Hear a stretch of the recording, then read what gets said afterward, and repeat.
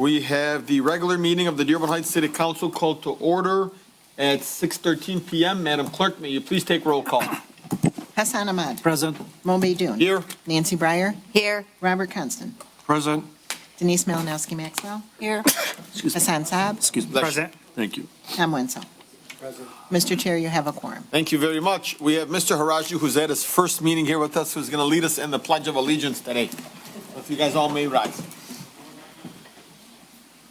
I pledge allegiance to the flag of the United States of America and to the republic for which it stands, one nation, under God, indivisible, with liberty and justice for all. Thank you, Mr. Harajli. Next up, we have the agenda approval. Council Chair, Councilman Ahmad. I move that the Dearborn Heights City Council approve the agenda for the regular meeting of April 8, 2025 as submitted. Second. Motion made by Councilman Ahmad, seconded by Councilwoman Breyer. Any discussion? Hearing none, all in favor, please state aye. Aye. Those opposed? The ayes have it, motion carries. Next up is the approval of the minutes. Minutes of the regular meeting of March 25th, 2025. Council Chair, Councilman Saab. move that the Dearborn Heights City Council approve the minutes for the regular meeting of March 25, 2025, as outlined in 4A. Second. Motion made by Councilman Saab, seconded by Councilwoman Breyer. Any discussion?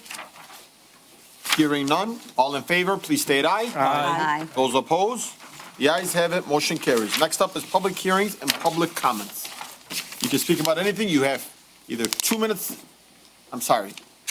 You either have 2 minutes in the beginning, 3 minutes at, man, Ray, can't do that, Ray.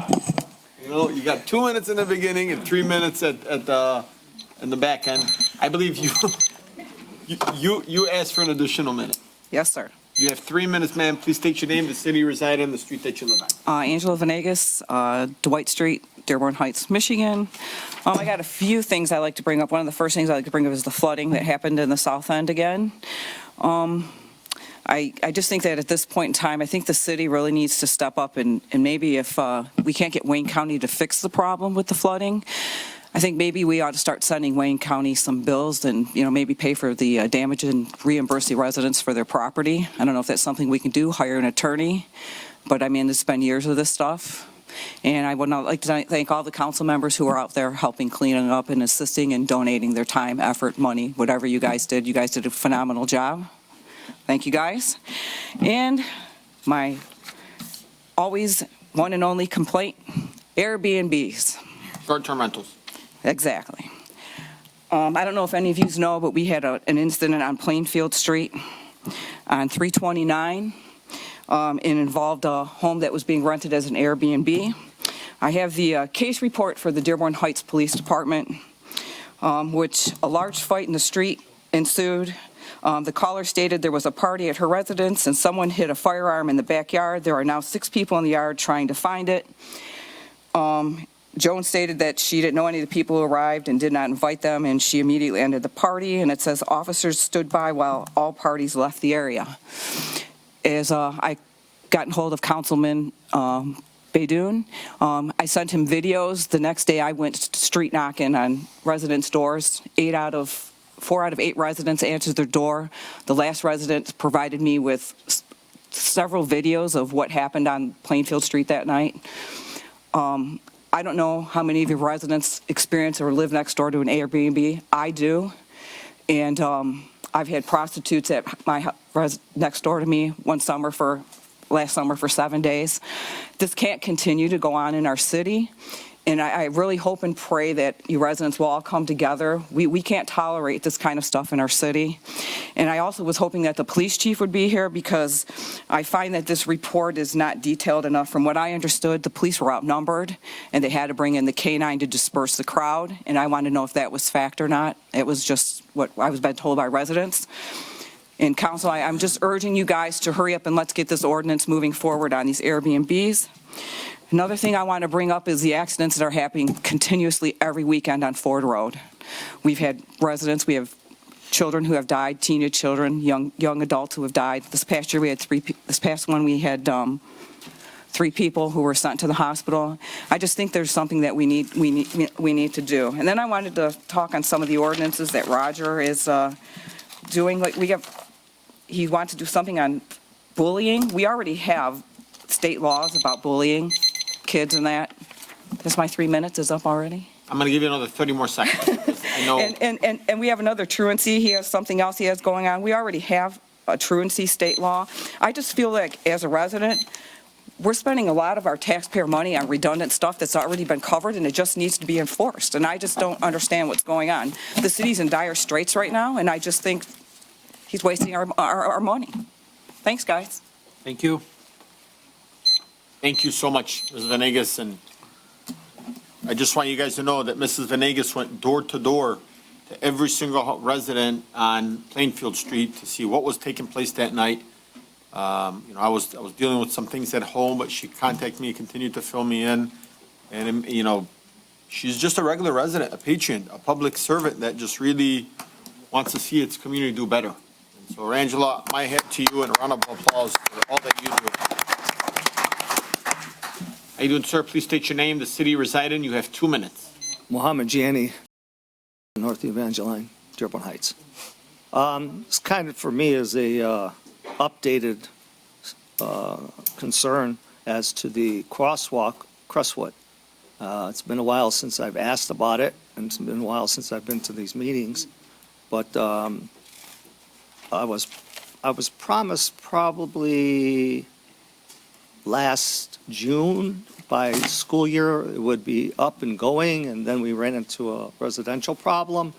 And then after that it died, it like kind of went away. So is any update on this crosswalk that was supposed to happen years ago? This year, Mr. Deep said. This year, any particular month, any particular part of the year? Are you talking December of 2025? What are you talking? Please, yep.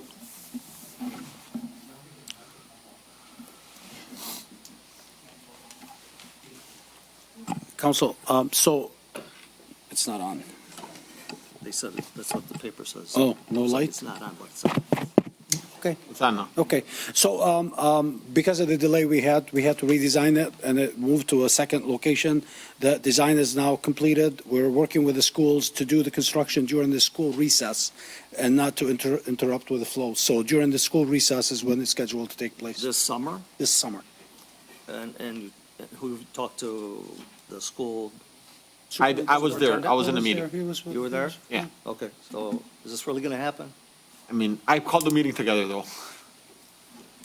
How many times I've been up here and I've been promised it's going to happen? I hope so. I got a good feeling this year.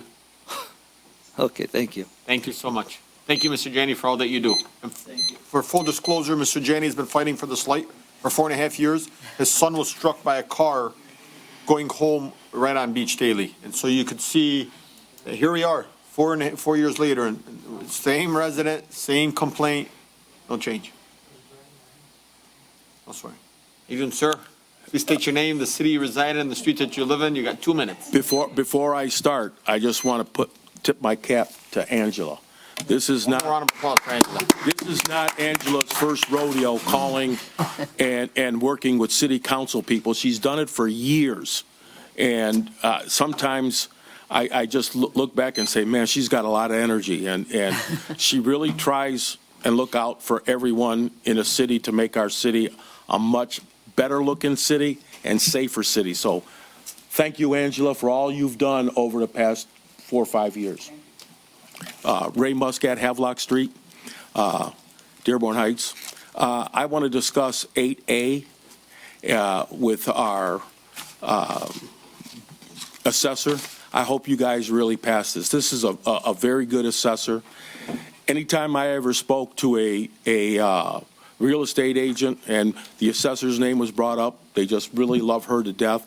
People who have told me in the past, many times even when I was counsel, how respectfully they were treated at the assessor's department where they've never been treated like that before. So we have a good assessor. I think let's not throw any curveballs into it and approve our assessor because they are truly a good company. And piggybacking on Angela's statement, I think it's time that the state police and Wayne County Sheriff patrol Ford Road. This has gotten out of hand with deaths, people driving like I just can't believe it.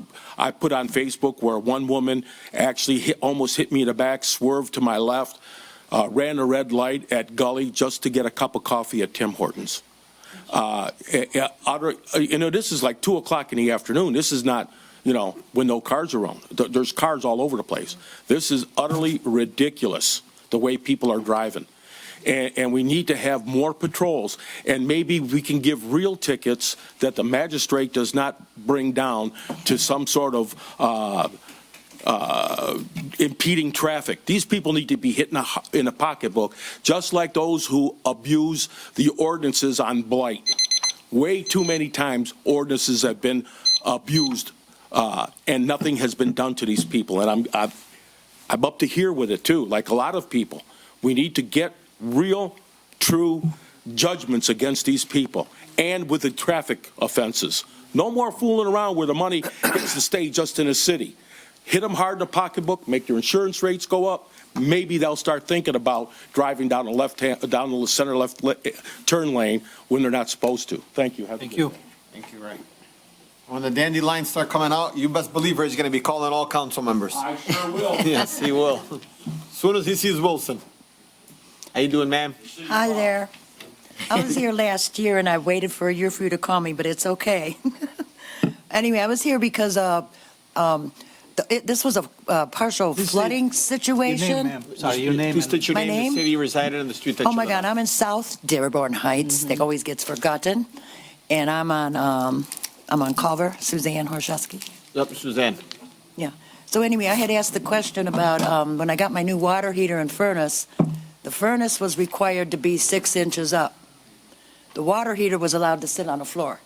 And I asked that question last year to whomever makes, it doesn't make sense to me because now they tell me I have to spend another $500 to get it lifted off the floor if I, so it doesn't make sense. Can you do me a favor? Can you, John, can you get her contact information? Actually, fill out is the form next to you? And the form is right there in the corner. Fill out that form. John, I mean, if we installed it, we shouldn't No, I be didn't say you installed it. I'm saying that when I got my new one after the flood, they came out and they approved it, the inspector, but the furnace has to be six inches or whatever it is. It has to be on a thing, off the floor. Yeah. But yet they let them put the water heater right here on the floor. So it doesn't make sense. I mean, who could have let this go? I mean, somebody gets paid for this job, right, for the city? I don't mean to say that, but I'm a woman. I'm not I'm not a plumber. So I'm just saying for everybody in the future, make sure that their water heaters are up just as well as the furnace requirement, the permit. Well, and if you don't mind, Suzanne, I would think that is being said because the water heater actually flames and it's hot water and again, I'm not a contractor or a builder or anything of that nature, but I I don't know. would think because it's gas or this it is could just go in- water. Yeah, maybe. just sitting on the floor. Okay, well, anyway. But I could be wrong. That's I mean, okay. maybe Councilman Wanso can respond. No, you're not correct. It should be off the floor just as a furnace would. Yes, I knew it.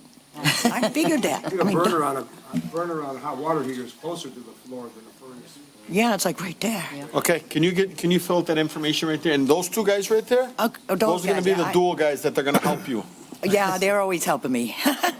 I'm always, with the light bulbs in the city, he's getting that taken care of, by the way. And the other thing is the blight in our south end is terrible. And I know that, this fall we're going to be voting and hopefully we'll see some of you guys down, take a walk down our neighborhoods. I mean, I don't mean to say that, but that's really what we want. But that's unfortunately, I'm sorry, I'm gonna jump in, but Okay. I do walk and I do know. go to the south and I go and I walk. You do. And I see. You right, I do. And I walk with residents there all the time, complain about the sidewalks, the trees. Good. And blights. I'm always down there. So I know- It's not fair for Councilman Winsall, Councilman Baydun, we were just out there, Councilman Ahmad just the other day. We were all down there when the floods happened. I mean, we wouldn't go there Oh, I don't once a mean year. there. I wasn't talking about that part. I'm talking about even on our side. We're further south. Yeah, I have a house on Detroit Street. I know exactly where you're at too. Okay, so- good. Well, then, Yeah. maybe we're just not home when you're No, walking we do. around. Unfortunately, we're not there all day, but I promise you, I do make the Wonderful. effort to go there monthly. That's good. And also, we've hit a lot of these homes where people were renting them out for whatever they call them, Airbnbs. Short-term rentals. And cars, and not only that, car businesses renting them out of there, so. Yeah. Thank you. Thank you, ma'am. Fill out that form right over there. Suzanne, right over here, Suzanne. Oh, that part. To the I want Right you- at the yep. desk. How you doing, ma'am? Please state your name, the city you reside in, the street that you live on. You have 2 minutes. I'm going to be talking fast, guys, because you've got too many things on the agenda. Rachel Lapointe, Merrick Street, Dearborn Heights. 8A, the assessor, absolutely 100% support, echo everything Ray said. Don't get rid of her, I might riot. She's amazing. 9D, you guys should be voting yes on. Listen to the experts, the fire department, who said where we should put the fire station. That is the only place we have the property and the availability to put a fire station near where they need to be. Then do a deed restriction for the rest of Warren Valley. Done. Get the fire station, nothing else. 9E, that is for the safe streets. I have no problems with the plan to hire Wade Trim in general. However, the motion reference did not approve Wade Trim for as-needed services. It only approved another company. Wade Trim was highlighted on the bid thing, but the motion does not include them for as-needed engineering services. You guys should look into that. I would advise voting no to make sure that everything's straightened away. Also, with that grant, verify that it was not pulled because we use the words diversity, equity, and inclusion in that grant. And the federal government has been pulling grants with those keywords in that. So it needs to be verified that it hasn't been pulled. 9H, I spoke to a couple of you about the water bills that we owe to Wayne County. We were improperly assigning other items to that GL line over the last 6 years. I have found evidence of that in the claims from 2021. So you guys need to do a full forensic audit of the water department fund, add the water rate study to it.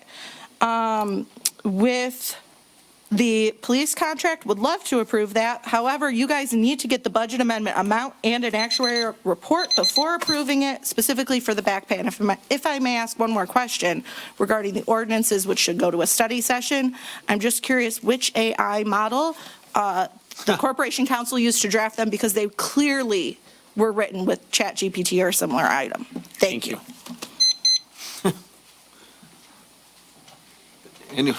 Anyone else? How you doing, sir? Please state your name, the city you reside in, the street that you live on. You got 2 minutes. My name is Luigi Peruzzi. I live in Dearborn Heights on Plainfield Street. A house located directly across the street was sold last year and has been vacant since March of 2024. It has since been listed as an Airbnb. They've had 5 rentals, in which 2 of the rentals resulted in police intervention. As the young lady already talked about, the party that was at the house, at 9 p.m., the neighborhood was full of cars, and there was a minimum of 100 teenage kids running up and down the street. Took five cops, K-9 unit, and an assist from Garden City to disperse the crowd, and it wasn't fully dispersed until midnight. While I'm not trying to prevent someone from earning a living, I would like to prevent Airbnbs from becoming a party palace for an evening at the expense of a quiet and friendly neighborhood. I'd like to suggest that, at a minimum, all rentals are on a 4-day minimum contract. That would prevent rentals from being a one-off party like the one that occurred on the weekend of the 29th. Another thing is that the owner or property manager does not come to the property. So while it's a little thing, the garbage cans don't get put away. One of us neighbors has to go and shove them in the back. Don't feel that that's my responsibility or the guy across the street.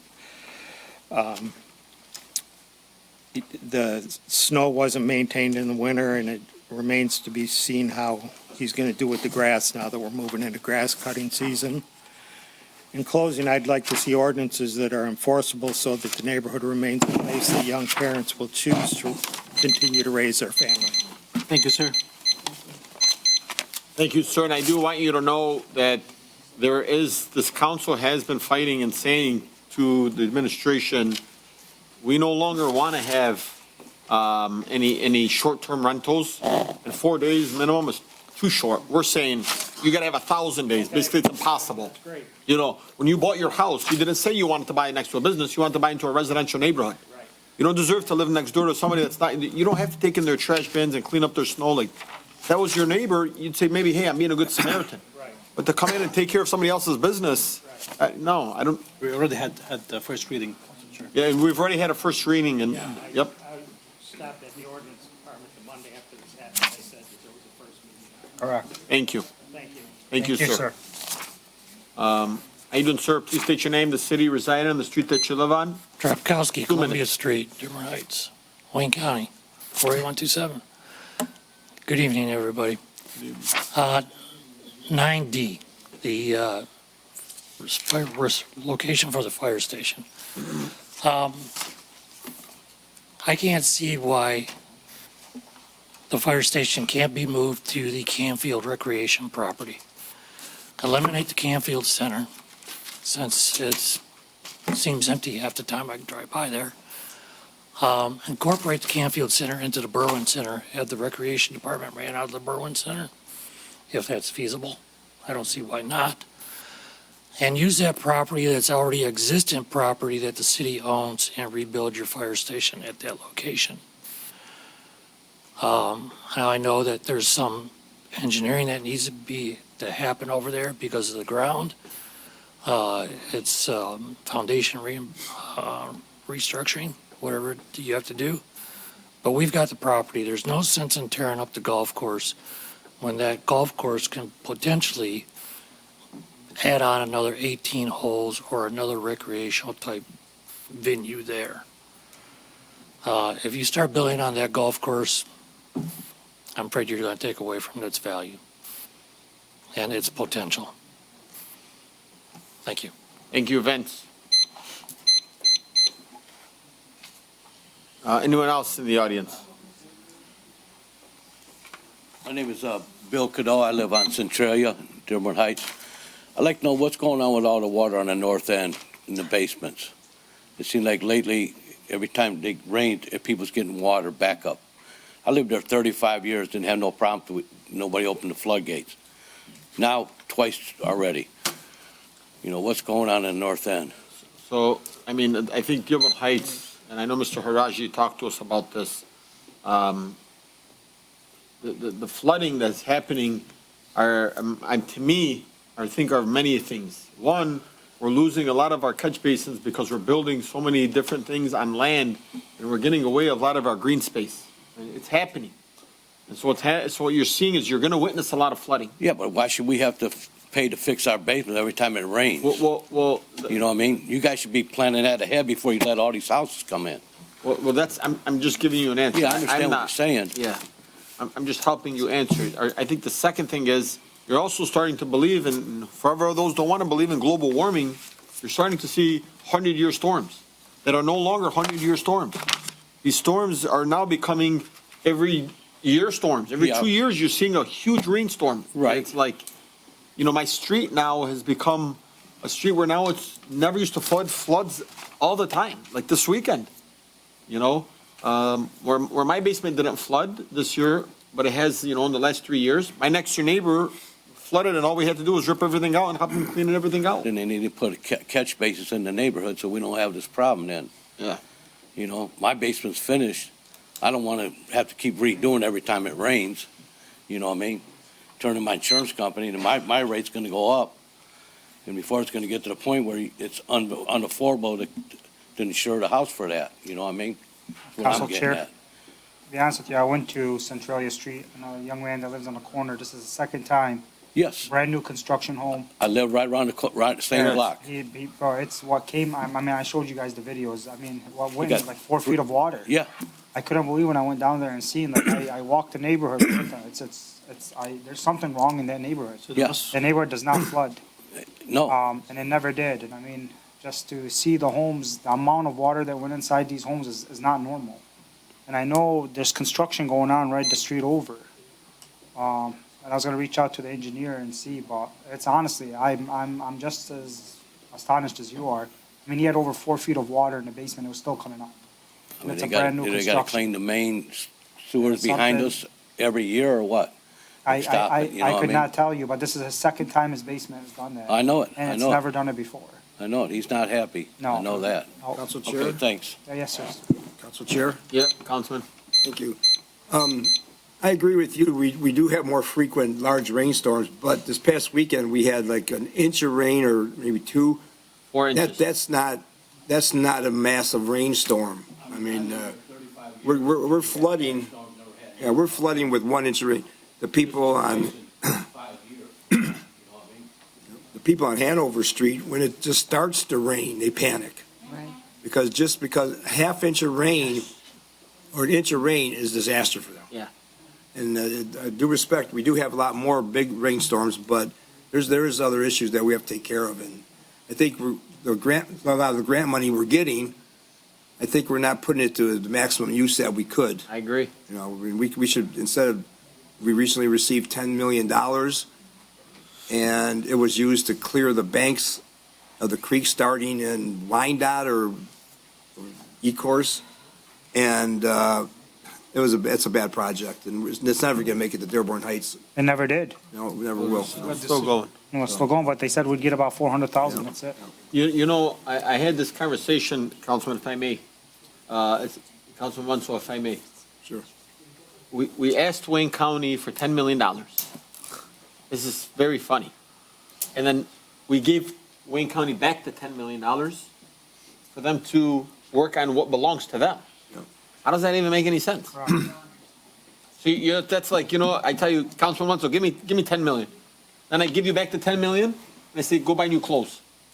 What did I get out of it? I agree. Just been misfed misinformation the past couple of years. Council Chair, before we move on, maybe can we hear from Mr. Deeb? I understand in South End where the flooding, but why it's in that area? Any idea what's going on?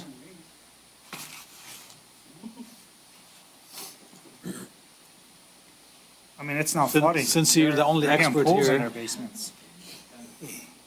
So, Councilman, I believe Council Chair hit it right on those. We have developed the city quite a bit. Infrastructure hasn't been looked at in years. Green space is depleted. We have hard surfaces all over, so we need to look at a comprehensive look at what is the capacity of your existing infrastructure. So it's a combination of two things. So most of the areas since last Friday or last weekend, as early as today, all the homes that I've looked at with flooding have not been related to city pipes. It's not a capacity issue. It's just that we have storm systems that the ground is super saturated. We have areas. Robindale is one of them. I think you talked about that. I have a question for you, Mr. Deeb. Yes, sir. What's the one question that I ask you for the last 4 years, maybe every month or two? Flooding. No. No. Flooding, yes. What are we doing about our flooding?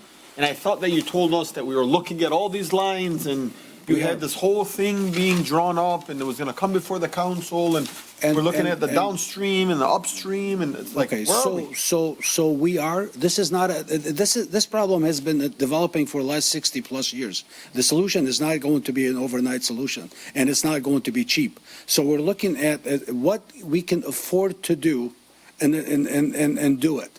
You're not going to be able to upgrade your entire underground system overnight. It's not even possible.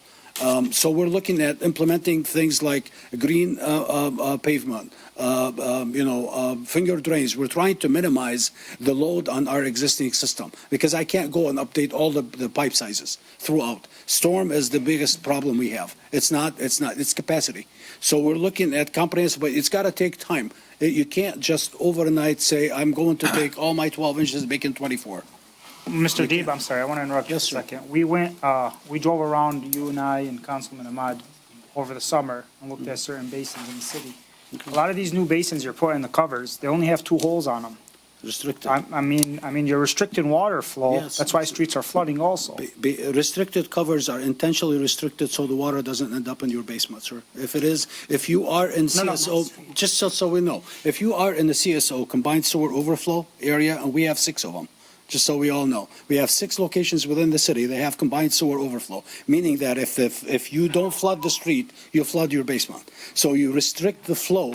intentionally, and those covers are restricted intentionally. But- As we address them, and so we're starting number 3 out of 6, separate them. When we separate the system, we will install pipes that do not flood your basement. So they will be separating sanitary from storm. And when we do that, we will remove those covers and add more drains. So my thing is, the question to you is that I know those covers are to restrict water. Right. The water flow into the Right. system and to slow it down.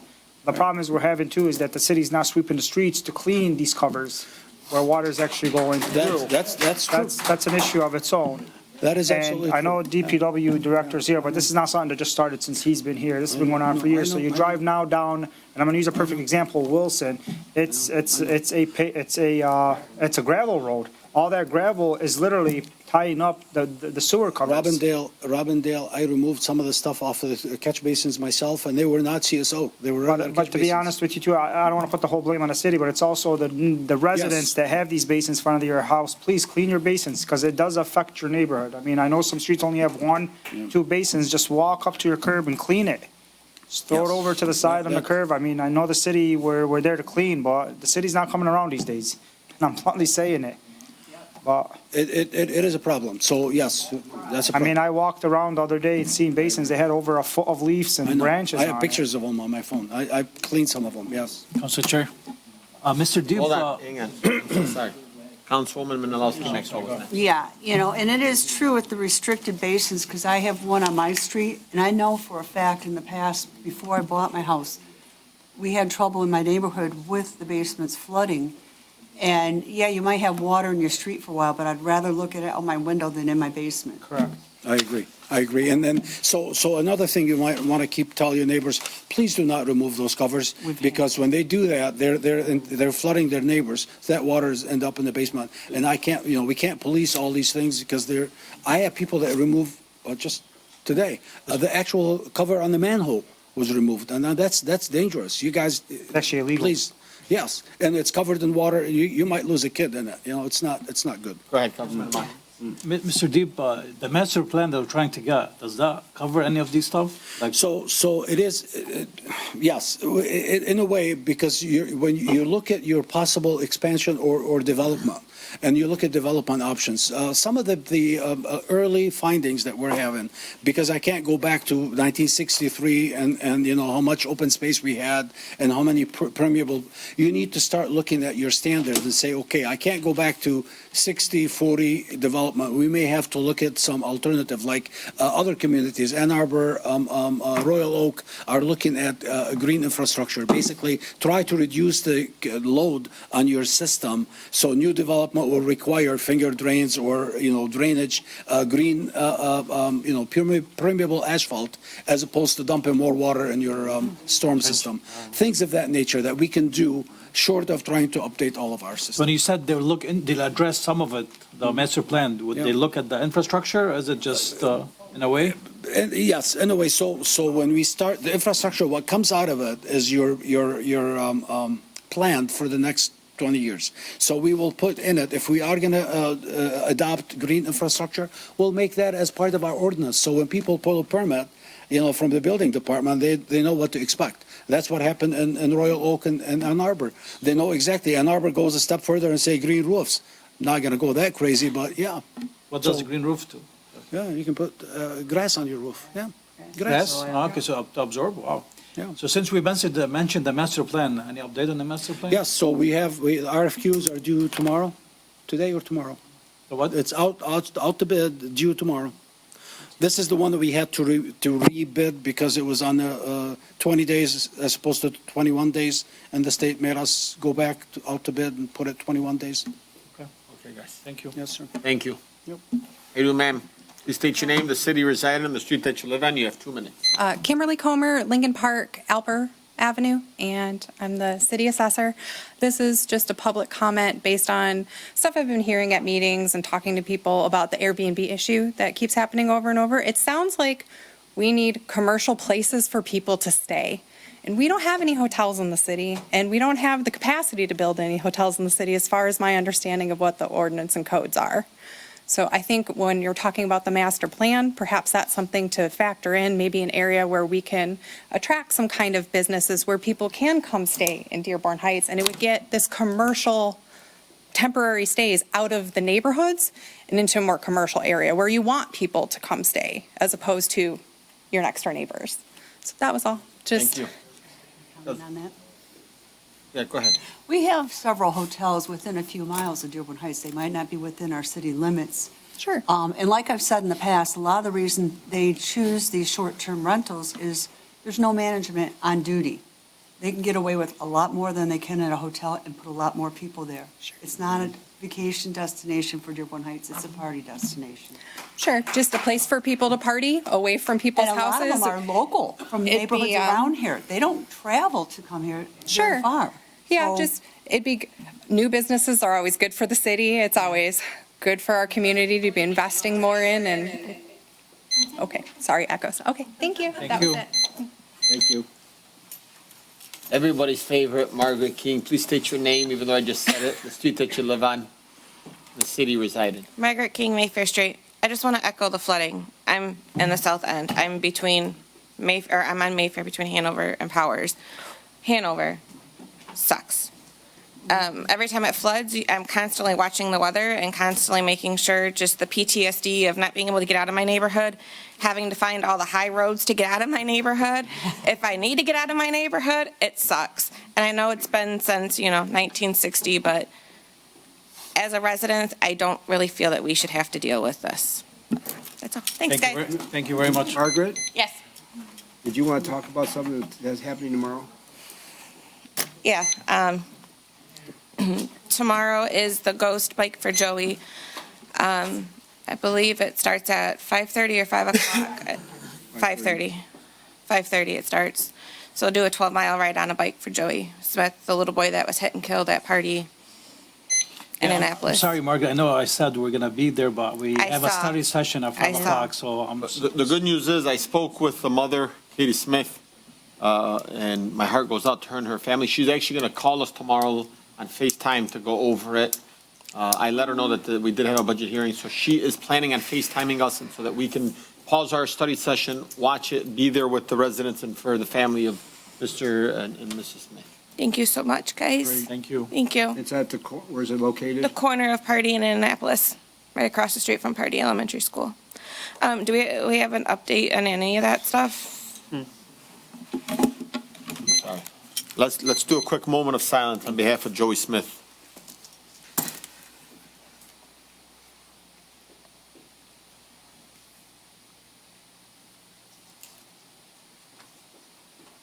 Thank you. Thank you, guys. How you doing, ma'am? Please state your name, the city you reside in, and the street that you live on. You have 2 minutes. Hi, my name is, good evening, everyone. Good evening, Mr. Council Chairperson and council members. My name is Cheryl Tipton. I'm the community liaison for Congresswoman Rashida Tlaib.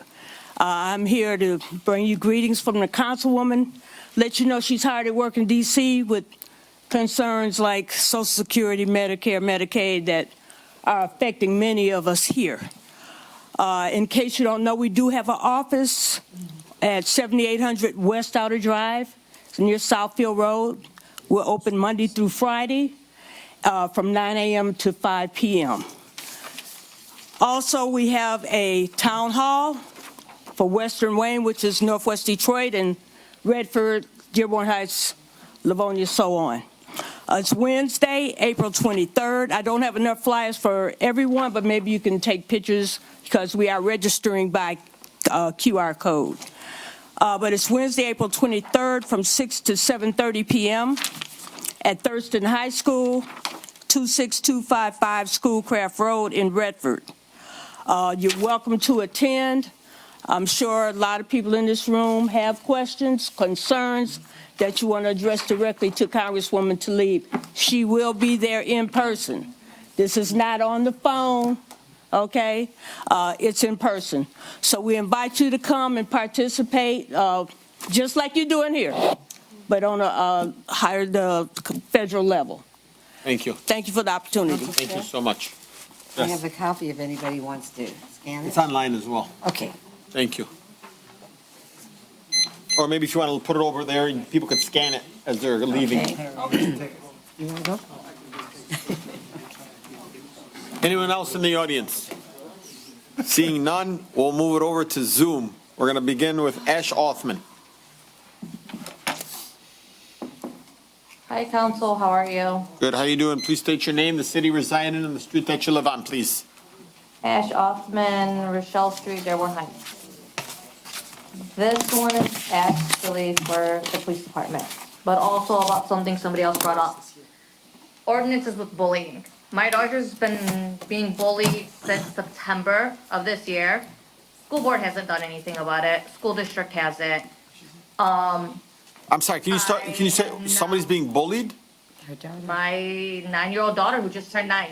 Is being bullied? Yep. I've gotten nothing done through the school district at all. She does go to Crestwood School District, so I will put that out there. Nothing has been being done. In December, I did contact somebody from the PD. Nothing was done.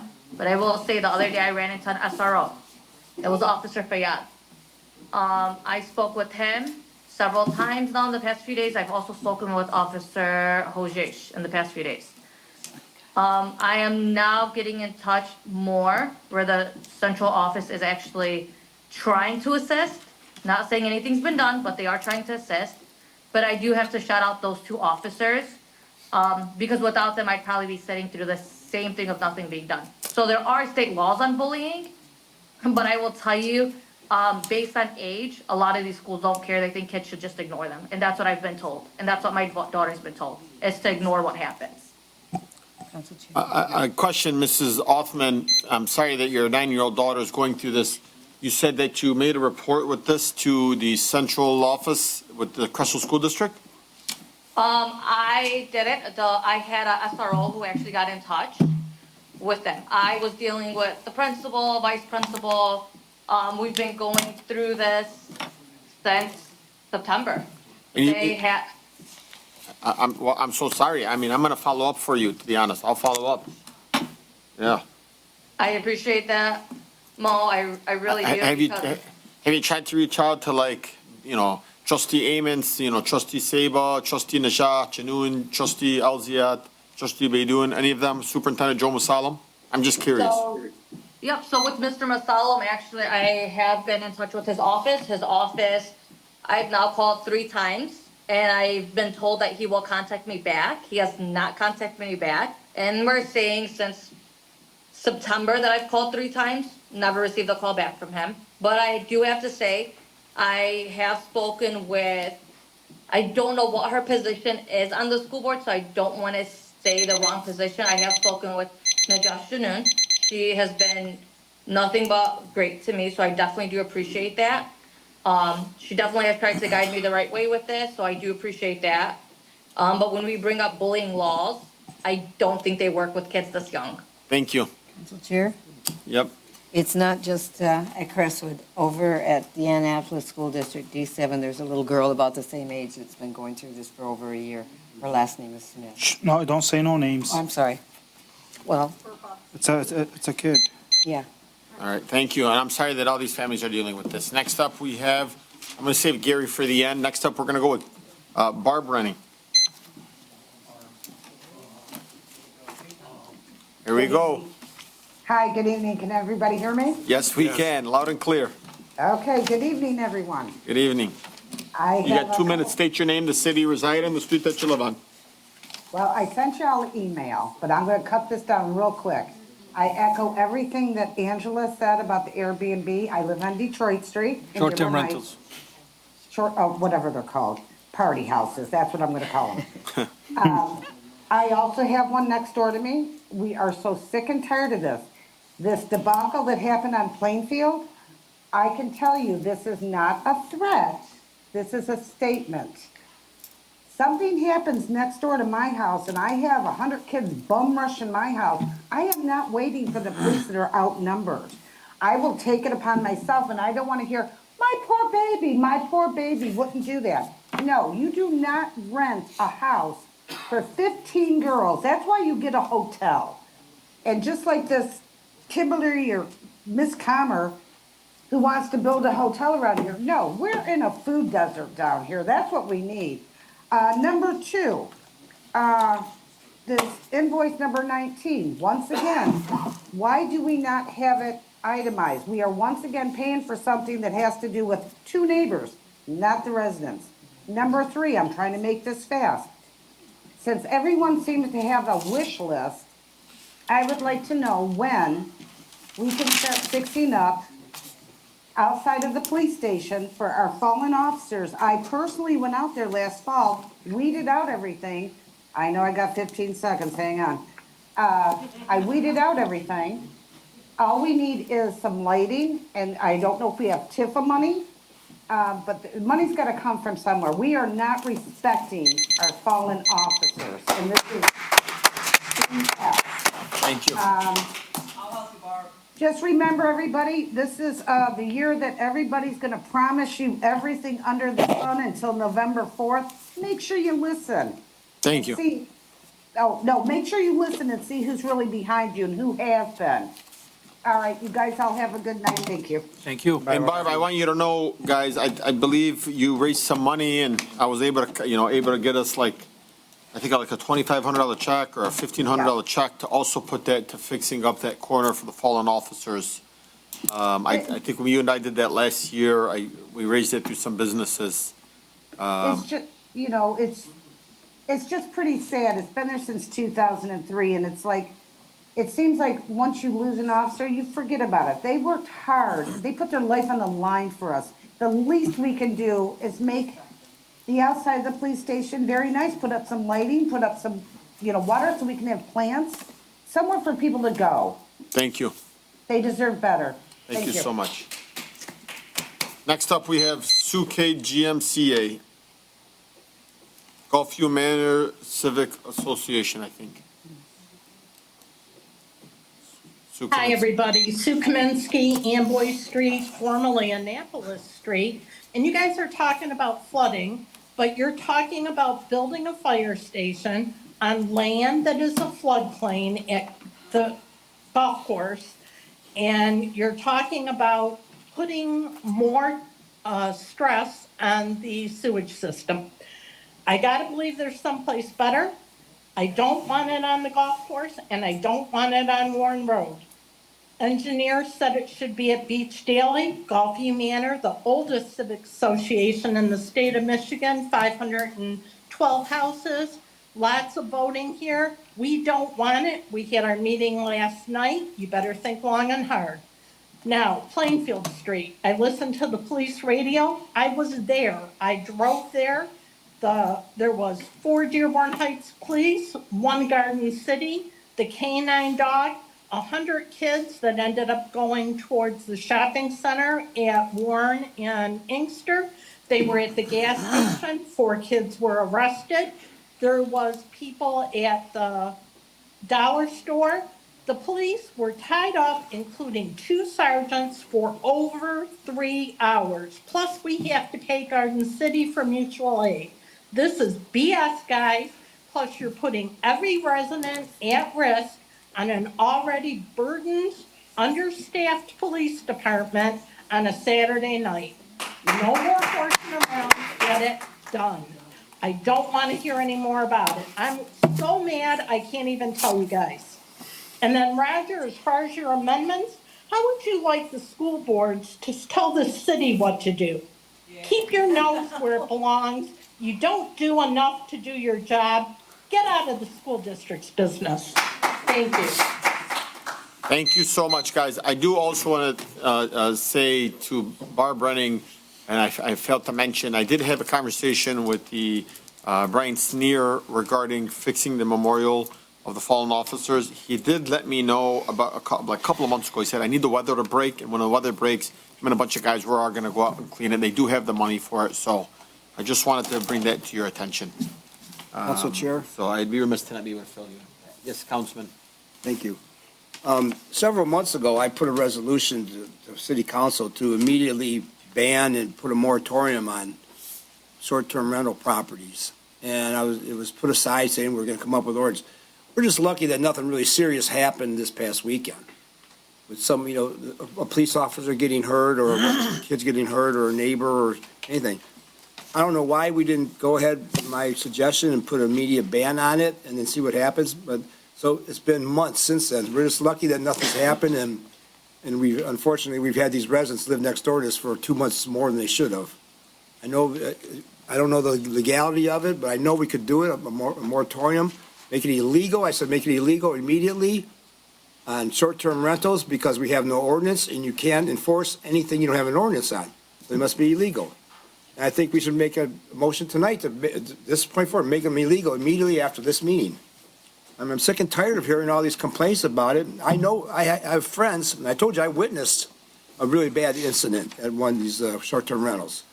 And it's not fair. I mean, everyone out here say, no, that's terrible, but live next door to one, and then you'll be here every meeting complaining about it too. Thank you. Thank you. And the good news is we're about to hear from Gary Miyake, Special Legal Counsel, who did the first proposal, first reading on it. Councilman, and I just want to entertain. I want to play devil's advocate right now. Say we passed your resolution on the moratorium, okay? For the short-term rentals, Airbnb. Let's just say we did. Who's going to enforce it? We had 4 officers there that couldn't even stop the Airbnb that took place currently. Well, like I said, is you employ, you don't employ anybody, you get your residents to report it first, and then the building department goes out there and shuts it down, condemns the home or whatever, shuts the home down. I mean, we have a city here, and we should be able to control some people coming in from outside our city, coming in here, trying to destroy our city. We should have some control. I don't care what it takes. I mean, the reason that happened and we couldn't control it is because we let it happen. We let that happen. We as elected officials let that happen this past weekend by not immediately banning them. If we had a ban and made them illegal, we could have the police out there 2 weeks ago, a month ago, 3 or 4 months ago when I first brought it up, and this never would have happened. I mean, we let it happen. It's our fault. We're at blame. We're sorry. I'm sorry. Can I entertain it now? Sure. Thank you. I'm going to go back to saying the hypothetical that we did follow because we didn't. So like backtracking to say, that you also agreed to table it to make sure that we did it properly. Regardless if you put it forward, you also agreed to this entire body saying, we're going to do it the right way. So like saying I put a proposal, I put together a resolution and we should have used it, but then you also agreed to table it and to refer it to special legal counsel makes it that you made the same decision as all of us. But what I won't allow you to do is as if nobody here on city council wanted to move forward with banning it and only you did, because that's not how you're going to paint that. Because every single person here on council can say agrees wholeheartedly that we don't want short-term rentals in the city. I didn't say that at all. I mean, you're painting that picture, Councilman. I didn't say you guys didn't agree to it. You said you were the one that brought it up, and then we shut it down a month ago as if the city council didn't want it. You, Councilman, referred it back to special legal counsel. Well, you know why? So because now we're waiting on special. It'd be a I didn't interrupt you when you were talking, by the way. I let you finish. But, I mean, too many times we kind of sat in this meeting where, like, you're saying, well, I was the only one that didn't do it and everybody else did. And it's kind of like, I can't tell you one other council member that comes up here and says, well, I did this and everybody else didn't want to do this. Like, while we're constantly saying things like, hey, we as the council working as a team. Instead, it's like, well, I put this resolution forward. Yes, you also referred it back to special legal counsel, which you're failing to state. The reason I did is because it had been a 6-1 vote, like it is so many times where I'm the only one that votes no. It's the other 6 vote yes. Golf course contract, commander officer's contract, so many of the worst contracts we've ever had in this city. I'm the only one that voted no on them. They're approved by everyone. I'm just saying, I am the only one that was pushing that.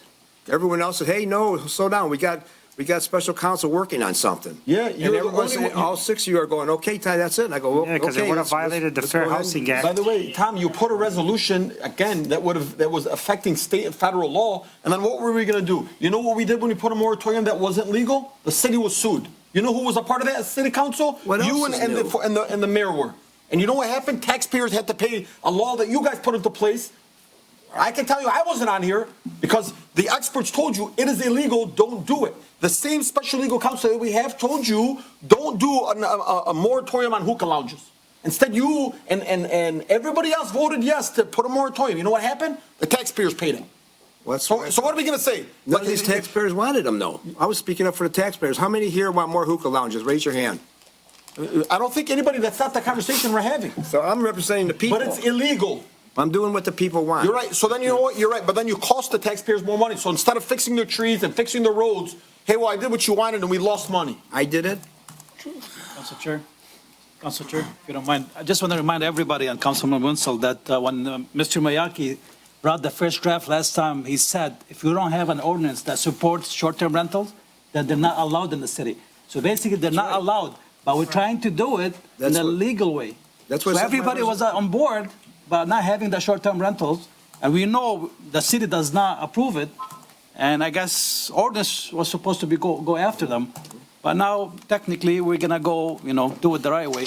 And I just want to make it clear, this was not. That's what it said in my resolution. This was not city council's fault. I said. No city council, not one city We don't council have made an a decision. ordinance. We don't have an ordinance, so you can't have it. If we don't have an ordinance, you can't have it. Well, that's exactly what he said. That was Whether months you ago. ban it or not, you can't So have it should be banned immediately. Oh, go ahead. All right. If we don't have an ordinance, it's not allowed in the city immediately, right now, not a month from now, 6 months from now. Thank you. Councilman Watson, are you all set? Yes. Thank you. I'm gonna go to special legal counsel. May I make a comment not against my time related to this issue? Yes, Might go be ahead. helpful. Okay.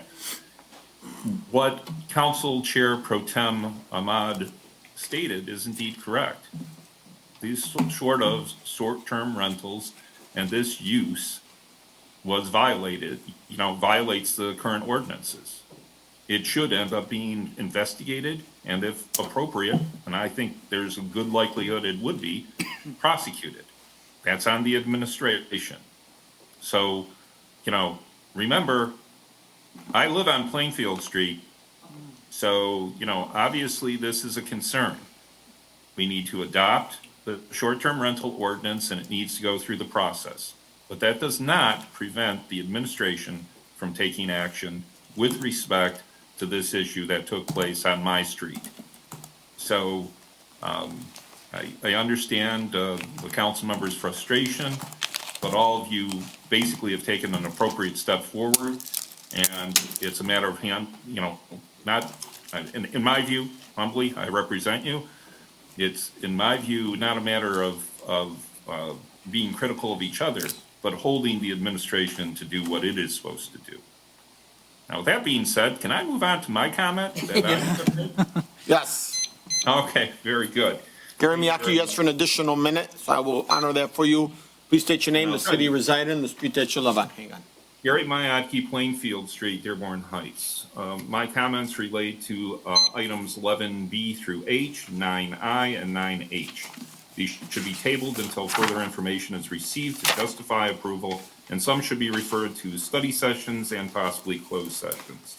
11B through H are proposed ordinances. Without going into detail, they are messes in terms of form and content. What Ms. LaPointe pointed out was a very valid concern, but it also ends up making these a mess. But just a couple of examples, in case someone doesn't want to believe me. 11H is a proposed ordinance that purports to amend Chapter 12 of the city charter. This is impossible because an ordinance cannot amend the city charter. 11B is another proposed ordinance that purport to establish, quote, a juvenile restorative diversion program. This may very well conflict with state law, given that the county juvenile courts have exclusive jurisdiction over juvenile offenders. Regardless, these items should be tabled and fully evaluated. 9I is the proposed police officers' collective bargaining agreement. This matter has been completely mishandled by the administration, and that the city council was not consulted about this proposed agreement and its expected costs, the city's strategy in negotiating the proposed agreement before it was negotiated, the direct costs of this agreement, and the cost indirectly stemming from it. In particular, as to this last item, the indirect costs include the automatic raises that will be given to the police supervisors, since their pay is based on a percentage above the patrol officers pay. This matter should be tabled and referred both to a study session and a closed session. And finally, 9H is the CSO Basin retention payment. This proposed $3.7 million payment needs to be analyzed and justified in detail, especially since we've learned of a $5 million hole in our budget that the administration didn't seem to have the ability to let us know until very recently. There is a very involved history on this matter that Mr. Dancy and Mr. Deeb are not fully aware of. Part of it relates to the county overcharging the city, and both Mayor Pletko and the city council believing that we needed to take action relative to that. If you want the history, I can provide it. Otherwise, please consider the fact that the 2017 quarterly payment was $133,000, and that in 2024, the purported appropriate payment is $201,000.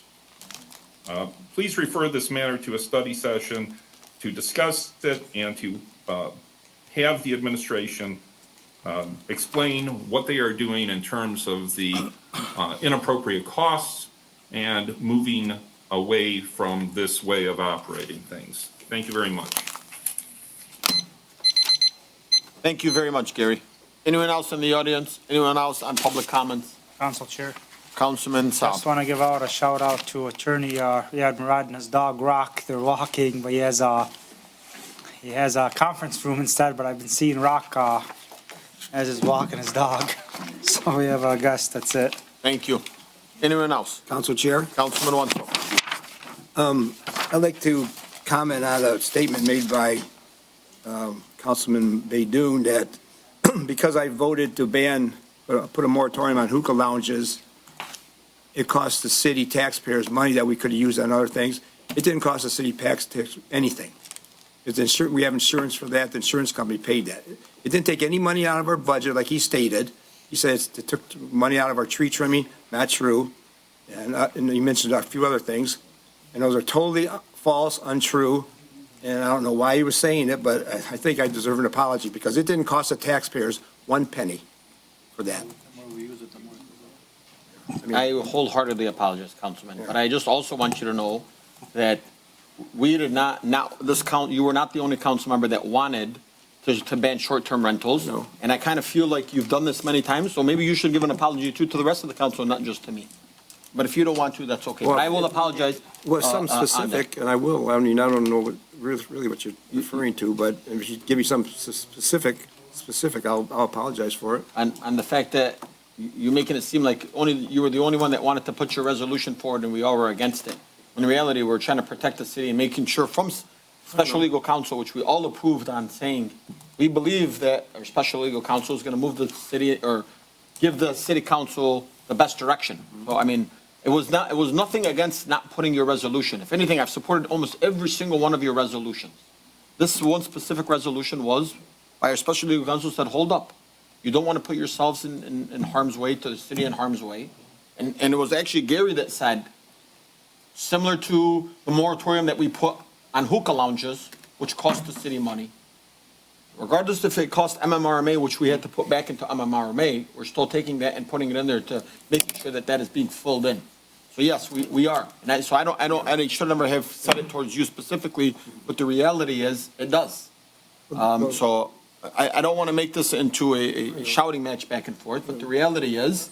Well, hookah lounges and short-term rentals are apples and oranges. Hookah lounges are allowed in Dearborn Heights. Short-term rentals are not. Yeah, I'll stop it right there. Yeah, I agree with you on that. I'm not disagreeing with you, but I also want you to know that the entire city council also wants to ban short-term rentals, not just one council member. That's what I'm getting to. Okay, if that's what everybody thought, I apologize for that. Thank you. Yep. I appreciate that. It's just not allowed, that's it.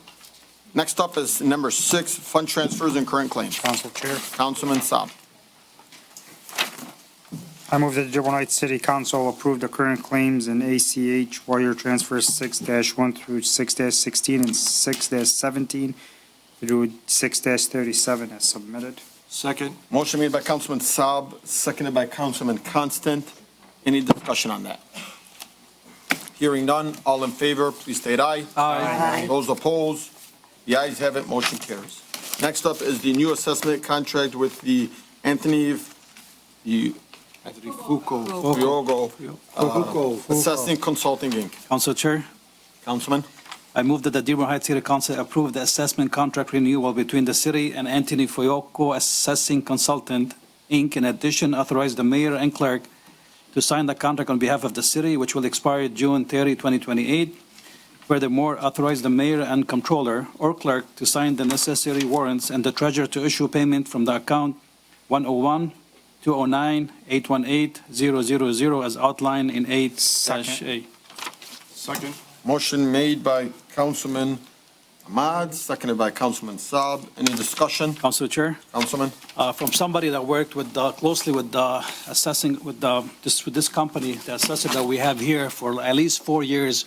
I worked closely with them. They're a group of professionals dedicated with strong ties to the community in the way they serve our residents. I truly urge all the council to approve this contract I just love the way they treat the residents, how they help them, and they are always there for them. They're fair, they're just, and they're ethical and truly professional. Council Chair. Yep, Councilman. Just to echo what Councilman Ahmad has said, whenever I send them deeds, have a question about legal descriptions, I always get an answer to my call or a call back immediately. Council Chair. You do a very good job. Yep. Councilman? Honestly, I want to, say also asking Kim and getting answers from Kim is honestly, it's always been helpful. She's always responsive and she's always upfront. So we appreciate you too, Kim. Thank you. So it's Kim and staff, not just Kim. Well, Kim and staff, absolutely, but Kim is the face we see. Yeah, yes, yes. Thank you. Assessor Coleman. I also had a conversation with some people from the community that called me in today, Sam Miller being one of them, who, really assess a lot of things for our community and works very closely. And Sam is somebody that I take his word wholeheartedly on. And so, I know that, Kimberly and her staff do a great job. I believe I've called her on some occasions. And so we're looking for continued relationship with you. Any other discussion? Hearing none, all in favor, please state aye. Aye. Those opposed? The ayes have it, motion carries. Next up is the Commission on Disability Concerns appointment. Council Chair. I may have just a short point of comment for the contract, and I appreciate everything that our assessor has done. If you look at the contract, in section 3 on the second page, line 14, this was prepared in 2019 and 2022 by previous Corporation Counsel Gary Miyake. It says further, and in accordance with section 5.15 of the city charter, the city assessor shall be responsible to the mayor and shall serve at the discretion of the mayor for an indefinite term. So if you look at the language and the interpretation of 5.15, it supports the argument that both Corporation Counsel and the assessor terms do not expire and not subject to 5.15 beginning, which talks about directors. I'm sorry, Mr. Frank, are you talking in this contract? Yes, this contract, which mirrors the previous contract from 2022 and mirrors the contract from 2019. Under section 3, appointment of city assessor, if you go to the second page, down to the 14th line, where it starts off further, and in accordance with section 5.15 of the city charter, the city assessor shall be responsible to the mayor and shall serve at the discretion of the mayor for an indefinite term. That was approved and signed by 3 times. This is the 3rd time, by city council, by the mayor, by the clerk. I'm sorry, I wasn't. No problem. You said section 14? No, I said section 3. Section. If you go to the second page, if you count 14 lines down. The contract that we have, Gary wrote it before, that their term is indefinite, but I still can't see it. I'm sorry. So you said second page? No problem, sir. I can. Page numbers. Second page. What on the page contract. Second page. On ours. No, this is a 3-year contract from what I read. There was a contract 2019 to 2022, which had the same language. This is a contract from 2022 to 2025, the second contract. This is the third, and I just copied it, and it was already voted on. So, And you're saying item 3, No, page 2, page 2. so you go No. 14 lines, you said? Ours Yes, is 14 page- lines down, 138. where it starts further and in accordance with section Yeah, I see it. 5.15 Section 5.5. of the city charter, the city assessor shall be responsible to the mayor and shall serve at the discretion of the mayor for an indefinite term, which supports our June 24th opinion letter from the attorneys Rancilio, which said the corporation Hold on, council Council. and assessor does not expire. Madam Clerk, is Gary still on?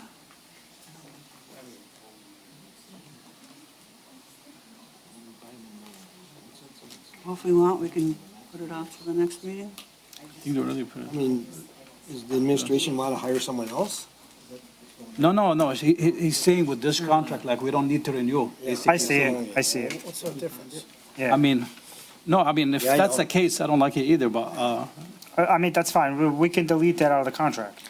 No, you don't understand. It was in 2019, it was approved 3 years, it was approved in 2022. so he's talking about the previous contract. But it's now. So, no, it's been voted on, approved by you as valid. So when Mr. Miyake attacked me and said that my position expires and the assessor's position expires, should have known, since he drafted this contract, that that's not the correct interpretation of 5.15.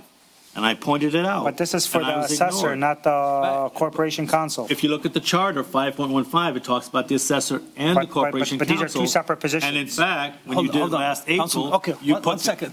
you put the Mr. corporation Fernando. council and you put I understand, but it still says it's according to section 5.15. 5.15, right. And 5.15 is interpreted by the previous corporation council, says the term is indefinite. It's not indefinite.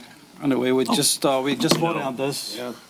We all set, so we're moving on. Yes, that's fine. I just want to point it out to the court. Moving to 8C.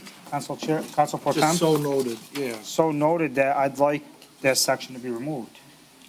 Madam Clerk, You can we can't do this remove after the we law. vote? If the charter says the law, it says the charter. Yeah, you can do And you that. voted on I it can remove it from the twice. contract, You voted on it Roger. I'm not twice. saying the law. Stop interrupting me. Okay, one minute. Sorry. 1 minute, Sorry. please. Suspend the Madam rules. Clerk, can we go back? Suspend the rules. Okay.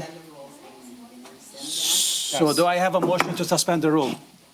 Do I have a motion to suspend the rule? I'll put a motion to Motion by suspend the Councilman rule. Saab, do I have a second? Second. All in favor, please say aye. Aye. Any opposed? The ayes. Council- So the ayes have it. The rules are suspended. Councilman Saab, you have a motion? I have a motion to approve, No, to go back to that contract and remove the yes, remove the line following 14. language. I mean, we can just remove where it says, From section 3. Point of order. No, you're good. Council Chair. I mean, we can just say, we can just remove for an indefinite term. No, just remove the whole sentence. Council Well, Chair. we still have to go to accordance with section 5.1.5. Yes, but where it says the city assessor shall be responsible to the mayor and shall serve at the discretion of the mayor for an indefinite term. The whole sentence, I want I that. mean, technically, yeah, that's administration. She works for the administration. Yeah, but not for indefinite. But that's what I'm saying, just take off the indefinite term. Council Chair Pro Tem, Go can ahead. we rescind that motion that you just made and then re-adopt a new motion? Yeah, we are adopting a new motion.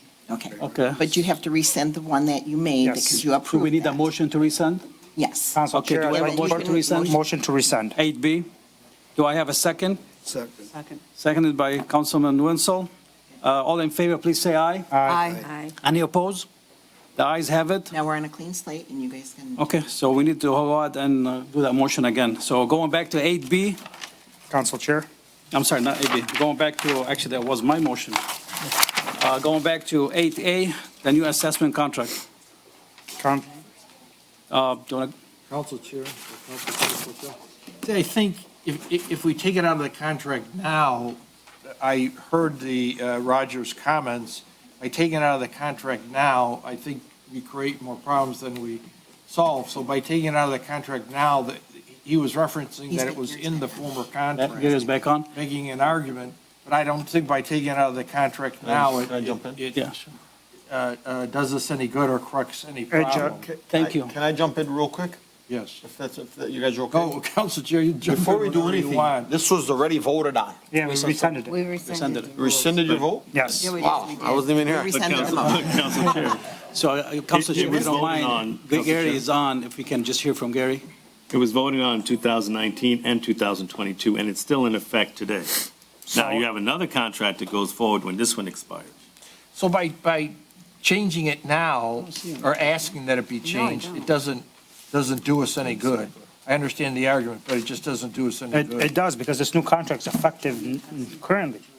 Moving So forward. The argument is that it was in the former. You want me to unmute him? Contract, Unmute him, that it please, was, yeah. an example Let's hear of- from Gary since he wrote the contract. Okay, there you go. Okay, I'm on. Okay. I'm not sure what the issue is. I left the meeting to get Yeah, some food. Gary, so, do you mind, Council Chair? Yeah, go ahead. Gary, so we're voting on the contract for the assessor's office. On the second page, if you, I don't know, if do you have, I don't know if you have it, but anyway, I can read it for you. It says, further, in accordance with section 5.15 of the city charter, the city assessor shall be responsible to the mayor and shall serve at the discretion of the mayor for an indefinite term. Does that make it sound like they have an ongoing contract forever? No. No, guys, that, So what the- I could have told you what that means is that that under the city, under this law, or under That's this, not kidding, because is this guy saying something else? all that means is no matter whomever that person is, they're gonna work under the discretion of the mayor. That doesn't mean what company you choose. You know, he's talking from like, as if this contract was an indefinite Let term. Gary speak, please. Go ahead, Gary. Okay. Gary, go ahead. So, being that the position is indefinite, it means that the city assessor, just like the corporation council, serves at the will and pleasure of the mayor. It does not, however, and you should also see the other language, that basically says that if the city assessor is not approved by the city council, just like in the case of the corporation council, the agreement will terminate unless the company comes up with another candidate acceptable to the city council and acceptable for appointment by the mayor and the city council. So by saying that the person serving as the assessor serves for an indefinite duration, it means that the person is an at-will employee or an at-will contractor, and they have no continuing tenure. Just like for the corp council, there is no continuing tenure. Okay, Gary, if we take off the 4 words for an indefinite term, would that be still okay? I would prefer that it says that they're in for an indefinite term, but you could add words indefinite and at will to make it clear that they are at will, because they are by the city charter necessarily, they have to end up being at will. City All right. Charter, Council Chair, does not say anything about at will, and you're twisting the words. The words are clear. This Saying contract add the word has at been will. approved 2 times, and it's still in effect currently today. It's not gonna. It's not expired. It's currently in effect today. And he could twist the words all he wants, but the language drafted by him is very clearly discretion of the mayor for an indefinite term. That means 5.15, and as we argued before, and we put forward back in June 2024, the position of assessor and the position of corporation councils at the will of the mayor, once approved by city council, it's indefinite. Now, if it was never approved by city council from the beginning, that's a different story, it wouldn't be here. But once it's approved by city council, which it has been done, and I did not interrupt you, Mr. Miyake, and I'm litigating and I'm telling the truth, that the indefinite term Guys, okay. is Gary, hang on, controlling, Gary. Please and stop. he is wrong. Okay. That's thank all you. I can say. Hang on, guys. I'm gonna add that, Will. Hang on. There's a motion on the table. Hang on. Everybody just calm down for a second. Just calm. Let's just calm. I promise you on Facebook right now, everybody's saying, oh, here goes the council again. Let's just calm down. Gary, please go through Roger, please go through the chair. Please. I am. I'm talking to you, sir. Please, don't just say, council chair and continue to talk. Wait for the permission to be granted, please. That's number 1. Number 2, add the word at will and move on. Correct. Exactly. That's it. Guys, we don't need to continue this bickering back and forth. What did he, she said, and it's over. It's easy. Very simple. Would somebody like to add at will to the Yes. contract? Yes. Councilman Saab. Yes. So we gotta put a new motion forward.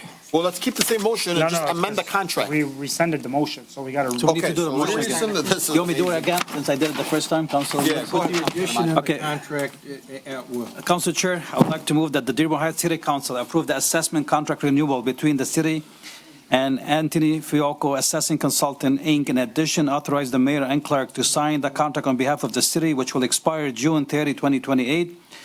Furthermore, authorize the mayor and comptroller or clerk to sign the necessary warrant and the treasurer to issue payment from account 101-209-818-000 as outlined in 8-A. Support. And amend page second, line 16, to add after the word term, add Indefinite. at will. Indefinite, No, add after indefinite term, at will. Okay. Support. At will. Council Chair? Council Support. Chair? Second. Motion made by Councilman Ahmad, seconded by Councilman Saab. Are you re-seconding it? Or am I using it? Councilwoman. Gary turned. Okay. Okay. Yeah. Well, I mean, we're just going with Councilman Saab because he approved it the first time. Okay, well, you So- can specify. Okay. Councilman Council Saab. Chair, if I could hear the sentence, I just want that sentenced. Okay. Read, read and make sure that it makes sense.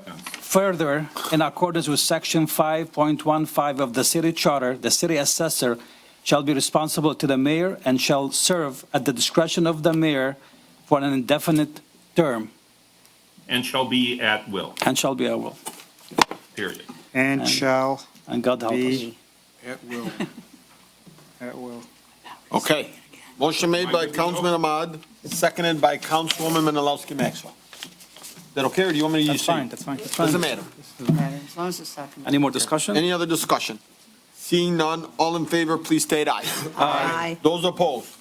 The ayes have it. Roger, thank you for the mistake, and now you're all at will. I had to wait after you The voted. charter prevails, and it says it's indefinite. Thank you. can't change it, so Can't make up your it own still language. controls, and it shows The I was Commission right. on Disability Concerns appointment. Council Chair, Councilman Saab. I move that the Dearborn Heights City Council concur with the mayoral appointment of Philip Smith to the Commission on Disability Concerns, term to expire July 2027, as outlined in 8B. Second.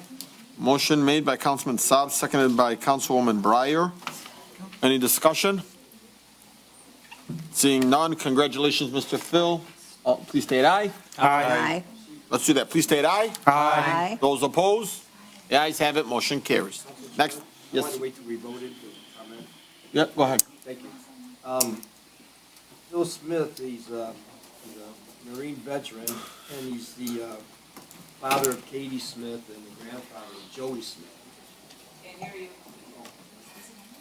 I'm sorry. Yeah, Phil Smith is a Marine veteran, Marine veteran, and he's the father of Katie Smith and the grandfather of Joey Smith, whose memorial will be tomorrow.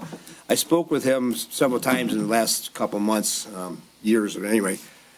He's also been put on the Veterans Affairs Commission, and he wants to know from the administration what's up with the Veterans Affairs Commission. I mean, I don't know if that's something that I could communicate with Mariana tomorrow and find out, because he's wondering, and he says, my name's now on the Disability Concerns Commission, and he serves with the VFW under a Disability Concerns category there, so he's a really good candidate for this. Yeah. But, okay, I'll talk to you tomorrow. Thank you. Thank you, Council Chair. Thank you very much, Councilman. I echo everything Councilman Wenzel just said. Next up is Human Resource Director position salary increase. I can read it for discussion. No. No, there's no All right, money. take it back. All right. Is anybody going to read it? No. Nobody's going to read it? Dead on arrival. Thank you. Reports from city official. Clerk Senior, notice of public hearing for the 2025-2026 Corporation Fund Budget. Council Chair, Councilman? I move that the Dearborn Heights City Council authorize the public hearing for the proposed 2025-2026 corporate budget fund for Tuesday, May 6, 2025, and that the adoption of the budget be scheduled for Tuesday, May 27 of 2025, as outlined in 9A. Second. Motion made by Councilman Saab, seconded by Councilman Constant. Any discussion? Hearing none, all in favor, please say aye. Aye. Those opposed? Councilwoman Breyer got it out first. Thank you. Motion carries. Next up is Clerk Senior, notice of public hearing for alley vacating ford between Berwyn and Norborn. Council Chair, Councilman?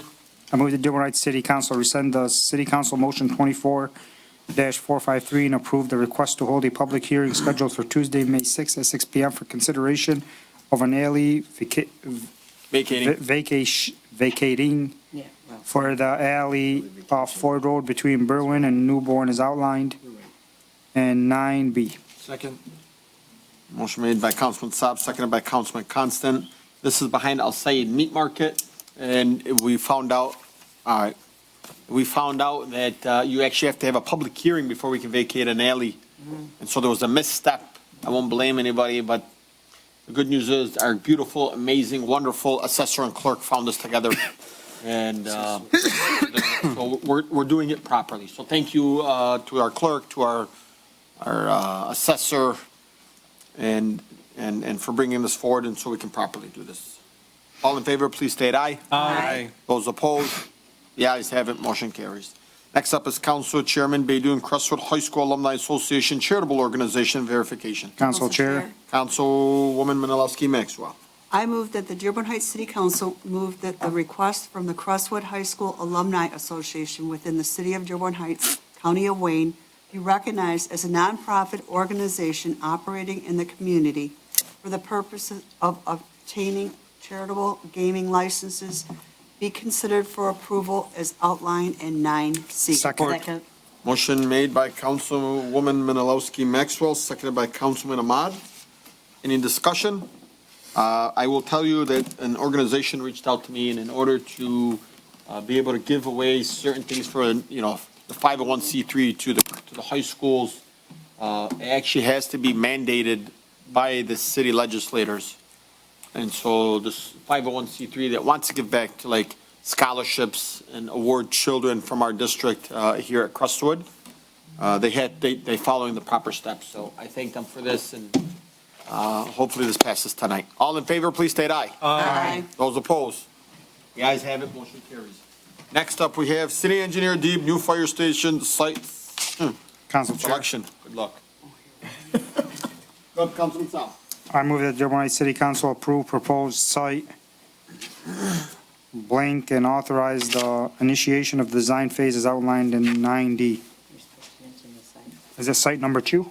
We didn't choose yet. We're going to choose. That's why I left it blank. Site is, number 2. This is proposed site blank. He's right. Councilman Saab's right there. Can we get a second?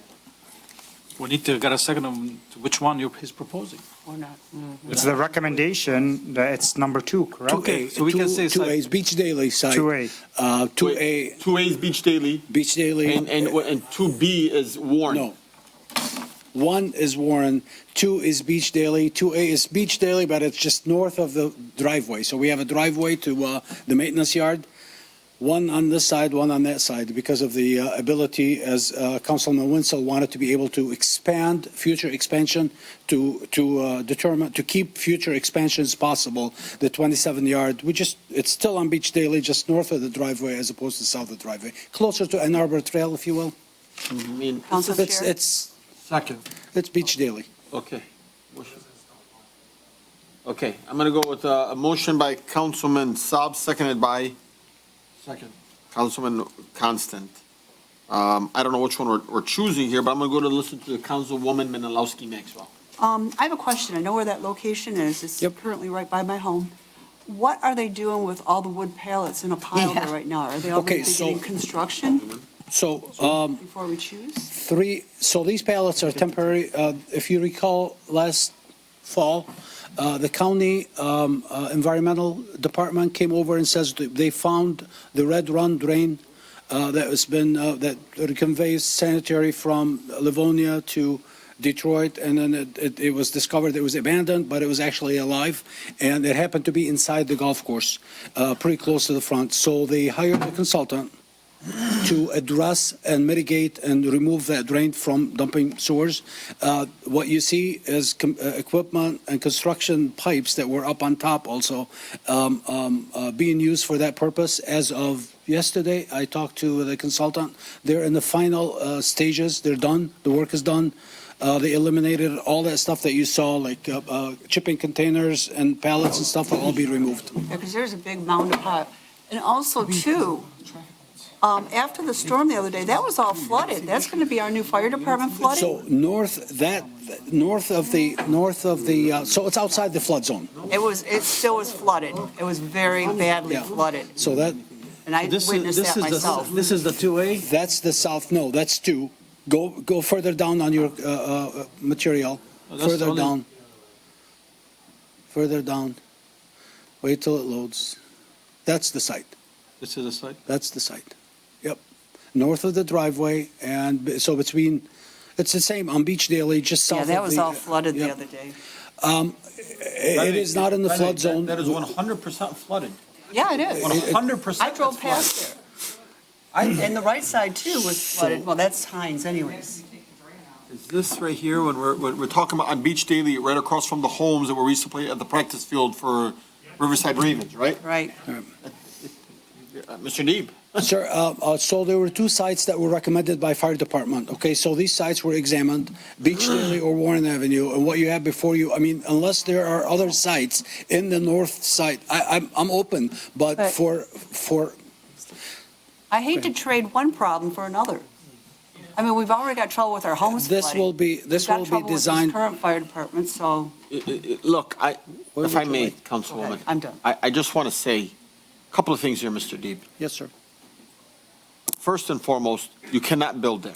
That is not buildable, okay? And let me tell you who told us.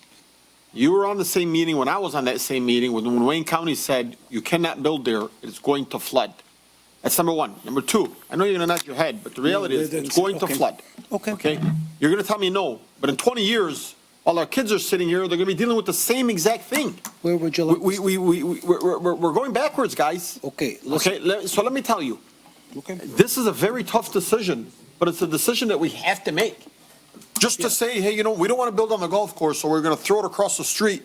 And in 10, 15 years, when the floor starts cracking and breaking the way it is right now, we'll just deal with it, and hopefully the sate will give us more money. No, man, we're putting people's lives in danger. Why do we keep going backwards? Okay, so here's the situation. Hang on for a second, Mr. Deeb. I'm going to let you speak. The truth is, you have you gave us 3 options. Yes. 3 options that only you guys wanted to see being done at. I think the reality is, have we even considered looking at, somebody used Canfield today. Maybe we expand Canfield. Hang on. You expand Canfield and you make the current fire station a complete parking lot. So you're not building on that anymore. You make Canfield a bigger center and you start utilizing it and you have the fire station still there. But to say, hey, we're just going to throw it in a place with no plumbing work, which is being flooded, I'm sorry. All right, so 4 professional engineers looked at that site. All came with the same recommendations. That can be drained. Was it We Wade can Trim? make it work. No, they weren't even involved. Wade Trim was not involved. It was G2 and it was the other consultants, and myself. This site is workable. Now, the selection for that site, by the way, these were not the sites the only sites we considered. The first option 1 was across the street on the county property. And the county for a year refused to give us that site. Across the street from that driveway, you have an area that's part of the county parks, and that is high and dry, and it's accessible to Beach Daily. That's the preferred site. The county refused to give us that site. We took it all the way to the CEO of Wayne County, and they absolutely refused to give us that site. So we went back to option B, and option B was to look at property that's currently owned by the city. I just like to remind you, I didn't select those sites. The sites were selected by the fire department based on response time to the population. You're not listening to me, so let's. Been going past that for years. How deep would be the plans?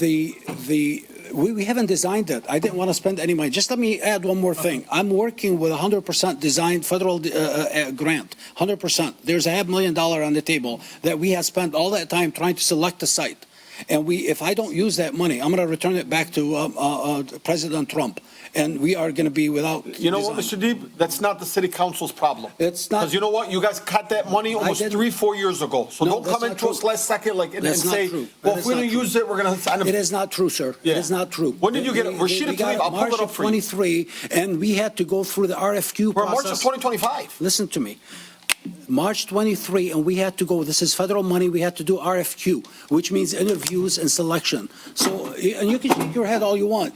I'm making the recommendation based on the fire department selection of the area to serve the north end. It makes no difference to me where you put it. I just don't want to lose the fund. What's the deadline for that? Why don't we look at Field of Dreams? Not big enough. Why you look at Field of Dreams? I mean, you're going all the way that far back, might as well look at Field of Dreams. All right. Why don't you look at Field of Dreams? I don't know. Okay. I mean, we're using it for nothing. You're still going to keep the green space. You can push it away from all the homes. You can put it directly there. Then you can actually build a park around there and make it a community event. I will talk to the fire department. So the fire department brought some areas that they can respond to fire in the north end. And I took the engineering part. I just did the investigation. I'm not selecting sites. It makes, I'm just doing the legwork. Who selected this site? The one right here. Okay, so the response time, they gave me a zone. The fire department gave me, in order to respond in a timely fashion to the north end of Dearborn Heights, these are the areas that we need to consider. I looked at options that are owned by the city, and this is what we have. It makes... So, Mr. Deep, this one right here, this is to the left of the to the banquet hall, right? This is a problematic site because the council chair knows that we are currently looking at a possible shortage of parking in that parking lot. This is one of my options to expand. I have venues that are ready to open in 2 months, and I'm looking at the combination of required parking for that development. We're short on parking. I also know that the schools are looking at sharing some of our parking space. We are going to be in need of parking, so I do not recommend obligating that site for anything, because that's my only future expansion. You can't park on... So just to be clear, that's Riverside to the right, then the golf course in the middle, and then the neighborhood to the left, and Okay. there is a berm, a noise berm, located on the west end of that green space, which is currently still in place, that is intended to separate. It's a separation between the parking area and the neighborhood. I do not recommend putting in a fire station. So what about this, the site two? Site 2 is south of the parking, so I was talking to the operator, the golf operator, and he said that after March 11th comment by Councilman Wenzel, he wanted to be able to preserve the ability to expand the golf operation to 27 and later to 36. I agree with him. So what we have before you, the 27 is a done deal. If we go with Site 2A, we can expand to 27. The 36 will have to do some modifications on the field to expand it. Doable? Yes. Is there a business case to go to 36? I don't know. I'm not a golf expert. Council Chair? Yes, Council. Real quickly, I spoke with the former operator of the golf course, and he told me that in the days he ran the golf course with 36 holes, the parking lot has never been more than half full. I agree. So half of that parking lot is never used for golfing. I mean, to eliminate a corner of that parking lot would not affect the golf. What do you mean? You're going to give them parking spots? We can build. We can engineer it so that there's some parking spots in the front, so that. Yeah. I mean, there's a lot of green space there. I agree. Council Chair. Councilwoman. I have a question. Riverside is using that facility. Are they paying anything for the use of the parking area? They just use it for pickup for their kids. They haven't started yet. Well, no, they are using it when they're pulling out. Do you want us to tell parents? And when they go. Well, the problem is, as he said, we have 3 businesses there. 2 are about to open, 1's there. We will be short, I believe, 40 parking The spaces. good news is they're out of school in the summer while people are golfing. Yeah, but the restaurant will be open, so will the hookah. And if they all happen to be open at the same time during the 9 months that they're in school, then we have a serious issue. We would have to expand for more parking to the left in that burn area. Really. Banquets are at night. So, Not Council always. Chair, I should have just given you my phone. Council Chair, Council Chair, I'd like to add, so the resolution to accept the grant for that was finalized on September 3rd, 2024, so it hasn't been 3 years. That's in September 24. And when Rashida Tlaib gave us the $500,000, The September accepted 3rd of was on 2024? resolution number 24-421. What about when we get the fire station grant? Fire station, so there were two. Actually, we have some for the design work and then Yeah. some with state for the. How about you tell me about the one that we collected first for the design work that we were first collected for? Because I can pull that up for you if you'd like.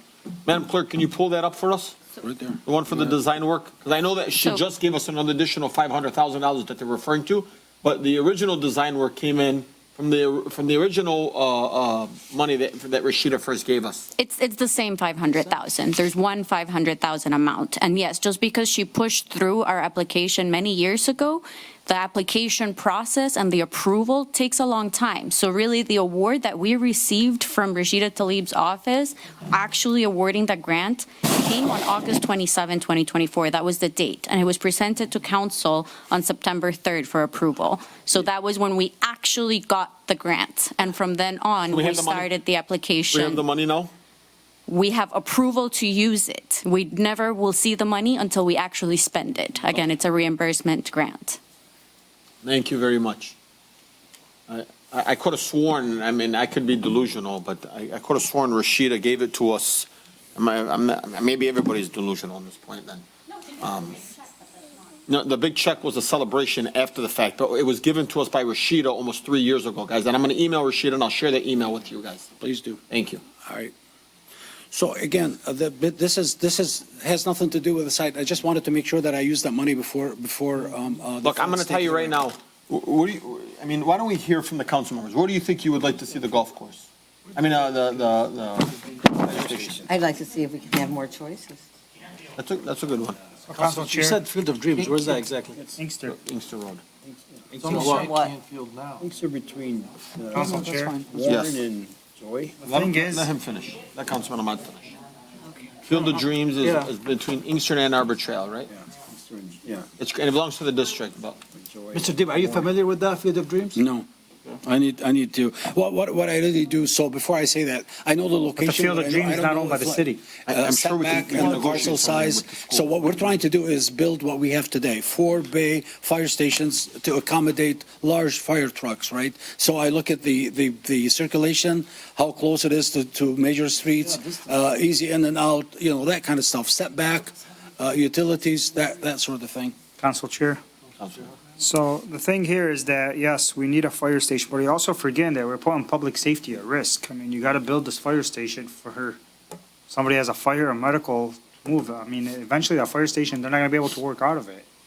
I mean, the more we delay it to try to pick a spot and the longer this takes, it's going to affect the public safety and response. I mean, the fire station's falling apart. Yeah, but we can't just rush it. And I'm not trying to rush it, but this has been going on for years, and unfortunately, there's issues in it with mold. It's not only that the structure is bad, it's also a health issue for the firefighters. The longer we hold on and delay it, I understand there's some people are hurt about the golf course and everything, to be honest with you, but it's serving tens of thousands of residents, but you also gotta take into consideration the firefighters' health and well-being. Now, if we go to the Field of Dreams and it comes back that the soil there, it's not capable of holding the fire station. Well, what do we do? We didn't go there to know that. But I'm saying, what do we do? We're gonna keep going on and on and on and on?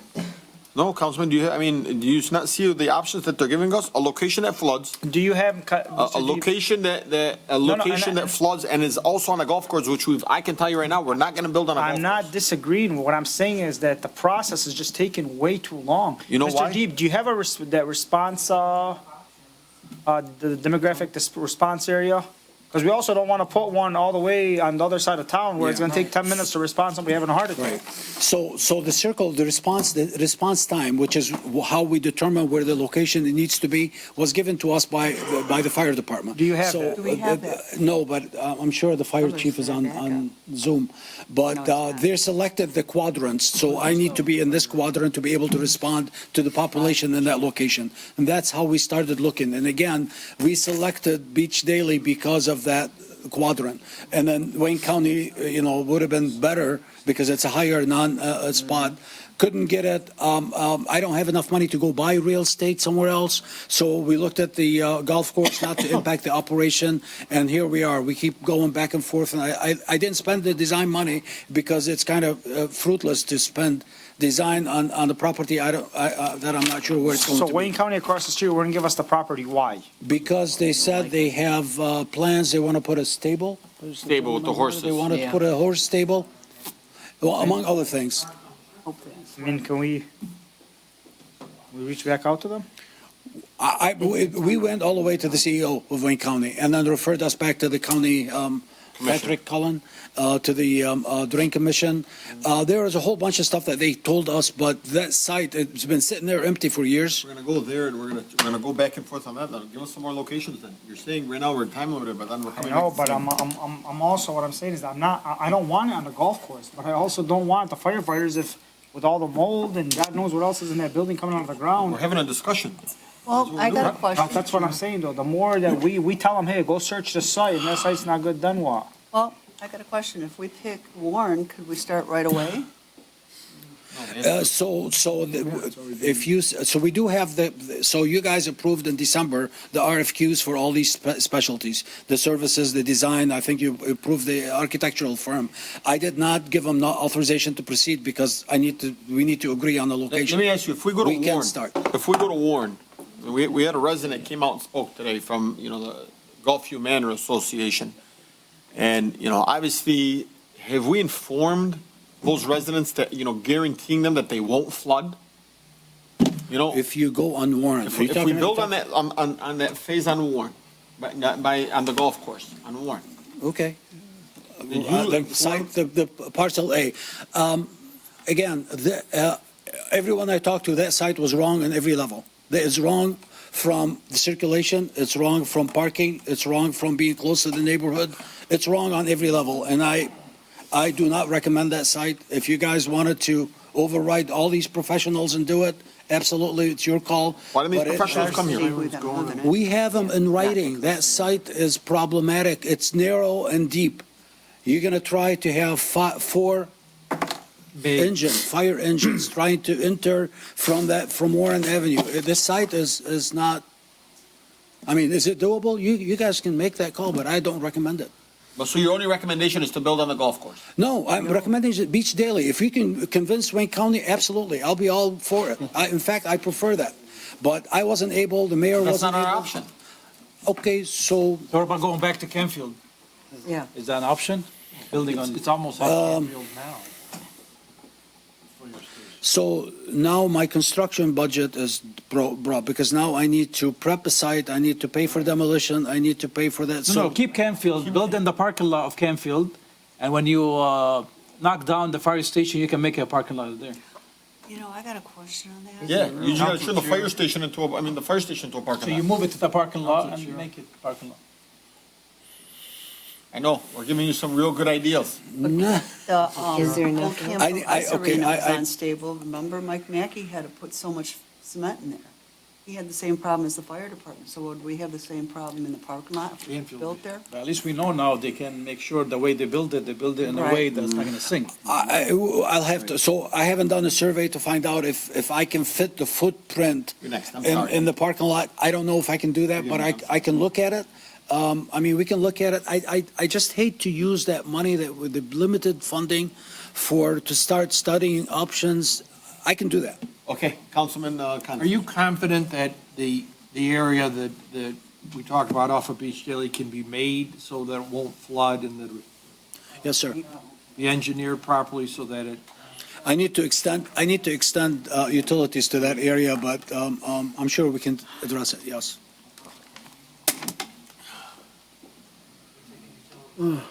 Council Chair? Yes, sir, Councilman Wenzel. The site up on Warren, west of the parking lot, I know it's got to be, at least 100 feet, maybe more. You spoke about the footprint of the fire station, the existing fire station, that footprint, as far as on Beach Daily, that can't be more than 150 feet at the most. So, but I don't want to build it up to the residents' backyard. So I'm trying to give, so if you look at that location, Councilman, it has a buffer, a noise berm to try to protect that neighborhood from the existing operation. If I eliminate that, I'm going to put a fire station. I don't have a problem doing it. It's just not a good site. Furthermore, that is my only expansion if the venues open at the golf course and they are successful. The only option I have to expand parking is that green space. And if I take it now, I'm going to be shooting myself in the foot. I have no place to expand. I swear, I promise you, I can promise you right now, you're never gonna have that many parking being used at the same time at the golf course. Council, even if you go, now, I have that from the building department. My building department tells me today, with the entire parking space open, they're short on parking based on what they just built, today. So even today, without any events and without the schools being taken the section, they are short on parking today. Why were they allowed to expand that big? Because they, I don't know. So if That's a great that place. Yeah. Councilwoman Malinowski suggested it. I don't know. I'm just, I checked with every department to make sure that I'm not making the wrong decision. Mr. Dube, I do agree with you. With this site, I mean, it's very close to the homes, to the left. I mean, if you look at it, I mean, could build a wall. it's in their backyard. But imagine every time they want to leave, they want to put the siren on. You want to live next to the fire station and hear that siren going back and forth a few times a day, especially at night? They don't. Hold on. They don't turn I'm them on gonna when tell they're you. leaving. They're Well, doing, when they leave Beach Day, they do all the time. Yeah. hey, They guys, got houses across the street there too, though. guys, they have Same houses right distance. across I the know, street. but why, I mean, I'm just saying, I mean, I know, I thought of that. I think the best way is just to. Build a wall, 15-foot high wall like they do on expressways. Well, right now, there's houses across the street from the fire department that hear it all the time. And Those houses were built men and before that women, fire they department. do a very good job at just turning the lights on and turning, and then they put the sirens on. They Right. usually, they do a very good job at that. So like, they know how to really, Chief Brogan They're knows how to good. really kind of teach us men and And women how to. when, Council Chair, now with the current fire location, if they're leaving Beach Day, they're going down Warren, right by them houses, they don't turn their sirens off. Yeah. I mean, they still have them running. Guys, if it's an emergency, it's an emergency. I mean, that's, you chose to live. Council Chair, it seems those three sites were not agreeing any of them. So it seems like everybody somehow like Canfield. So can we look into Canfield? I mean, no, if am I wrong, please let me know. If you guys are okay with I Canfield. love Canfield. I didn't Everybody's want okay to with leave it. Canfield? I am. We own the property. Okay, let's move on. Let's look into Canfield. And you know what? We can kind of manipulate the actual Canfield Center, expand it a little bit. Yeah, keep it. No, we have to demolish it. No, we And don't. since the absolutely people not. across the street are used to the sirens, so just keep it at Canfield. So let's refer this back to the administration, and let's take a look at this site.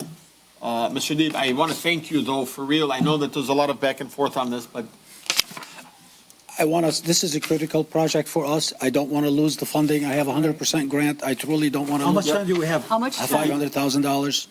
December of 2025. Well, I'm hoping that it's not linked to federal ARPA because I need to use it by 26.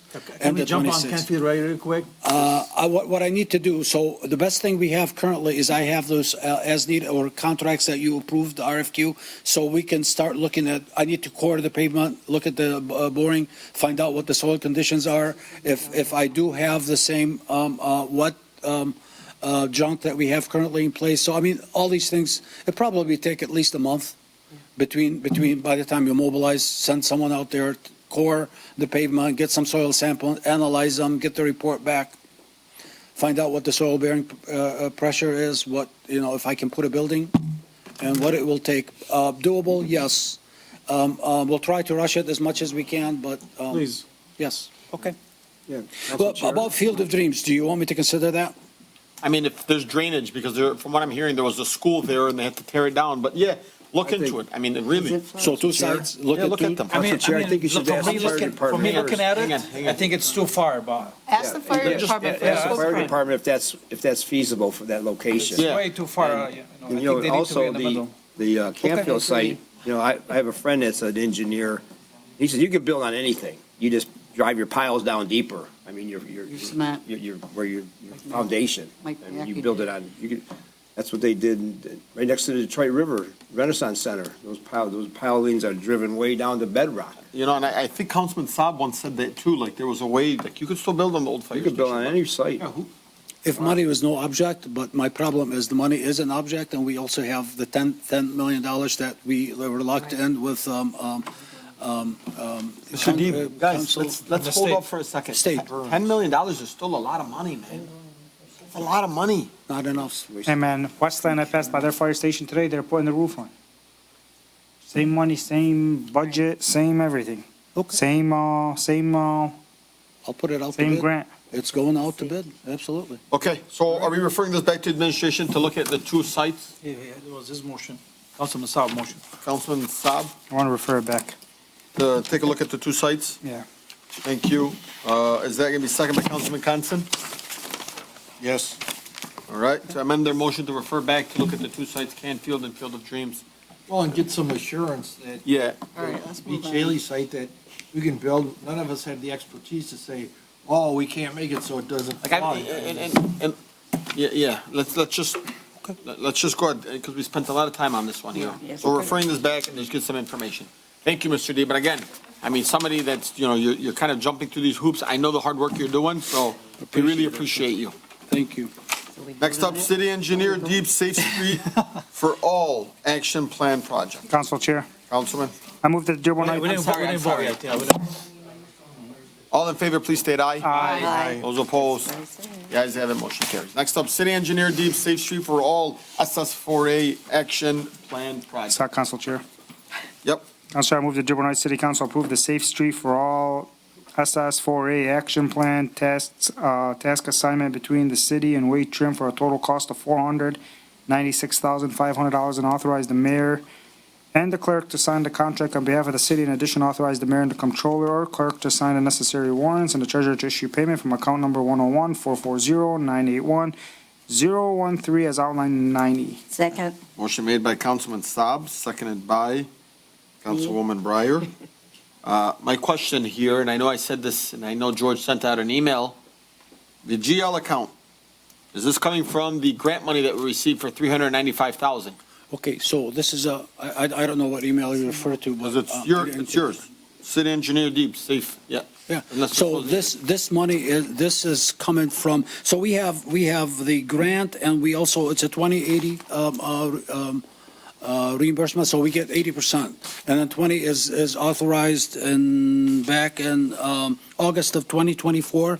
We authorized it to use some of the Act 51 money, but yes, so it's. Okay, so is this it's not coming from the fund balance? No. Thank you. All in favor, please state aye. Aye. Those opposed, the ayes have it, motion carries. Please, I asked, I know at the last meeting, moving forward, every single account number needs to tell us what the balance is, where we're getting the money from, and how much is being used. So moving forward, the information needs to be given to us. Okay, all right. Next up is City Engineer Deep, 2023 Street Paving Repair Contract, Change Order Number 2, Addition 1 Street Recommendation. Council Chair. Councilman Saab. I move the Dearborn Heights City Council approve the change order number 2 for the 2023 street paving contract.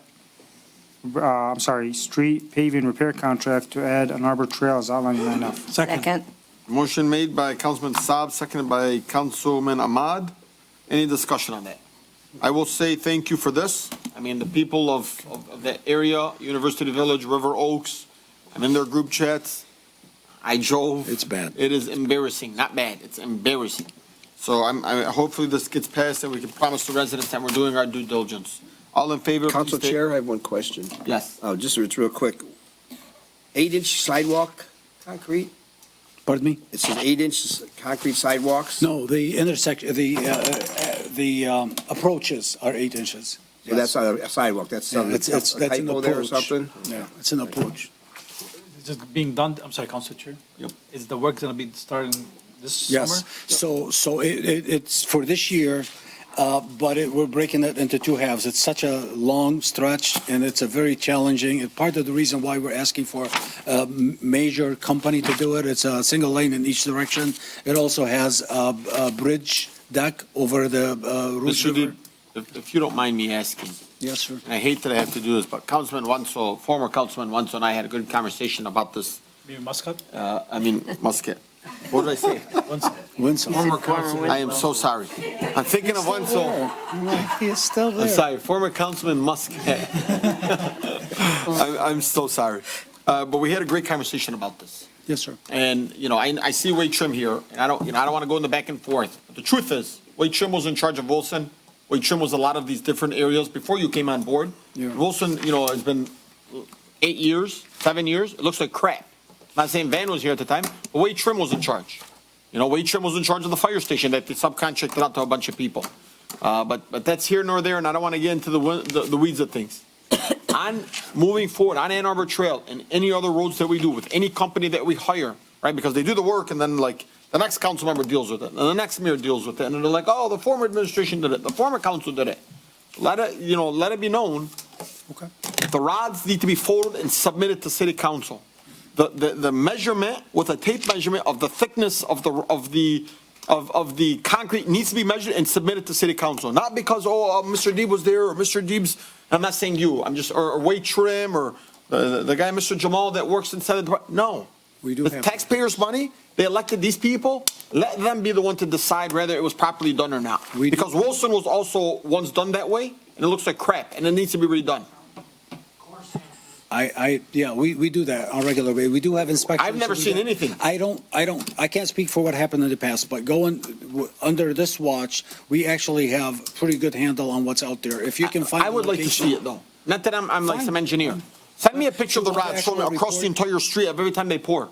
Show us that. Okay. Show us the timestamp photo that says, hey, we put metal rods across the board and we didn't put, 4 inches. We actually put our 6 inches of concrete and show proof to the council. That's We'll do a it. presentation. How about that? No presentation. Sure, pictures. Yeah, perfect. And just show us as process is going on. Pictures. I don't want to hear, they poured and I don't know why they poured and, we didn't see the metal rods, but they're there, I promise you.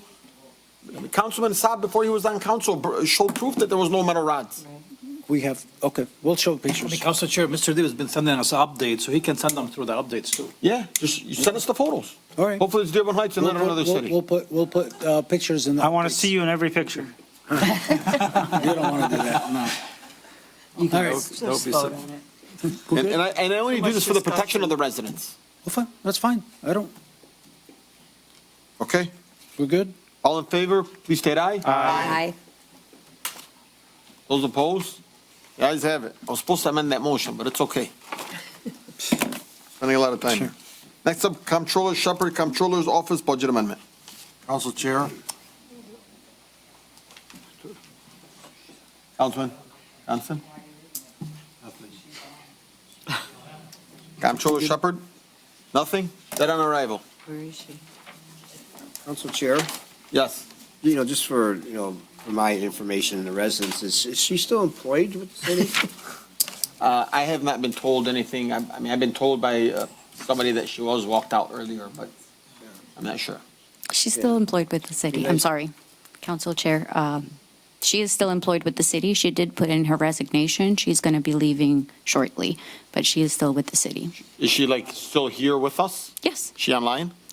I don't know if she's online, but She never misses the meeting, especially on budget amendments. she might be listening. But again, I want to speak on this item because I want to reiterate that this is a fringe benefit that all the non-union employees and elected officials get. So it is a contractual item. We found the money to We see cover the the contract? $10,000. Sure, we can share it with everybody. Sure, we'd love to see the I contract. Put it I in thought the the backup. elected officials had it since it applies to you as well. But again, regardless of her leaving or not, this was a benefit that is provided to her as an employee. So again, it wasn't in the budget because we didn't know anyone was going to be taking advantage of it last year when we built the budget. So we're just asking for the budget amendment to cover that contractual obligation.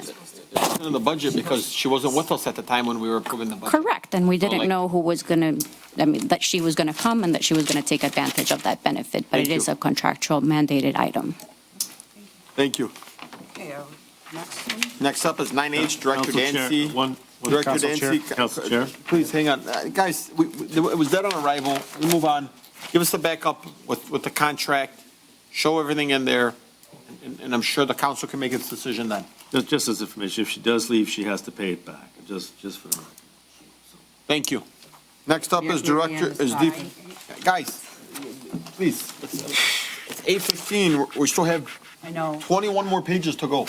Well, H and I were recommended to just not do right now. Hang on, Councilwoman, please.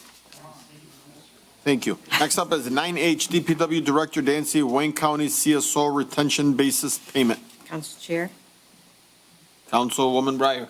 I'll make a motion that the Dearborn Heights City Council approve the payment of Wayne County CSO Retention Basin operations and maintenance payments for a total of $3,707,786.62.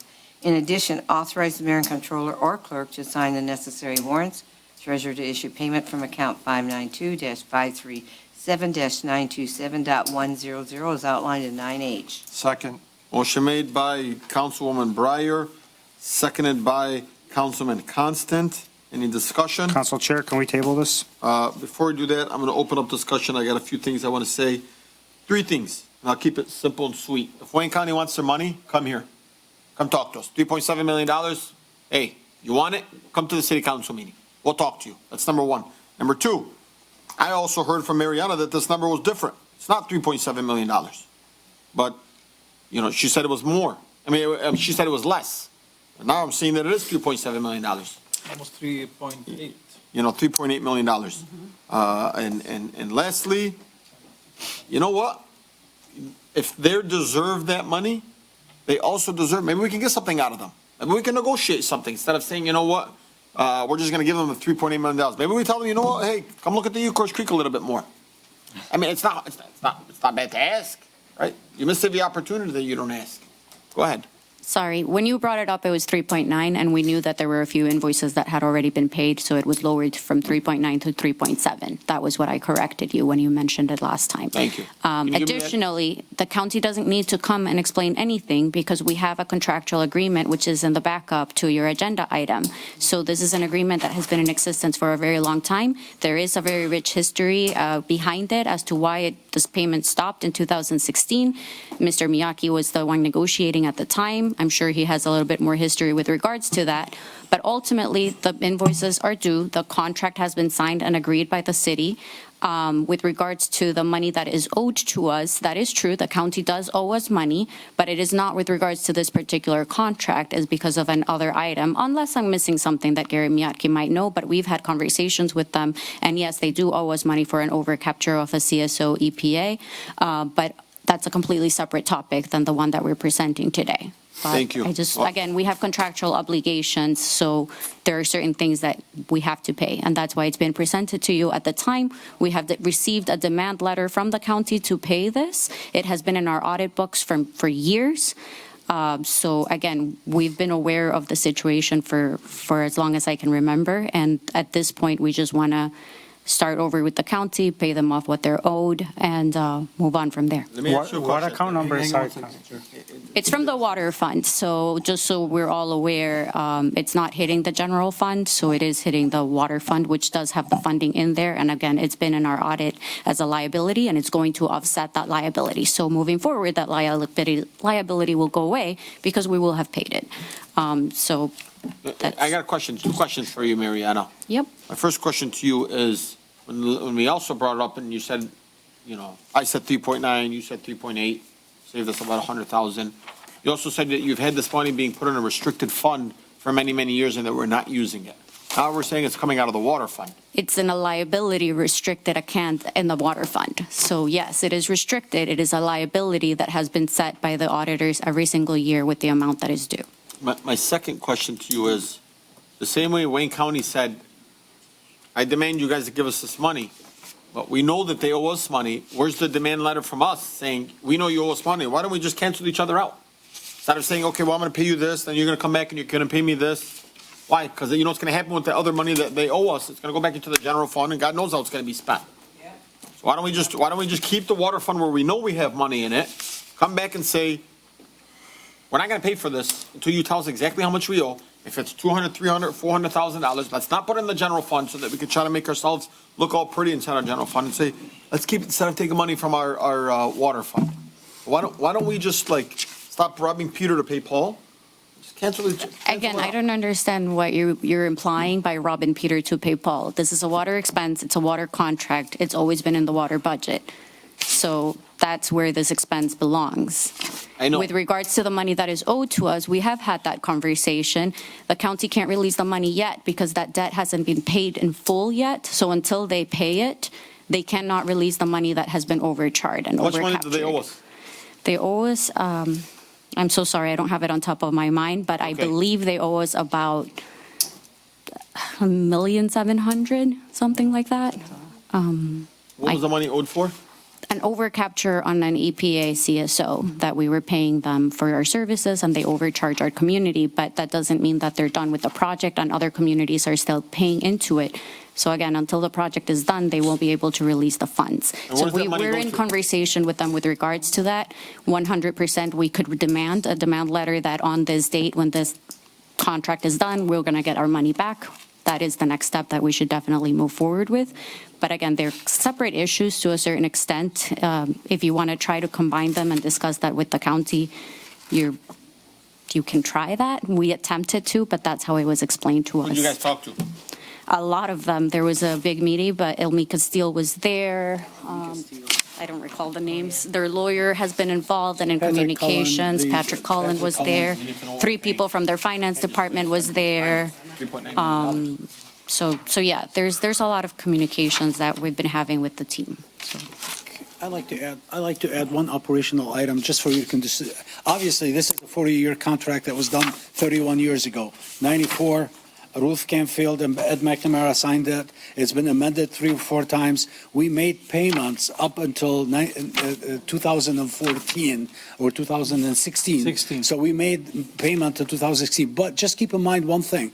This, while I disagree with the whole concept why we did what we did in 94, however, we did sign a 40-year agreement. So it's an agreement in place that stated, among other things, and I put that in my 2-page, and trust me, I had to read a lot of history to try to figure out. Thank you. Because it really is mind-boggling why we did what we did. But among other things, we pay Wayne County to operate an RTB, a retention treatment basin, located right behind. I had to find that spot quite a bit because it's secret. It's behind the Hype Center.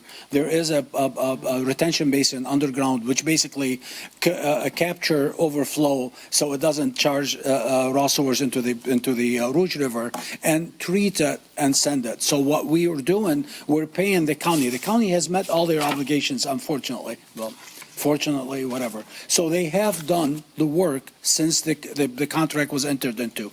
So to say that even as late as yesterday, the operator was discharging and they're sending us the report. So they have met their obligations. We, on the other hand, stopped making annual payment in 2016, and I can't find in these records a good reason why we stopped making the payment. But in that contract, there is a clause that stated we can walk away from it with a 2-year notice if we find someone else to operate the RTB for us. And apparently in 2014, exactly 2 years prior to the 2016, we, the city of Dearborn Heights, hired solicited a company to operate that treatment basin and had a resolution passed by the council and signed by the attorney, by the mayor back then, Mayor Paletko, and the CEO of that company, Wade Trim, but they never implemented. So we do have we found a company to operate it for Wayne County and never told the county, and we stopped payment in 16. So I mean, we can challenge it, but I mean, I'm not an attorney. I even asked anyone for an opinion, but it is a valid, 100% valid contract. They have met all their obligation. They operated the retention. They still do today. And we just stopped making payments. Council Chair, Yeah, Councilman. could we amend it to take out the $2.8 million liability we have with them and represent it or send it back to administration just for the contract money that we owe? This 3.7, that includes a $2.8 million liability. 1,700,000. Yeah. So what we can do, so I think what's happening here, Councilman Wanson, that's if I may. Sure. The city is saying, let's pay this from the water fund our GL account low, but we'll get back $1 million that we can put into that GL account. I think that's what's happening here. Now, what we can do is we can amend this budget and say, we can do that under the condition that this money's not released until it's confirmed that, or in writing that Wayne County will release our money as well, our basically 1.1 million. Yeah. Council Chair, if I'm, What do you think? Yeah, I mean, it's hand in hand. We don't want to pay them and then say, we'll pay your money in 6 to 9 months. And then that 1.1 should, I just saying 1.1, but so it's 1.700, or is it 1.7? Is it 7? The difference between the liability and the amount that is done, that's No, what I was how gonna much do ask. they owe us? Oh, I can double check. I mean, I think that money should also kind of be like, Should be, Council Chair? should be separated. These two Mayor, things should be separated. I would want to make sure that the county acknowledges the debt. And last time I spoke with them, they were like, well, we don't owe you anything. So See? we'd have to verify the debt is real and they owe us. And they may have done that since I talked to them in the end of January. But I don't want to be misleading you or saying that how this is guaranteed, okay? I'd like to see it in writing, and I'd like to see an agreement that when they settle this, that they say there's no other invoices that we forgot to give you or any other amounts out there that may be popping up and put us more at risk. It has to be finalized, and both have to be, and we have to negotiate that separately. That's what they insist. But I don't see them saying, and maybe they have, Mariana, I might have missed it, that we definitely owe you this money for overpayment. then I don't think I'm ready to give them their money then. You agree? I'm not going to say what to do. However, it's separate. As Miyake said, it's separate. However, and Mariana knows, have they confirmed and acknowledged that they owe us this money? So we haven't officially received confirmation from the county that they owe us this money, but it is also a liability on their audit. And the liability on their books that we have to confirm as well is 1.386602. So that's the liability on their books of the overcapture for the EPA levy. So if you would like to get a letter with that number stating that they owe us that money, we can Yeah. also do that, which I said, we're also having conversations about that separate topic as well. Let's refer this until we can get something in writing showing that they know that they owe us and that they're going to release it to us, and then we can come back and give them their money. Correct. There's no way they can say they don't know because it's under audit, so. Okay. Okay, I so, recommend we refer it back. okay, refer back to administration. Councilman Constant, do you approve? Yes. All in favor, please state aye. Aye. Those opposed, the ayes have it. Respect this council for that decision there. Human Resource Director, Egley, Dearborn Heights Police Officers Association contract. Anybody? And let's refer this one back to administration. Council Chair, Yeah, if we can get a vote so we can refer it back to actually a study session. a study session and No, possibly an not a closed session. actuarial I want to have report. I want to have a study session. Let's refer this 9I. Closed study session. It's a contract. Hang on, guys. Let's refer this back to a study session, including, I want to see the pension board there, and I'd also like to see Plant Moran Gap and whomever our comptroller is. Can we do that without the An motion? actuarial. Well, I need the report. motion to be read that way. Okay, Council Chair, Councilman Ahmad. I'd like to make a motion to refer 9I, Dearborn Heights Police Officers Association contract, back to the administration to set up a study session. Just to a study session. To a study session. With, who you want there? With the comptroller, With the comptroller. Plant Moran Gap, Plant Moran Gap, and the pension board, and the pension board. including the command, patrol officers union. And including the union. Who do you want for, if the comptroller is not here, we don't have any more, who do you want? I mean, we want I hope there's going to be a comptroller. Maybe the deputy? Yeah, somebody from the, Somebody from the comptroller's office. okay, let's refer that, and then motion made by Councilman Ahmad. Can we get a second? Council Chair, Second. real quick. Yeah, well, I'm going to open up to Okay, discussion. oh, okay. All right. Seconded by Councilman Constant. Any discussion? Go ahead, Councilman Wenzel. Thank you. You're welcome. Does this kind of action require an actuary because it? That's why I said the pension board. We're going to take it to a study session. So I spoke with Lori. Just for full disclosure, if I may, Councilman, I got on the phone with the command officer, Brian, I'm sorry, the Patrol Officer Union President Brian Sneer. I got on a phone call with Councilman Ahmad, and I got on a phone call with Michelle and Brian, who is from Plant Moran Gap. And, we had a really good conversation. And I believe Shannon Shepherd also sent an email saying that during these negotiations, I believe Roger was in there and another attorney, and there was nobody from finance in there. So that's alarming, No, Counsel, that's not correct. HR has been in there and from the firefighters' contracts and the police officer contracts. Command officer, patrol officers. The HR and finance was aware of it, and know whether they come or not, I can't make people come.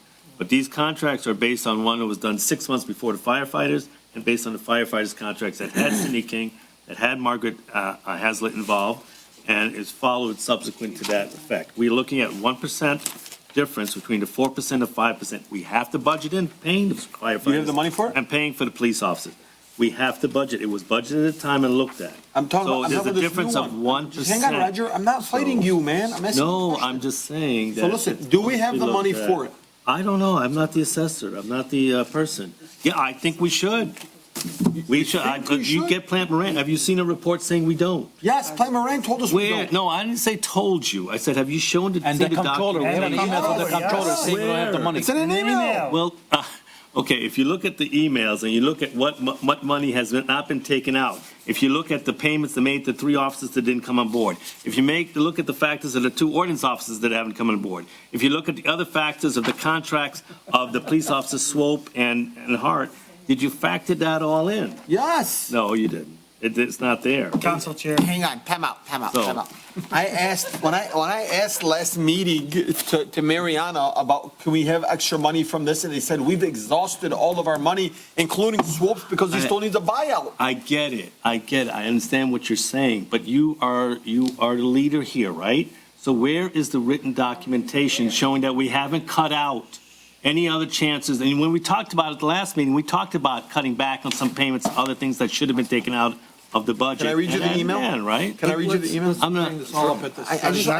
Hang on 1 second. Yeah, go ahead. Good afternoon, council members. I spoke with council chair last week. He asked me to send this information to all the council members. This is related to agenda item 9I, the police officer's contract. He and I spoke a bit more in length about this, but basically, this is going to take over 1 million from the fund balance right off the top, since it is a retroactive for last year and this year. I've attached my basic calculations showing how I arrived at the number. My recommendation is for you to not approve this contract. Right. I also will like to reiterate that no one from finance was involved in these negotiations. No one informed me that the negotiations were going on. And I did find out about the TA until well after it was already signed. My understanding is the only people at the table were former Chief Swope, Corporation Counsel, whomever that is, and a third-party labor attorney. HR was not even in these negotiations, although I was informed that he was at least told about it. Okay, now let me respond. There's very May I little to no respond? notice, and that is why I'm hesitant to able to attend. If you have any questions or any need, the moral of the story is, Roger. HR, Cindy King was involved in all the negotiations. The next controller that came involved was all the negotiations. The deputy controller was involved in negotiations. Now you have from August, I guess when this controller came on board, you have contract negotiations. You have officers showing up at city council meetings, arguing about the contract, protesting the contract. You hear all the emails back and forth. HR admittedly is informed. So you're going to tell me as a controller, you don't check the past contracts? I'm going to let you speak. Roger. You don't check the firefighters' contract? You don't see the percentage that we have to match the firefighters when we're dealing with Comb and Poem? Come Guys, on. okay, Roger. So I get the email, but the email is not accurate, it's not true. Roger, slow down. Hang on. I just want you to know that Shannon Shepherd. Explaining to you what I know, and I responded to her. And I responded to her in other emails and said, that doesn't make any sense, right? This is like a finance expert. That's all right. Go ahead. You don't have to Are you done? listen to Are you done? me. Are you done, No, please? I'm not finished, but you keep cutting me off. What I'm saying is that you can't say as a controller, I come in and take over a job. I don't check all the 8 union contracts we have. I don't check on the status of them. I don't keep in contact with HR. I don't know what's going on. It's not in a secret, not in a vacuum. So when you're Why are you doing at the that and you say something like that, it's irresponsible. Why are you in the meetings then? Why am I in the meetings? Yeah. Because it's important for us to be there to look at the terms and the contractual terms and the representations of the city. That's why I'm there. And not only that, when I sit in a contract, I listen to what sick time is being taken, when vacation time is being, when it's being combined, and the advantage and disadvantage to the city. And and overseeing what our lawyers do in terms of negotiations, which we sometimes disagree. And I always involve the mayor, so the mayor knows everything that's going on. Why isn't the mayor there? And, what's that? Why isn't the mayor in there? The mayor could come if he has to or he doesn't. He's informed. HR's informed. HR and controller work together. Okay, I'm gonna give it to Councilman Saab, then we're gonna make this vote here. I'm gonna say two things. Roger, you're not a finance expert. Secondly, Absolutely this not. contract was negotiated in bad faith. This contract was literally put in place to try to swing some people in and over, to make it look like we got the money. I mean, we didn't even see nothing. I remember certain officers telling us, before former Chief Swope left, saying you guys should jump on this is the best you're gonna get, the best you're gonna get feeding it. Where's the money coming from? You guys are asking for budget amendments. Where's this money coming from? The fund balance, right? Because you're saying that we're not hiring 2 officers that we designated money for. 3. Or 3, we're not hiring them, but that money's still part of the budget for those officers, not to add on to new contract. But let's Hang on, sit down. let's go to the chair, please. No, Sorry, He's sorry, not done sorry. talking. I'm not done. Roger, I'm gonna give you an award for interrupting, honestly. Next meeting, I'm gonna put an award for Roger for interrupting I us. appreciate it. Thank you. Everything I get. Thank you, guys. When they come and say that, the last time we were here, we said, how many officers do you want? The chief is sitting with, we're fully staffed. We're overstaffed. We got too many cars. That was a blunt lie. There was a lie. Each other lie. Go back and watch the budget meetings. Please. Go back and watch the budget Don't meetings. respect each other, please. I don't need to respect anybody. I'm just telling you, I'm speaking facts. No, you're not speaking. Then watch the meeting. Point of order, Council Chair, let's move on. Point of order. Hey, guys. Your name. Who wants to see here? It's not facts. Point of order. Council Chair, I have the floor. He I keeps think everybody interrupting. knows He keeps what's happening. No, he keeps interrupting. I didn't interrupt him. He keeps interrupting. This is also to just himself that he did something, or he negotiated something. He's not a labor attorney. We pay 15 other law firms because of him. Where are they at to come speak on behalf of these contracts? I don't know, but listen, we got a table to send this back to a study session. Hopefully this can happen next week, Tuesday. George, let's get with me and see if that's available. Okay, we'll talk about it, but we'll connect with each other in the morning. Councilman Ahmad, seconded by Councilman Constant, to refer this back For a study session. for a study session. Refer for a study session. For a study session, okay? All in favor, please state aye. Aye. Those opposed? The ayes have it, motion carries. Thank you, guys. This is a long meeting. IT Director Cooper, Parks and Recreation Director Zabinski, purchase and payment of recreational digital display. What's his name? Zabinski. Bosniak. Zabaznik. Council Chair, I keep saying Zabinski, I don't know why. Council Chair, Zabaznik. Mr. Zabaznik, please forgive me. Council Chair. Yes, I move that Councilman. the Dearborn Heights City Council approve the purchase and payment of 2 Samsung UN75DU7200F, 1 Samsung BE65-H, and 1 Samsung BE55D-H digital displays for various parks and recreation buildings from SHI for a cost of $2243. In addition, authorize the mayor and comptroller or clerk to sign the necessary warrants and the treasurer to issue payment from Parks and Recreation account 101-692-887-000 as outlined in 9-J. Second. Motion made by Councilman Ahmad, again, seconded by Councilman Constant. This has been like a nice duel over here.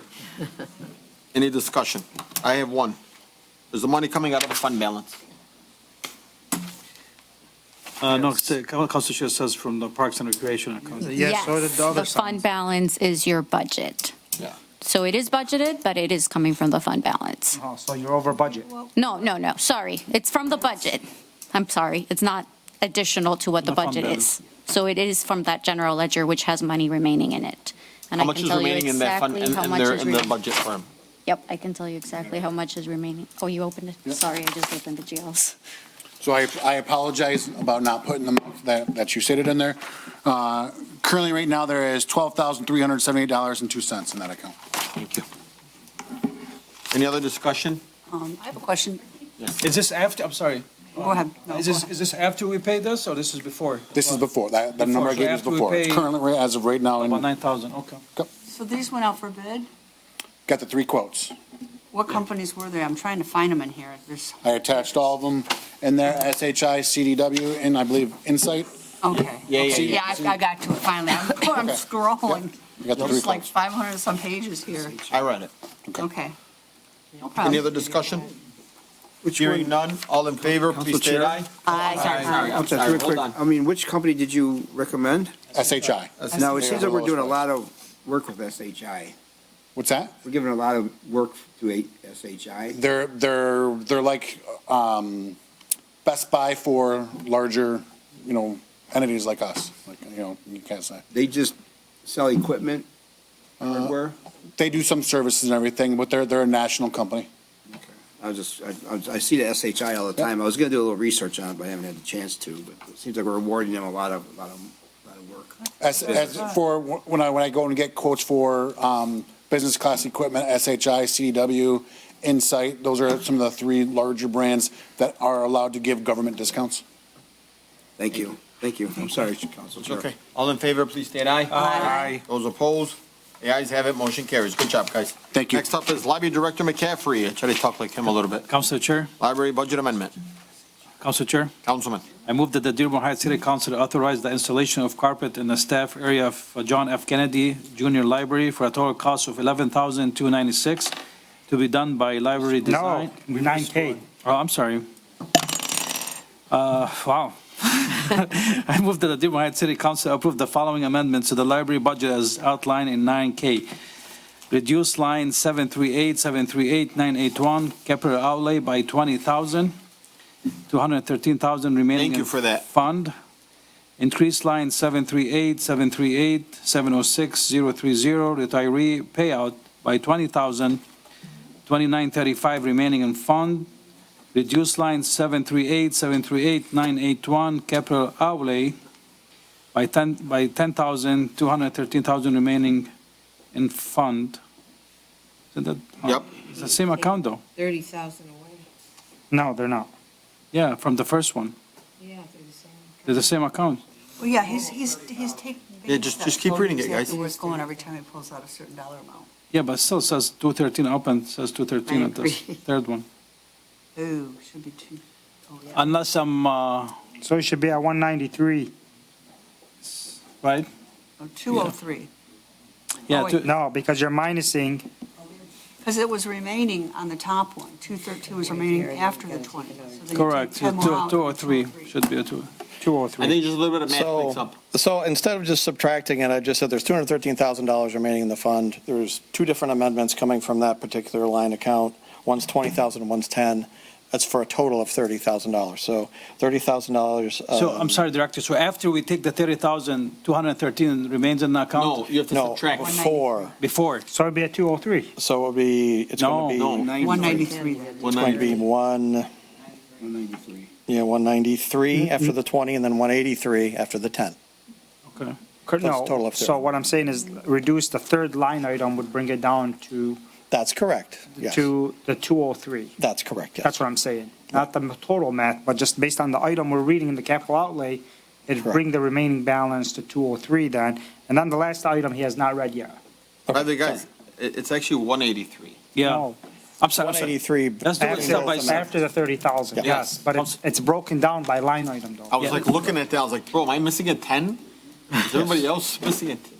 Director, so if I read the first line, reduce line 738-981 by 20,000. So after we take the 20,000, is 213 remains in the funds or would No. be 193? 193. So this should be 193 then? So yes, you can do it. So you can do it that way, 193 yeah. remains in the fund. Correct. Then if I jump back to third line, reduce line 738-981 capital outlay by 10,000. So now we're at 108. I'm sorry, 183 183, guys. remaining in the funds. Yep. Yeah. Increase line 738-886 programming by 10,000.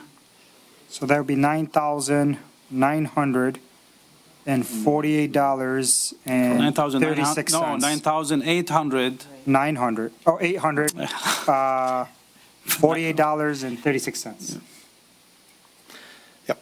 Okay. Yep. When I put the numbers in parentheses, it was an indicator of where it's at right now. Yeah. By the way, I just want you to know, I asked all directors to do that, and I believe we had something from George also. Director McCaffrey's the only one that did it. Round of applause to him for respecting the council and should do that. Thank you very much. Motion made by Councilman Ahmad. Second. Seconded by Councilman Saab. Thank you, Director, for doing that. Any discussion? Hearing none. All in favor, please state aye. Aye. Those opposed? The ayes have it. 9L Library Director McCaffrey, John F. Kennedy, Junior Library Carpet Installation. Council Chair, Councilwoman Breyer. I'd like to make a motion that the Dearborn Heights City Council authorize the installation of carpet in the staff area of the John F. Kennedy Junior Library for a total cost of $11,296 to be done by Library Design. In addition, authorize payment from line 738-931, which has a remaining balance of $55,374 as outlined in 9L. Second.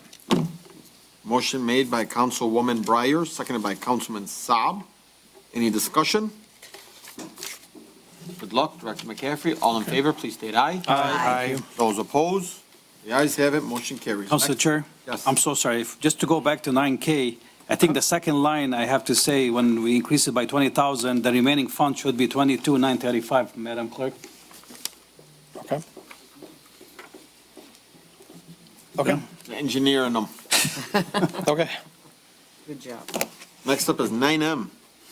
Library Director McCaffrey, disposal of equipment. Council Chair, Councilman I Saab. move the Dearborn Heights City Council approve the disposal of the following library items outlined 9M: 8 high stools, 4 framed prints and paintings, 40 assorted old kids' chairs, 2 weathered outdoor benches, 1 metal laptop cart.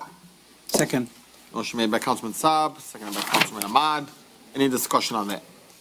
I have a question, Council Chair. Yes. Are any of these items usable enough so that we could put them in the August garage sale? Yes, but they'd be taking up kind of space we kind of We're not need. I like to do spring cleanings when we have the book sale, for instance, and offer them very cheap or free to the public during the book sale, because it just kind of consumes space. But yes, actually, when we do that sale, because we have given away stuff in August before, and we often do find stuff to go to that sale and donate Do to we that have as well. room in the basement here in this building? Actually, a lot of it's coming from the basement because we All we right. need to clear space out, so that's We what we're need doing. money, I'm just looking for sources. Yeah. We do sell it to, you can't sell it for a lot because a Oh, lot I of these know. are pretty I old used understand. chairs. We're talking, if we make a few $100. There were only a couple items that looked of Yeah. interest anyhow. Yep. Okay. Thank you. Pay for a vote. All in favor, please state Aye. aye. Those opposed? The ayes have it. Ordinance, Enforcement and Animal Control Director LaFeeve. Council Chair? Ordinance Budget Amendment. I move that the Dearborn Heights City Council approve the following amendment to the ordinance department budget as outlined in 9-N, reducing account number 101-426-707-100, which is the account name part-time. Current budget is $19,000, reduce it by $4,920. Amended budget would be $14,080. Increasing account number 101-426-709-000 overtime, current budget $15,000, increasing by $4,920. Amended budget would be $19,920. Second. Motion made by Councilman Ahmad, seconded by Councilman Constant. Any discussion? I have. I thought we no longer had part-time budget because we've exhausted all of our entire budget. So is this coming from the fund balance? Overtime is what has been kind of paused because most overtime is maxed out. So what he's doing here is that he's grabbing money from the part-time salaries, which we typically hire in ordinance during the summertime to do more sweeps. And we're grabbing a portion of that money and putting it into overtime so that the current employees can also do sweeps and continue to do the work that they need to do. So we're shorting out the summertime blight employees we're gonna have.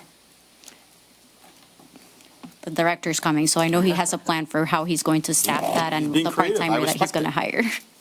That'd be going into the next budget anyways.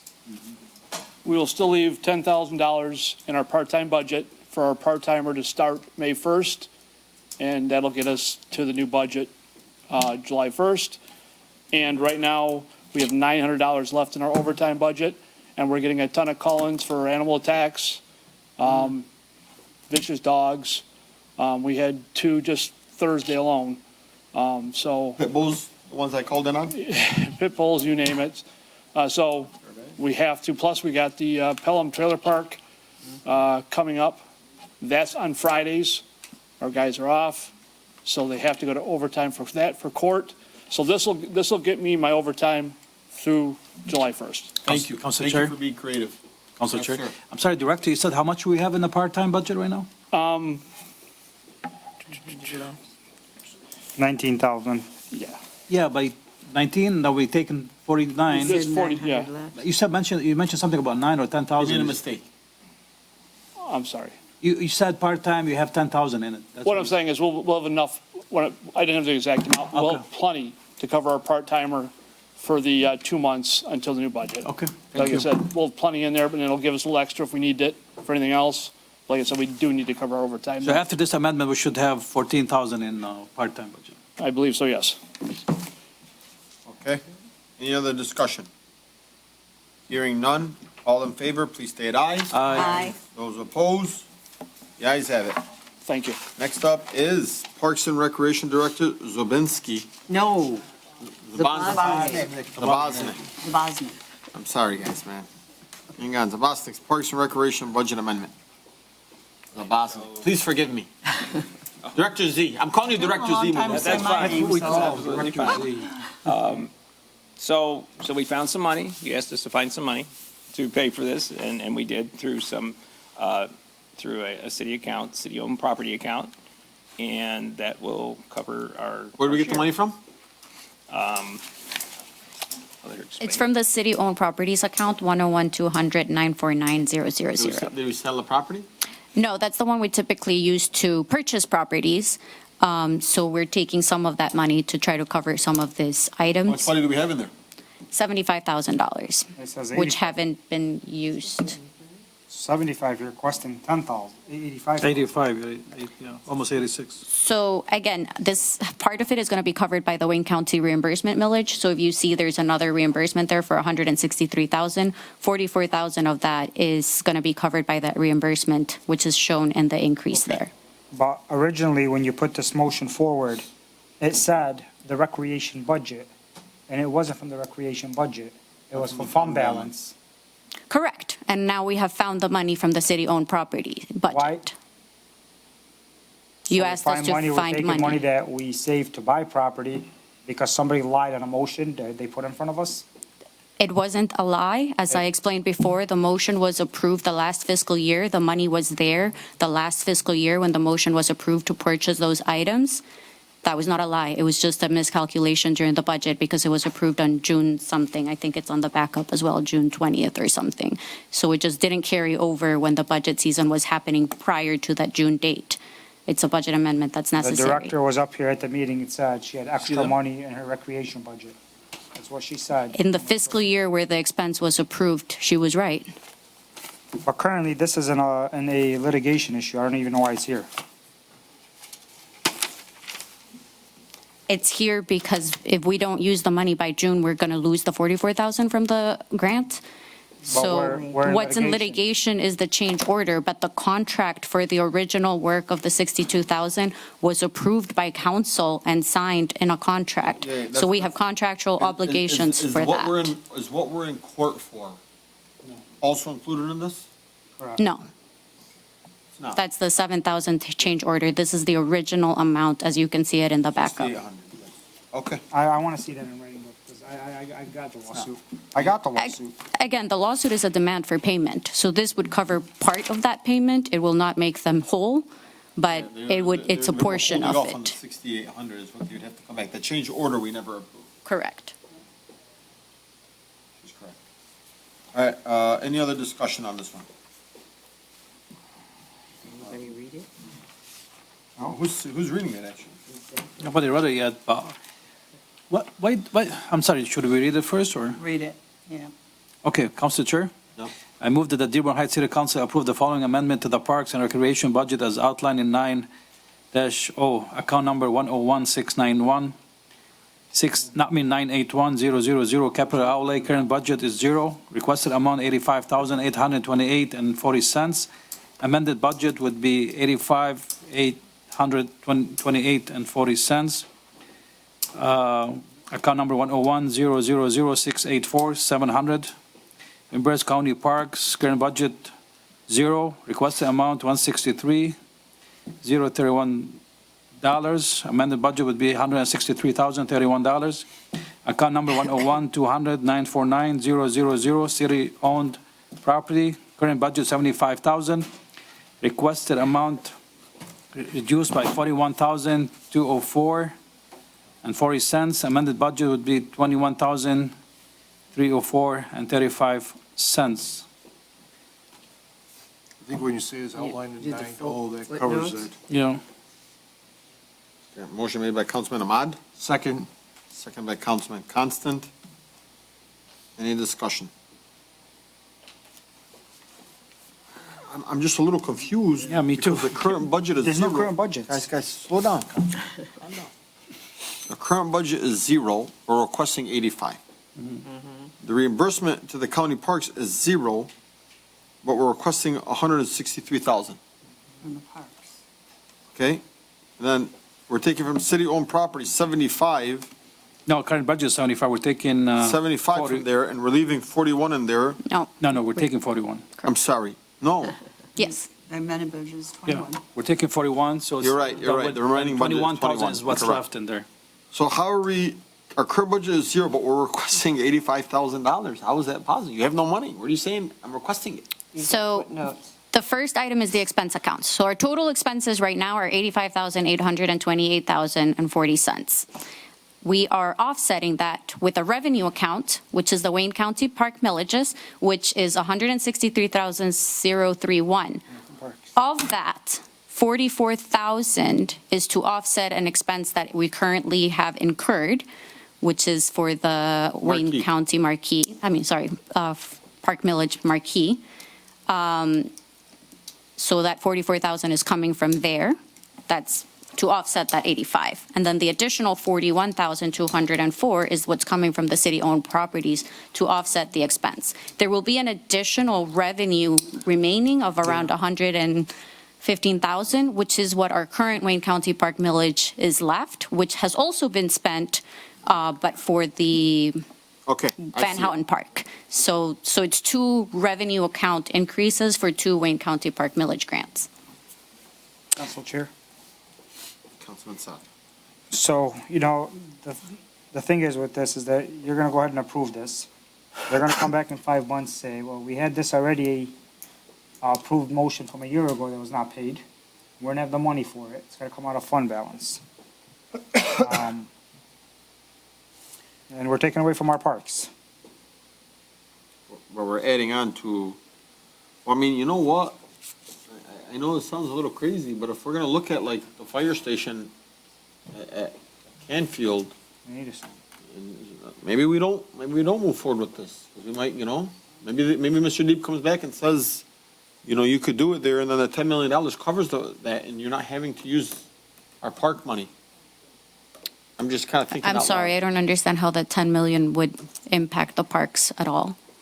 This is work that has already been done. As you're aware, the contract was already approved and awarded. We're just asking for approval for final payment I and the agree, I agree. reimbursement from the I'm sorry, county. my brain is moving at it's a long meeting. It's a very I long know, meeting. I'm sorry. Council, do you Yes, mind? Councilman Ahmad. Madam Sorry. Chief of Staff, I'm kind of confused too, I'm sorry. No, it's okay. So between the 85,000 and 163, that's $248,859.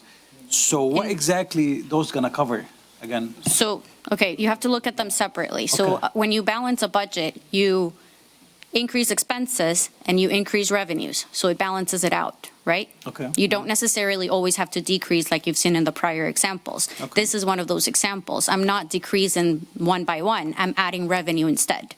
Okay. So the $163,000 is two awards from Wayne County Park Millage that we received that have already been approved by council. Okay. The $44,000 for the Wayne County Marquee and $115,000 or so for the Van Houten Park. Okay. So that's what that 163 represents. Got you. Okay. It's those motions that have already been approved. Okay. So that's a revenue that you didn't have before, right? It was zero. So now you have an additional 163,000. Correct. Okay. Of that, I'm going to grab 44,000 and pay the invoice for the marquee sign for the 63,000. Okay. And then I'm going to grab the 44,000 in revenues that I didn't have before to offset that expense. And then I am doing a budget amendment where I'm grabbing 41,204 from the city-owned properties budget that is already budgeted, and I'm using it for the expenses for the park. And what does it say in the notes number 3? The amended budget takes into account the budget amendment for controller education already reduced by 10,000. So when you asked us to put the totals, I was expecting that the $10,000 would have been approved. If that's not the case, then the amended budget is going to be 31,304, since it didn't actually get approved. It's just the order of things. I assumed it was 31 minus 10. Yeah, but why would something like the 10,000 be from the Parks and Recreation budget, even if it's approved? It's not from the Parks and Recreation budget. Again, I grabbed $10,000 from city-owned properties for the $10,000 in the controller's office, and I grabbed 41,000 for the Parks and Recreation. Okay, so you're trying to move it to the department? Correct. Okay, so now since we're not moving it, it's The amended budget is going to be staying in, 31,000. so 31,000. So I guess I have to amend my motion, Council Chair. Okay. Council Chair, before he amends it, that question. Do we already have the 163,000 in our account? Again, grants, and I'm sorry, I meant to clarify that earlier. Grants are reimbursable. So once you incur the expense and you show proof that this is the expense that you have and the invoice that has been paid, then the grant awardee reimburses you. So you pretty much do a drawdown. That's what it's called in grants. You do a drawdown where you say, here's proof that I've paid for these items. Please reimburse me. They apply to this grant. So then they give you the money back after that. But we have an agreement saying that the money is there for us to do that request. Okay, I think we got stung on that a couple of times this past year, didn't we, with grant money that we budgeted in, we didn't get it? That's how we got ourselves a little bit. When you have a grant agreement, typically no, unless you don't meet the deadlines that they have, which in this case is June, there's no reason why the awarded grantee shouldn't give it to you. So where's the 163,000 going to come from in the meantime? Your fund balance, which is why I'm asking for the amendment for the $41,000. All right, thank you. So this is all baked up belief money, then. And if, let's just say we don't get the grant money, and the council is gonna be like, what happened to the money? You guys approved it. Again, I don't see why that would be a situation. We have an agreement with them. Why is the $10,000 for the amended budget to take into account for the comptroller's education already reduced by 10,000? Why is that being like just rolled in there so nonchalantly? Because you were going to do the math, and if you did the math of 75 minus 41, it wouldn't have been 21. So I was explaining why it's not 21, because I was taking into account the additional 10 from the prior budget amendment. Even still, Just like the director did a few minutes ago. Even the math don't add up here. Even without the 10,000, there's still, it should be like if you take 41,000, it should be, that takes you down to, Comes the engineer.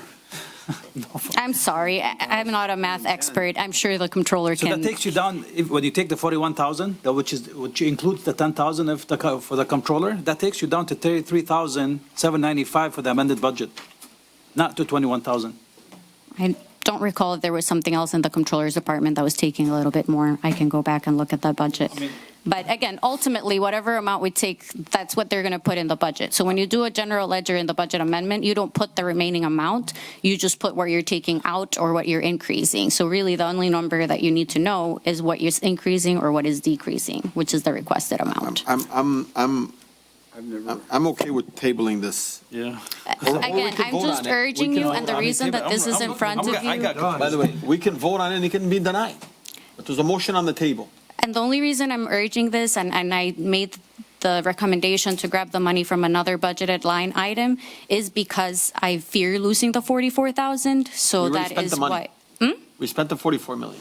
We're expecting it, yes, we have an agreement for it, but if we don't issue our payment or do our drawdown by June, we will lose Let me ask you a it. question. And you know what else we're going to lose? If we continue to use our fund balance, we're going to continue to put ourselves in a deficit. And we keep saying temporarily use this money, How do you plan on revenuing more money to fill the fund balance? Can you give us that? So again, this is the best we can do. This is where we found the money within the budget, not coming from the fund balance. So I heard you and I understand, and this is our solution to not have to use fund balance. And again, it's an existing contract, it's work that's been done. Let's, I don't think, Wayne County's about to get $3.8 million. The existing contract, they're going to be fine.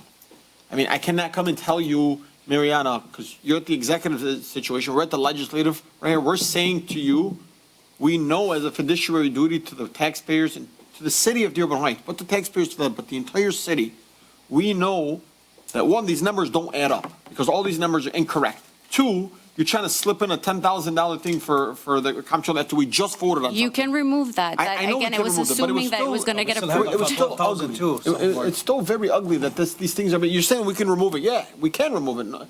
And then lastly, our fund balance went from $12 million to $3 million because you guys just continue to throw things at us. So I think now right here, we're saying we both know, Mariana, as a chief of staff for the city of Dearborn Heights, we both know the city can't afford this. So trying to spin it in a way like, oh, no, it's okay, just do it. That's not fair to the residents, man. We're not being truthful leaders to residents at home. Well, you can afford this. This is how you're going to afford this. You're doing a budget amendment from one line item to another. So it is not $1 million that I'm requesting here. It's simply a small amount for an existing grant and an existing contract. But it's up to the council to decide. I'm going to take it for a vote. Yeah, thank you. Thank you. And it's nothing towards you, by the way. This is just. Thank you. We argued too much on this. We're still in April, we can vote on it next meeting. All in favor, please state aye. Aye. Those opposed? No. No. Ma'am, clerk, please take roll call. Denise Malinowski Maxwell. No. Hassan Saab. No. Hassan Ahmad. No. Nancy Breyer. Yes? Tom Wenzel. I want to take this, back to the administration with the right numbers. Yeah, but they need to But we bring it have a back. motion on the table. This is a yes or They have to no. bring it back to the numbers. Trying to get back to polish it up. Tom Wenzel? No. Okay. Robert Constant. Yes. And Mo Dune. No. Motion passed. Just bring it back. They can bring it back to Yeah, us. bring it back with the numbers.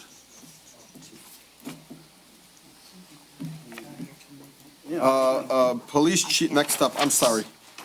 Next up is 9P, Police Chief Hader, MOU between the city and leaders advancing the helping communities, LAHC. Council Hassan Ahmad's motion. Yes, he's the president of the LAHC. Council Chair, I move that the Dearborn Heights City Council approve the memorandum of understanding between MOU between the city and the leaders advancing and helping communities, LAHC, outlining the task agreed upon by the city and LAHC with regards to identifying and providing services to individuals who have recently survived a non-fatal drug overdose and face a high risk of future mortality. There are no financial payment which will be made between the two parties. In addition, authorize the mayor and clerk to sign the MOU on behalf of the city, which will begin in March 2025 and expires in 9 months with the option to extend as outlined in 9-P. Second. Everybody's on board, I'll roll it. Motion made by Councilman Ahmad, seconded by Councilman Constant. Any discussion? Council Chair? Yes, sir, Councilman. I literally take pride in leading this organization, and like it says in the motion, there's no expense to the city. Basically, it's a nonprofit that's going to help people who went through overdose in the community. So I do thank the staff of LAHC and for bringing this program forward and addressing some issues that we have in our city. Thank you very much. I want to thank the chief for bringing this forward. Thank you. Any other discussions or kudos? Hearing none, all in favor, please state aye. Aye. Those opposed? The ayes have it, motion carries. Next up is Tax Increasement Finance Authority, Administrative Roscoe Tifa Budget 2025-2026. Council Chair. Council Chair. Councilwoman Breyer, sorry, Councilman Constant. I'd like to make a motion that Go the ahead. Dearborn Heights City Council concur with the Tax Increment Financial Authority, known as TIFA, board approval of the 2025-2026 TIFA budget as outlined in 9Q. Second. Motion made by Councilwoman Breyer, seconded by Councilman Constant. Any discussion? Council Chair, Councilman? are we getting the boiler before we approve, or? Well, the good thing is it's a documented where you can go ahead and make some budget amendments. I will say to Tom Roscoe, you did a great job, great presentation today. You really are awesome to the city of Dearborn Heights. You're my second favorite Tom, because Tom once was up here. But the good news is Dearborn Heights is really lucky to have Gotta you. stop that. Any other discussion? Council Chair? Yep, Councilman. I watched that on Zoom, and his presentation was really good, and he does so much behind the scenes, things that we don't even know all the stuff he does. And he manages that money so meticulously, and. You should be our comptroller. But he did a really great job on that presentation. Him and his team do a great job. They really do. Yeah, everybody there. All right. Thank you. Thank you. Anyone else? Hearing none. All in favor, please state aye. Aye. Those opposed? The ayes have it. Motion carries. Next up, ordinances of resolution, Councilman Wenzel's resolution regarding boards and commission fundraising. Council Chair? Yep, that's you. Yeah, that's me. I'd like a motion that Dearborn Heights City Council approve the following resolution regarding boards and commissions fundraising as outlined in 11A. You want to read it all? I'll read it, okay. Yep. Dearborn Heights official city commissions are a vital element to our city's government. All of our commissions and various commissioners work hard to perform the duty that is vital to our city. In some cases, raising funds to help them perform their duties more efficiently is vital. Therefore, I'm submitting the following resolution. Whereas fundraising is vital to some commissions' operation, therefore the following procedures must be followed. General ledger must be established through the comptroller's office. To reduce red tape, this mandate will be handled through the treasurer's office. The treasurer office will work with the comptroller to establish this general ledger. Nice. I spoke to the treasurer, and she's fine with taking on this task. A receipt code must be created through the treasurer's office. All checks must be payable to the city of Dearborn Heights. All funds raised must be deposited into the city of Dearborn Heights treasurer's office. The treasurer shall keep a running balance of funds available to each commission's account. Requests for disbursements of funds must be made through the comptroller's office. Requests must be made in written form and approved and signed by the chairperson and treasurer of the particular commission requesting disbursement of funds. All funds raised and dispersed must be for the sole purpose of maintaining and operating functions for that particular commission. Thank you. Motion made by Councilman Tom Wenzel, seconded by? Support. Seconded by Councilman Saab, or Council, I'll give you Saab. I gave her the last one on over Saab's. I don't want Saab to yell at us. Any discussion on this? Council Chair? Yes, sir, Councilman. In the past, we've had some commissions don't need any money, the fundraising, but there are several that do to perform their duties. They have fundraisers, and we were told that you can't do it. You have to have a certain kind of account set up through the state or something. And I think, our Cultural Relations Commission, they were the first ones to bring this up. They wanted to raise funds, and the only problem with that was they wanted to have their own bank account. And it's got to go through the city. So I think, every commission should be able to do fundraising for the sole purpose of operating and maintaining their commission. I wholeheartedly agree. And I was on the CCRC when things like this took place, and, they straight up told us no. We're like, what? So what Leslie Windlass at the time, Trustee Windlass did was she created something called TMT. Yeah. And what she does now is she raises it through her nonprofit. Right. To help assist through the CCRC. I believe you did the same thing with Jamie's kids too, right? Right. You know, and that's unfair, like, allow these commissioners to be able to do those certain things. Anyway, that's here nor there. I think this is a great initiative, and so I thank you, Councilman Wansel. Thank you. Any other discussion? Seeing none, all in favor, please state aye. Aye. Those opposed? The ayes have it, motion carries. Here we go. Council Chair, Councilman, I would like to, the next one. can you turn your mic on? I don't know. Okay, nice. The next, I would like to table all these ordinances, study session or get more clarification. 'Cause Which I ones? believe 11B, C, D, E, F, G, H, up to H. I agree. They're schools, not us. Yeah, well, I think we're overreaching and we've got enough stay in the clarification on this. Sure. Hang on. We're here, before we get to a discussion, let us have a motion on the table. Okay, so you're saying you want to table 11B to 11H. Correct. Council Chair, Madam Clerk, I'm sorry. Madam Clerk, can we table them all at the same time, or we have to table one by one?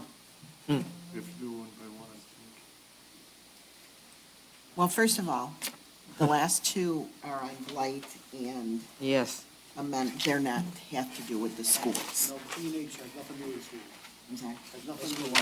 Right, that's more like Okay, ordinance. let me just go one by one. Yeah, I think that would be And we'll cleaner. go from there. Chief, if you want to speak up real quick on what you have to say. So when I first took over as chief, this is one of the things that the school superintendents reached out to me about a program that was presented to them back in 2019. And they said both Chief Swope and Hart paid no attention to this program. For the last month and a half, myself and members from the department have met up with Annapolis, Crestwood, and Robichaud. And we've had sit-downs with the superintendents about the problems that we're having with juveniles in their court, in their schools.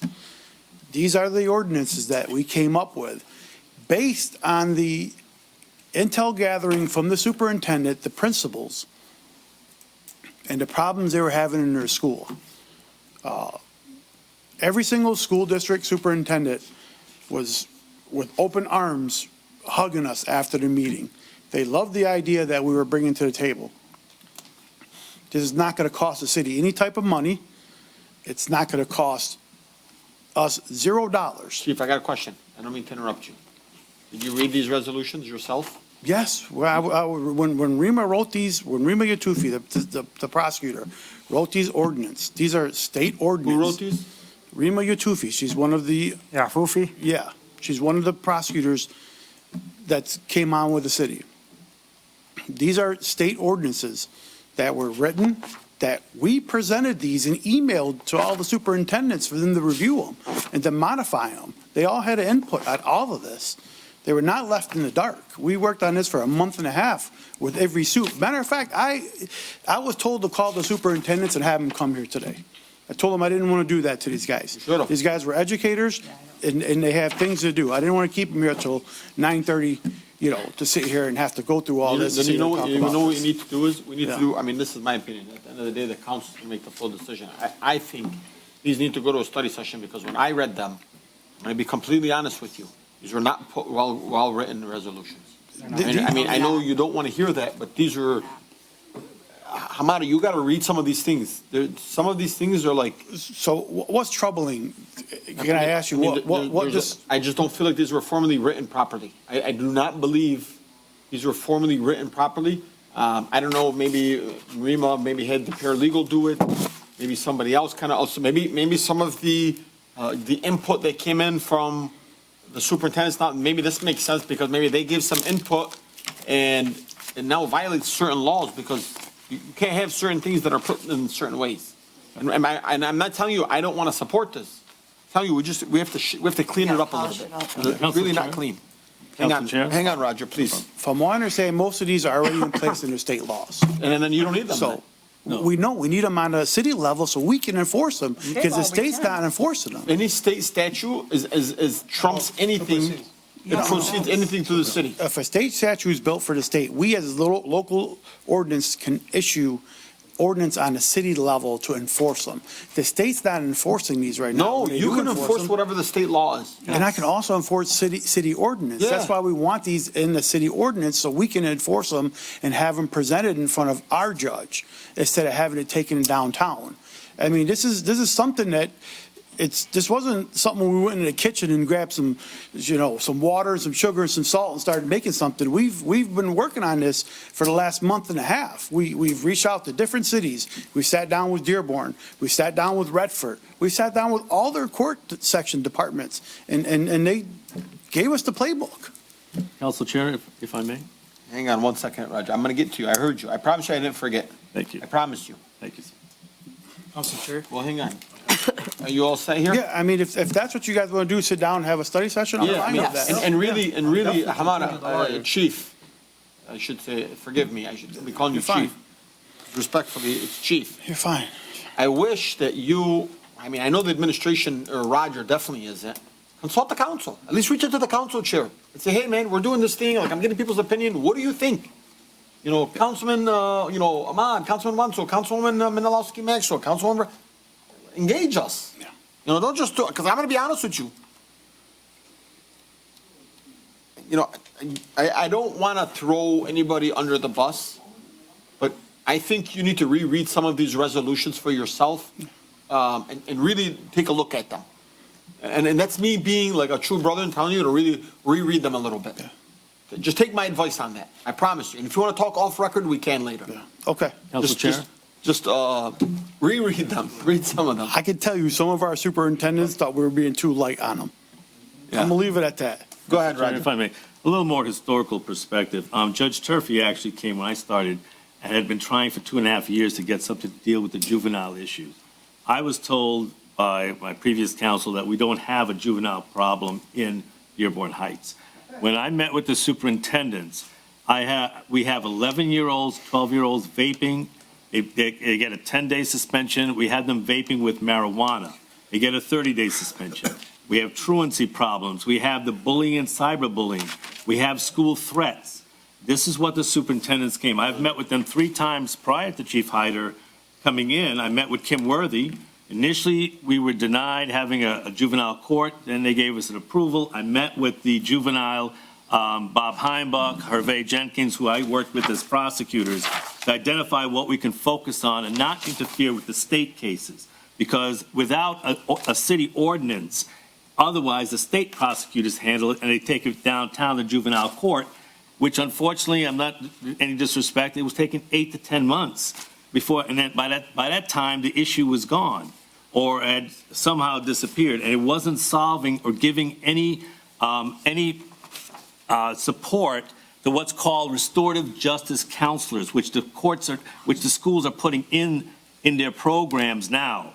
So our program is a diversion program to develop the restorative justice so we don't hit the students with large fines or incarcerate them, but we can put some diversion to help and assist them. All right, enough. So I'm just giving background. Council Chair, I don't disrespect you. I never would do that, but please let me finish. No. I am just trying to explain where these came from. Now, Captain Gazowski, a bunch of officers within the department that run our detective bureaus, very familiar, looked at every one of these ordinances, and everyone put their comments and changes to come and get it where it is.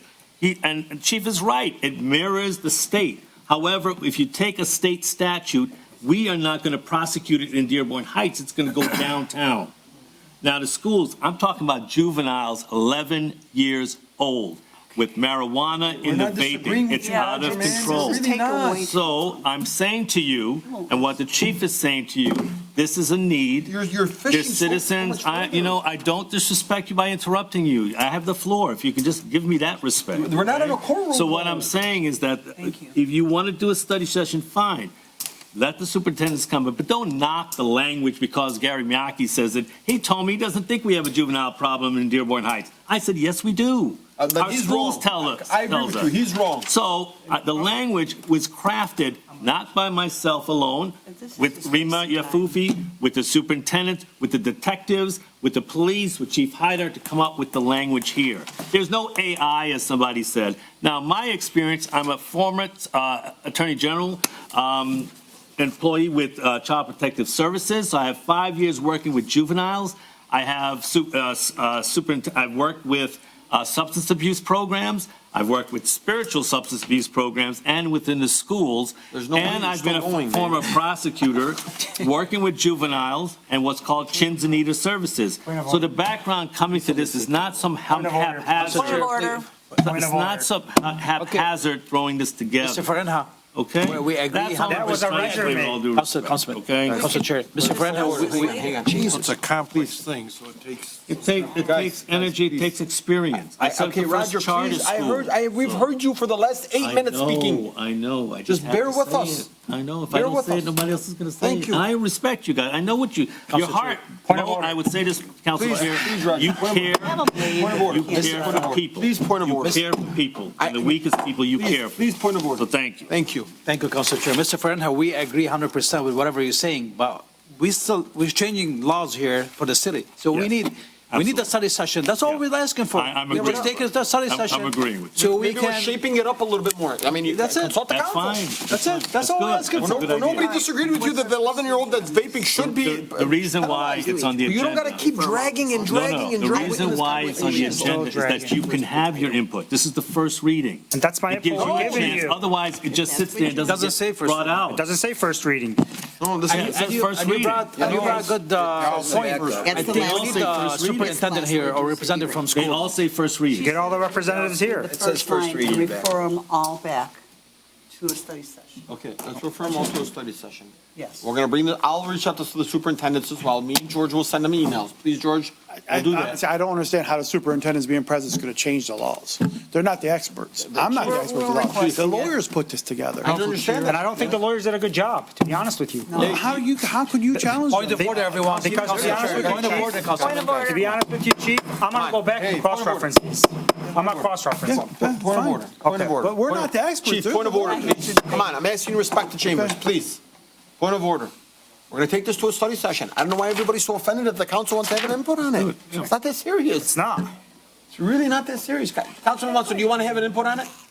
I'll take it to a study session. Okay, Councilwoman, would you like a study, would you like an input? Would you like an input? I'd like an input. Would you like an input? Yes. Councilwoman, would you like an input on these new ordinances? Whatever you guys And Council decide. Chair, I'd like the attorney that wrote these here Point of too. order, point of I'm here. order.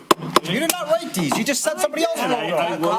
Guys, come on, point of order. Would you like an opinion on this? Roger, please, point of order. Let me just add something, and I'm sure the chief will agree. The problem is, when these go down to juvenile court downtown, they have kids committing murder, shootings. I agree. We all just want to have an opinion, especially you as our lawyer, it's our lawyer on the council. Do you want to have an opinion on it? Yeah, I have an opinion already. I read them, but yes. Yes, okay, thank you. So we would just want to refer this to a study session. We're not saying no, guys. Everybody's so over their head with Bring it back another Please time. point out, Roger, Small you've point. said way too much. No, Please, no, I was just going to say please. because of Please, the point of budget order, section. Roger. Please, point of order. 11B through 11H. Is that what it is? No. Table Yeah. those. No. 11F.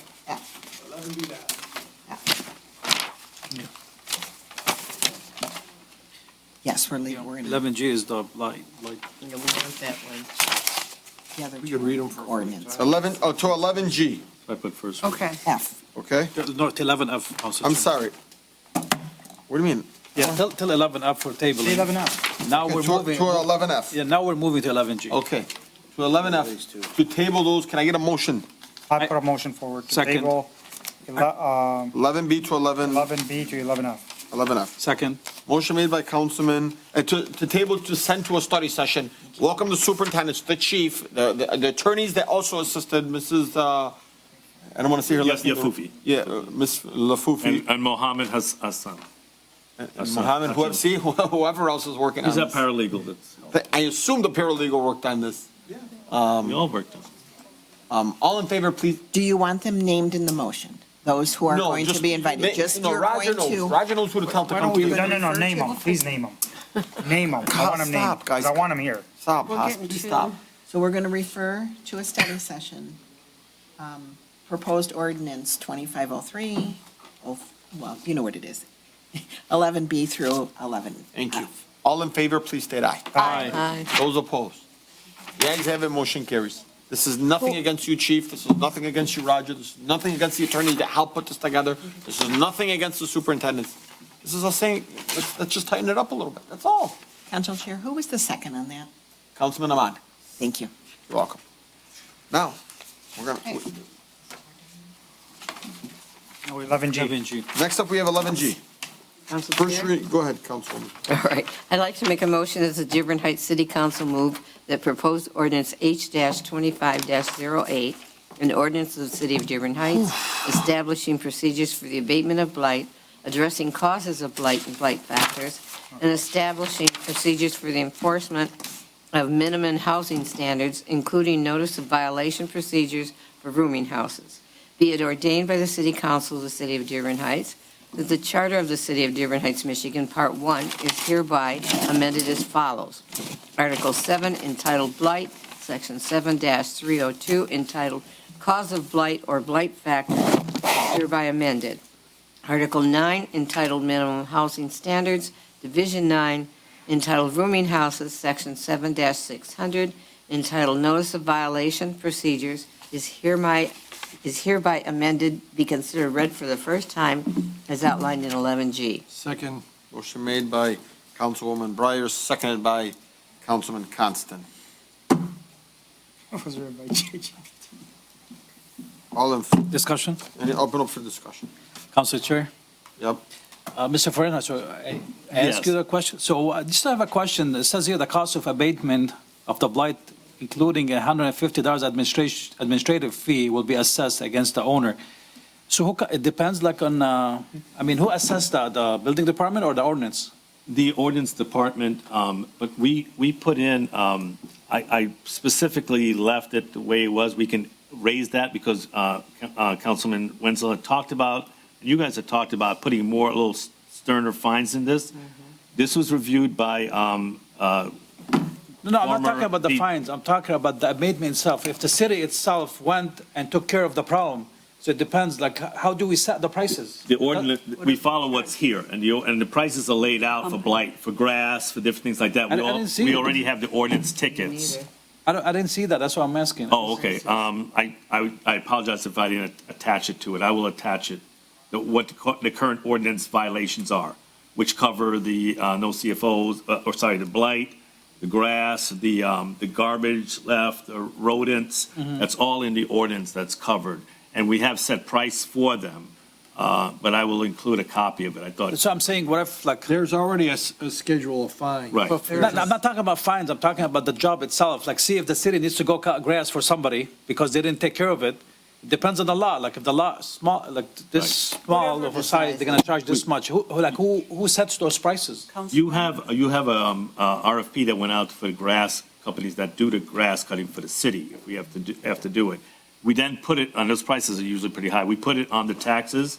If they don't pay it, we attach it to the taxes, and that's how we collect it I know, from but at them. least, can we, Because what happens is, whatever the grass company charges us, we put on their taxes, and there's different size lots, and there's different prices. So the no, I company understand, that but at does least we need to have some sort of prices. I mean, it- When they don't know the size of the lot or how bad it is till that's they what I'm get saying, but at there. least, what if not talking about grass, what about like moving stuff? Well, yeah, they have to So assess the basically, situation they're gonna hire individually. some people, send them, and they're gonna, Right, we put it on the taxes for the homeowners, like if they have to clean out, tear down a garage or anything like that, which they've had to do, it gets a tax attached to their, as a lien, if they don't remedy that situation. And if they default on it, that, we then post it, we do three notices, we post it on the property.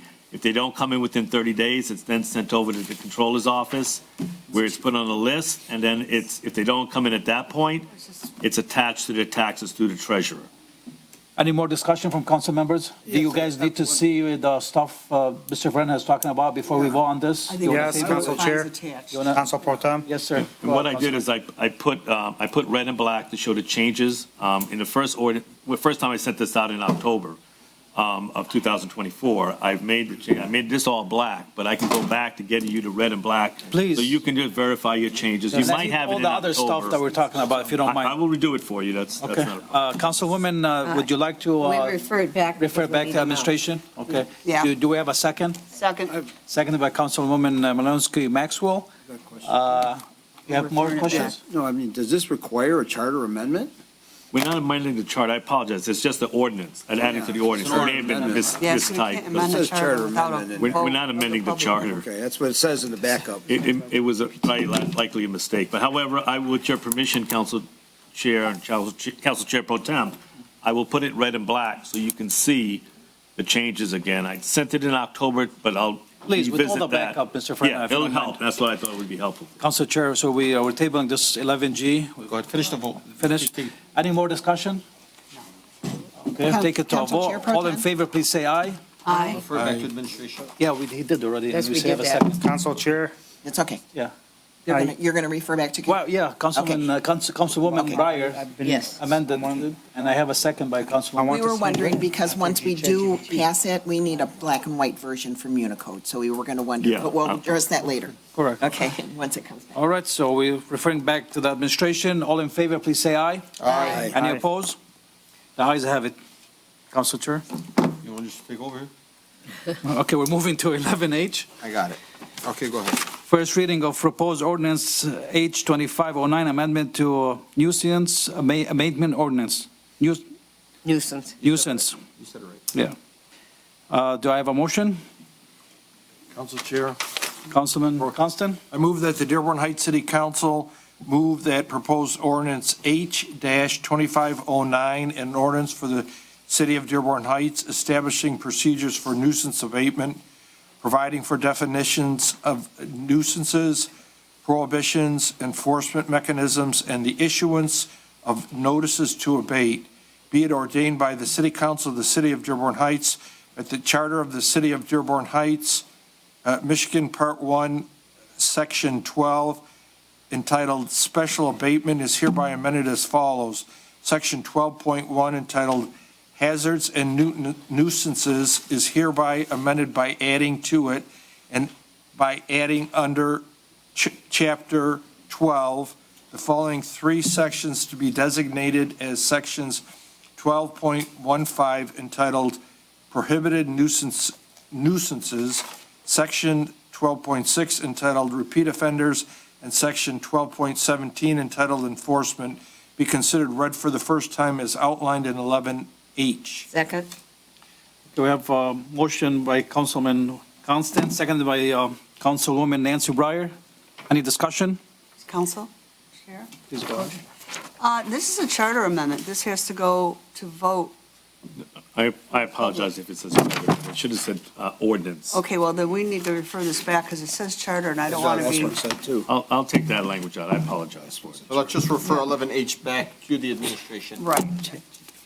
All right. Let's- Councilman Constant, would you like to amend your motion? Well, we Refer can it back? just make the motion that the ordinance of the City of Dearborn Heights, instead of the word charter, Let's refer this back to administration. Let's get it done right. We're Let's referring send it back. fine. I mean, this is, it's- Agree. all right. All in favor, please state aye. Aye. Those opposed? The ayes have it, motion carries. Next up, business license renewal for Irwin's Auto Sales. Council Chair? Councilman Saab. I move that the Dearborn Heights City Council approve the business license renewal for Ernie's Irwin. Irwin's Wines. Auto Sales, Inc. at 23706 Van Born as outlined as 13. Motion made Second, by second. Councilman Saab, seconded by Councilman Ahmad. So is it Irwin's or Irwin's?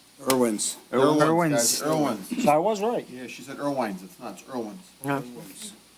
All right, motion made by Councilman, any discussion? Council Chair, Yes, sir. Inspector. I went by there and I go by there quite a bit. And there has to be some kind of ordinance violations. I bought a car from them before, but that's beside the point. How was the car? Was it a good car? Yeah, I had it for a long time, yeah. And, this is like 15 years ago. But they park their cars on the approach. They stack their cars in their parking lot. Nothing against it, but they stack them where they can't fit another car in there. And I believe that's an ordinance violation. The building itself is maintained fairly well. It's not the cleanest it could be, but it's not terrible. But I was just wondering if they've had any violations as far as the amount of cars they have in there and. Council Chair?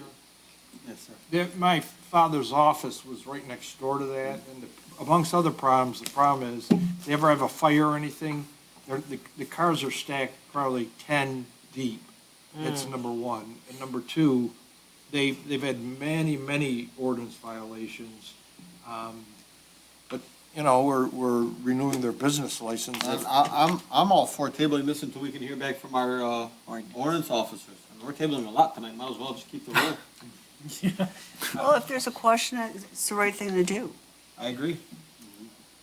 All right, I mean, would you like to amend your motion, Councilman Saab, to table this? Yep, I'm into table this. All right. I second. You, the inspector, keep an eye on this one for us, huh? Yep, well, I told you I would. Good job. Thank you, Councilman Wenzel, for that. Thank you, Councilman Constant, for your comments. Any other discussion? Hearing none. All in favor, please say aye. Aye. Those opposed? Motion table. Can we let, Council Chair, can we let the ordinance director know? Yeah, So we well, can- I'll have, I'm sure George? Lynn will follow up with them tomorrow. Thank you. Yeah, well. Ford Lanes, Inc. Business. Council Chair. Council Chair. Everybody wants this I one. move the Dearborn Heights City Council approve the business license renewal for Ford Lanes, Inc. at 23-100 Van Born is outlined in 13B. Second. Motion made by Councilman Saab, seconded by Councilwoman Breyer. Councilwoman Breyer. Any discussion? Council Chair, Yep. I would like to hear from Councilman Wenzel. Oh, yeah. Wenzel, he visited the site. I did. I visited several times, and when I seen this up there, I went back through there a few days ago and asked to see the kitchen, and the kitchen was really neat and clean. The floor was clean. The restrooms are clean. The only problem I had was I think their lanes are defective, because last time I bowled there, I bowled like a 99. So, I don't know. I mean, right here, we got a resident here that says absolutely not. I'm sure he goes, Should make a trip out of. Council Chair. Council Chair. yeah, maybe do some research there. Can we refer this back to check how his skills are? But everything's clean there. It's a really clean establishment. The parking lot's maintained immaculately. Good pizza. It's all updated. Everything's updated really good there. Do you want a table until you get a 300? No. I could rig it so I get a. You guys are having too much fun, I'm getting worried now. all in favor, please state aye. Aye. Those opposed? The ayes have it, motion carries. Business license applications, Revive Golf Management LLC, DBA, Warren Valley Golf. Council Chair. Councilman I Saab. move Dearborn Heights City Council approve the business license application for Revive Golf Management LLC doing business as Warren Valley Golf Course at 26-140 Warren Avenue as outlined in 13B. Second. Motion made by Councilman Saab, seconded by Councilman Constant. It's all right, Councilman. No, that's we all can do right. some. We can share. we can Any share. discussion? Councilman Wenzel, were you able to look at this? Yeah, I've been there several times, and I was there earlier this year too. And the way that they approach golfing is state of the art. You know, they've got. Did you see the plain view Yeah. of the golf course? Yeah, oh yeah, Flooded? yeah. The flood. Yeah. Hold on, let's Yeah. get to his, Yeah, they have the tracking devices on all the golf carts, where the holes are, you don't get lost. The golf course is maintained, I don't think it can be maintained any better. For what they've got there, they're doing a fantastic job. Jason Purcell, he's very passionate about the course and the designer. And, it floods, right? And they just flooded, and I don't know if they're opened yet. But he said it'd be a few days. And, but you know what? It's been there for 100 years. It's flooded for 100 years. So, you can't complain about it. It is what it is. You're not going to stop it. It's a valley. It's made to flood, guys. Yeah. Yes. And it's Councilman Wenzel, my question is, how good are you in golf? I wasn't asking. I'm a terrible golfer. So Last time Only drives the cart. Last time I went golf, wasn't there, but the last time I was golfing, I had like a perfect game going, but I made my last putt and hit the windmill thing was going around. So we're gonna deny him for that? No, you need a good teacher, I recommend Council Chair by doing. Yeah, I still have a bump on my head. He asked me for an opinion on how to hit a golf That was ball. at your outing. Yeah, it was at your outing. Yeah. And he was sitting to my left. No, through your right. No, it was to my left. I took the club back, and he got slapped in the head, and he fell to the ground. I said, "What are you doing?" So, any discussion on this? All in favor, please state aye. Aye. Those opposed? The ayes have it. Next up, guys, council members. I'm going to start with Councilman Wenzel first, okay? And we're going to whip right through this. Okay. Comments from council members. Councilman Wenzel first. Okay, all right, this weekend, April 12th, at Annapolis High School, they have a breakfast with the bunny, and I'm not sure the time, I'm sure you go on the website, you'll find it. Later that day, they have a craft show on the same day, April 12th. Also on April 12th, the city of Dearborn Heights is holding its annual Easter egg hunt, I did that. and that could be, there's all kinds of activities on this, more than I've ever seen before. They're doing a great job with that. Congratulations. And as far as the traffic going on, why can't we have the highest fines for traffic violations in the country? I mean, why can't we? We find out who's ever got the highest, we'll double it or something. I mean, we should hit these people in the pocketbook, That's one thing, if kids find out, or even adults, I live on a corner, and there was an older guy just ran the stop sign. I mean, he might have touched his brakes a little bit. I'd yell at him, and he looks at me, and I watch him. Next intersection, he sees me, and he runs that one. I'm standing in the street, and he keeps running them just to show me up, or maybe that's what he always does. But that's why, we should look into the fines and how fast we can implement these fines, like instantly, And my hat goes off to the DPW, the Courier and Hanover Streets, the flooding problem. We were there last week. You guys were all there. We all, pitched in, helped out, and I went by there. The streets are clean. Good job, Director Dancy. And this Saturday also, there's a lot of things going on. At 11 o'clock at the step post, they're doing a cleanup project along the fence line there, if anyone wants to volunteer for that. And two more things real quickly. I was asked about if someone could put beehives on the incinerator property where the proposed retention basin is. I told them I'd find out. I don't know who I'd talk to about that, but someone wants to put beehives there, which is a good thing because they pollinate to help nature. And this Saturday also, Jamie's Kids is partnering with the Fairlane Eagles of Dearborn Heights, and we're doing a telegraph cleanup project. The Eagles have had this property from Van Born Road to Michigan Avenue for a few years, and 3 times a year they go out and they clean up. You're supplied with vests and bags, and you bag it up, and the MDOT comes by and picks the stuff up. But if anybody's interested in that, they can get a hold of me from Jamie's Kids, or they can meet at the Fairlane Eagles on Van Born Road, 20738 Van Born at 8:30 a.m. It just take a couple hours. It's a really worthwhile project cleaning up our city. Thank you. All right. I'll go next. Go ahead, Councilman. Thank you, Council Chair. So April is Arab American Heritage Month. So I would like to recognize all the Arab American that did so much for our country. I would like to salute Council Chair and Councilman Saab for serving, and all the Arab American staff in the city. Mr. Deeb, I don't know if I can name them all, but thank you so much for all you do. I salute you guys. And the following Sunday is Easter Sunday, so I'd like to wish a very happy Easter for everybody observing. Thank you, Council Chair. Thank you.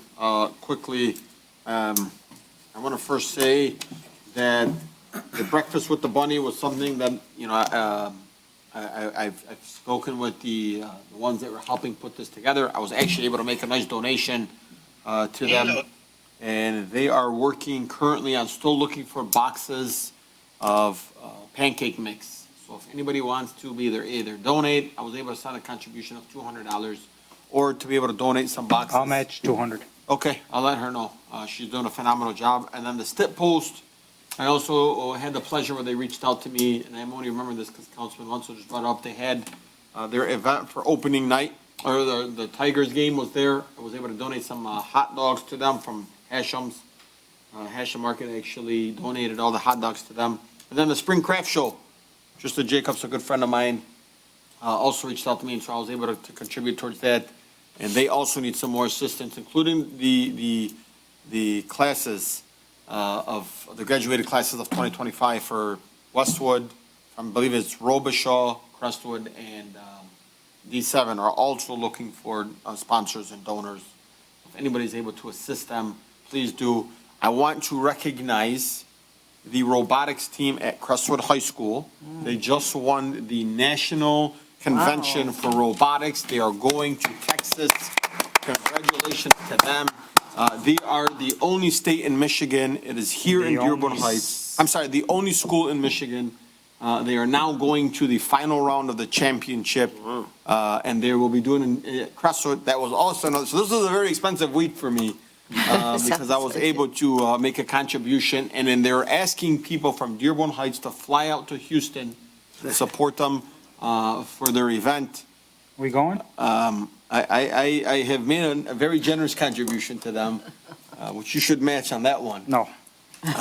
But in reality is, they want people there. They want people to show up. I don't know if I can afford to do both, but if anybody can still support them, please do. Reach out to all these individuals for the Breakfast with the Bunny, the Stit Post, which still needs assistance, the Spring Craft that's taking place, and then also the robotics team. This is our backbone. This is our future. And so if we want to invest in our future, we need to start with investing in our children.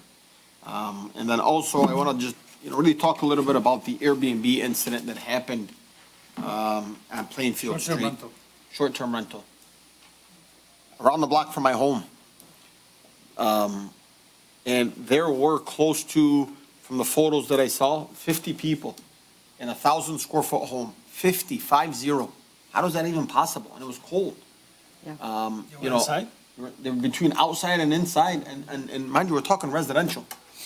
So like this short-term rental issue is really affecting our neighborhoods, and it's happening on a Saturday night in the heart of Dearborn Heights. This never happened.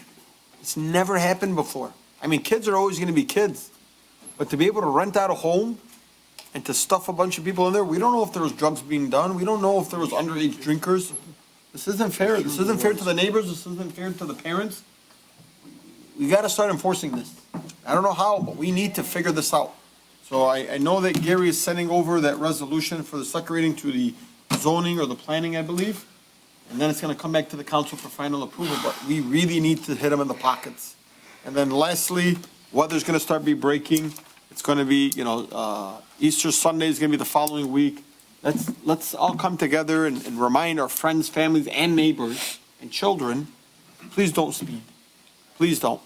I can tell you right now, kind of like Councilman Wenzel was talking, how he looks at his neighbor, the guy that was flying through the stop sign. You should see how I talk to them. I mean, I'm not the nicest guy when they're speeding because my son's riding his bike now on the street. Like my dog sometimes gets loose and goes running, and here I am chasing it. Can you imagine the car that's going 30, 40, 50 miles per hour? I mean, we need to do better. Council Chair? Yes. I'm sorry, I don't mean to, but I mean, you did mention the short-term rental again, but the thing is, like we said, there's no ordinance for it, so it's illegal to be in the city. So I think the ordinance department needs to start working on it, or maybe the building department, and send all these units letters saying, they're gonna start finding them. So they don't need to wait on the ordinance. They need to start acting right now. So I don't know if you want to have maybe George send an email to the director, or you want to contact the director. I can send an email in the morning. In the police department. I think it's ordinance first. Council Chair. Yeah. So I'm all set here. Who's next? I am. Go ahead. So a few things. First of all, I want to wish everybody, like Councilman Ahmad said, it's Arab American Heritage Month. Thank you for everybody that serves, works, and moves our communities forward. A few things I want to talk about the flood. After the flood, Council Chair Mobeidul, Hassan Ahmad, and myself, we reached out to Wayne County to get supplies as fast as we can, and the only way we could get them was to personally drive out there, load them up in our trucks, and hand deliver them to the fire department.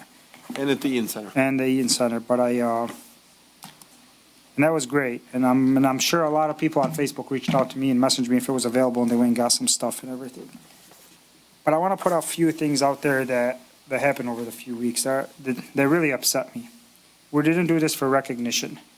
We didn't put photos out there of us going to homes or taking pictures of people's homes and all that. We didn't. We put that we were at the fire station, everything. There was a resident on Facebook that called us 3 Arab Americans a bunch of roaches.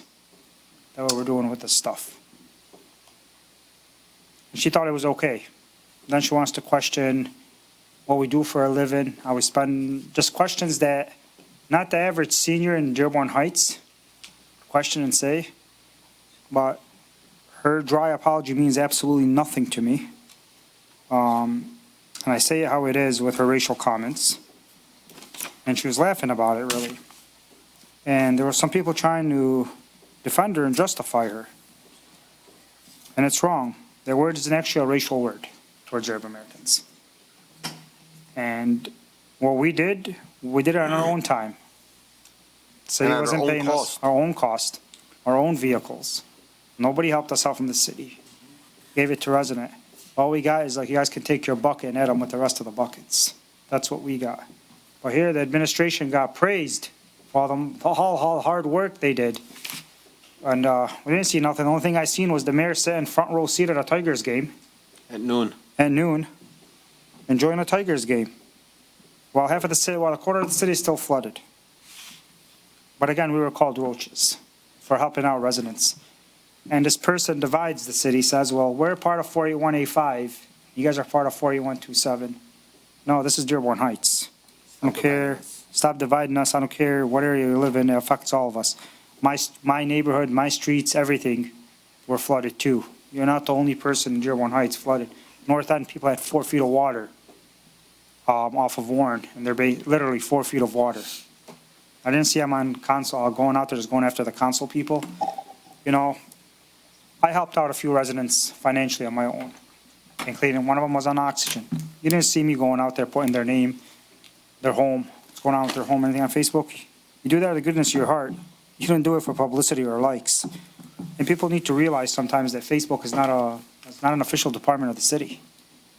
You know, but it is what it is on that. Second of all, please, man, clean in front of your homes.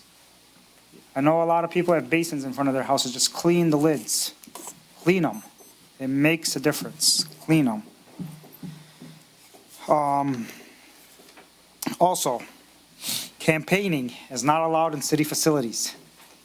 You cannot go to senior centers. This was mail. You cannot take people to senior centers. You cannot bring people to senior centers for campaigning. You're not an elected official, you cannot be at the Ian Center. You cannot be at the Ian Center, at the Berwyn Center, and nowhere else. You can. You cannot. I talked to Jesse. I don't, well, you cannot. It's actually illegal. You went last year. I wasn't campaigning. Neither was she. That was campaigning. And you gotta be over 50 to go over there or less. But anyway, long story short, just to put that out there to any candidate running. Us, actually, you never went there when there was campaign season. You No, didn't go there. I went there once. Yes, he did. I went there before the campaign season started to play chair volleyball one time. Exactly. But it was before the campaign started. And then, about speeding, just tell your kids at home, you guys are giving everybody these fast cars, slow down, especially in neighborhood, summer's around the corner, slow down. That's it. Thank you. Any other council members? Council Chair? Councilman, Go ahead, Councilman Breyer. All right. Councilwoman Bright, is it an announcement or are you speaking? I've got both. I've got a comment first. Okay, let's do comment. This is announcement. Do comments first. That's what I'm going to do. Okay. All right. Mr. Deeb and I met over at Inkster Road in Annapolis area, and we viewed the property, and it's more than 300-foot frontage for a possible farmer's market. It's over 600-foot frontage. It's level with a few trees. There's additional land there. It would be ideal. It's quite deep. Have you reached out to Councilman Wenzel, maybe? I intend to, and I was going to ask if anybody wanted to help me get something going on that. Councilman Wenzel, I think. Yeah, you're working on it. All right. Definitely. That was my comment. And I'd love to help you too. Oh, sounds good. I can reach out to, my buddy Mocas helps run the farmer's market in Dearborn. Uh-huh. And they do it every year in that one lot. I'm gonna have him reach out to you. Sounds good. Yeah, and he'll call all the individuals that set up. And the Right. weeks they don't do it in Dearborn, they can do it on the south. Get end our of Dearborn. renders. Yeah, yeah. All right, you got a We got comment? the wheels turning on that already, behind the scenes. With Mocas? No, with the farmer's market. Do you have a location? We have a Yes, couple with people. places, yeah, we've got a couple we're looking into. One's the city-owned property, and another one's Tifa-owned. So we got a couple, we're looking at a couple areas there. I'd love to be informed. Yeah, sure, we nail it down. We got a couple residents that are really well-informed and have a lot of connections in that area, so we'll nail something down. When we get the preliminary down, we'll let you know for sure. Thank you. Are you also with comments here? On comments, yes. Okay, Councilman Constant, comments. Thank you, Council Chair. I'm just reading here, and thank you, Councilman Ahmad. I wasn't aware that April was National Arab American Heritage Month. It says that April was chosen because of the beginning of spring, symbolizing hope, growth, and new beginnings. I know yesterday, Benjamin Netanyahu was at the White House. They're again discussing this ridiculous idea that Israel is going to turn over the Gaza Strip to the U.S., and Gaza was a resort. It was a developed, beautiful area. Again, just ask everyone to speak out to their elected officials and stop the terrible suffering of the Arab American people in the Middle East and elsewhere. And join with Council Chair Mo Baidoun, reminding everyone to slow down and wish everyone a happy Holy Week and a happy Easter for those who celebrate. Thank you. Also, I forgot to say happy Easter to everybody. Any more comments from council members? I guess we're going Announcements? to a public No, announcements. announcement. Okay, Council Chair, or Council Pro Tem? Go ahead, Councilwoman. Oh, you Sorry, can go Derek. ahead. Do you have something? Go ahead, Nancy. I just wanted to make you aware that we will be having our Ecorse Creek meeting on the fourth Wednesday, which would be the 23rd of this month. But on the 24th, our DPW Director, John Dancy, has agreed to be our speaker at 7 p.m. And both events are at 3335 South Beach Daily, and everybody is welcome. Thank you, Councilwoman. You're very Director? welcome. Hello, Council Chair and Mayor. Just want to talk about a couple of items. First off, this Thursday from 10 to 8, this Friday from 10 to 4, and Saturday from 10 to 4, the Friends of the Library will be having their book sale at Carolyn Candy Library. We've had lots of materials stored up over the past few months. We'll also be selling some Access Library furniture in stock, so come on out. Also this spring, we've started a seed program for the first year. Each year, seed libraries throughout the state come together to promote growing, saving, and sharing seeds. This year's seed for distribution is the Little Finger Baby Carrot. They reach their full size of 3 to 4 inches in just 65 days. So come on out and get some seeds. We've been giving away hundreds of them, so it's kind of popular to try this one, I guess. For Mother's Day, we have a couple of craft activities. Wednesday, May 7th at Carolyn Candy Library from 4 to 5 p.m. We will be making shadow boxes for moms filled with memories that you bring to the craft. And Thursday, May 8th from 3:30 to 4:30 at John F. Kennedy Jr. Library, we will be doing a Mother's Day watercolor card. Come in and make a card for mom. Please register online at dhlibrary.org. And finally, I wanted to thank Dancy Breyer for mentioning the passing of one of our full-time staff due to a medical emergency at the last meeting. Robert Butler had been serving the Dearborn Heights Library for the past 20 years. He was known for his puppet shows, his programs, and his work with animals. He was a steady presence at our library and will be missed by our staff, our patrons, and his friends and family. We will be having a memorial service for him and other employees who have passed while working for the city over the years in mid-May. If I may, I would like to request a moment of silence on his behalf and all those who have passed in the city's service.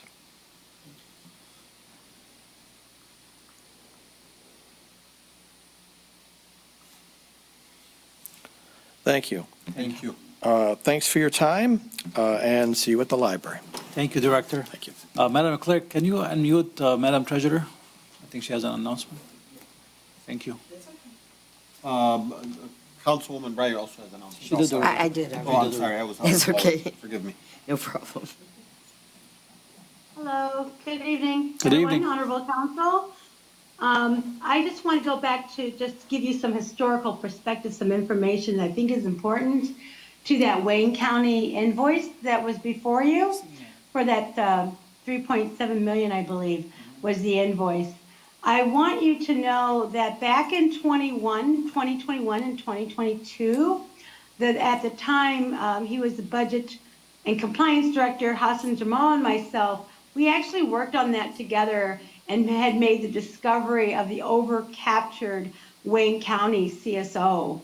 At that time, it was approximately 1.6 million, if I recall, but I have all the email correspondences that I saved.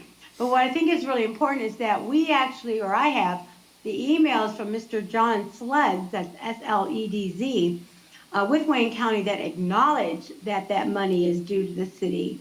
At that time, when I alerted, that would have been the administration to the mayor's office, I was told it was going to be handled. That's been several years, so I don't need a response. I will get that forwarded to all of you tomorrow, as well as the city attorney and the administration again, because I really feel that should be applied towards that invoice. That's all I have to say. Thank you.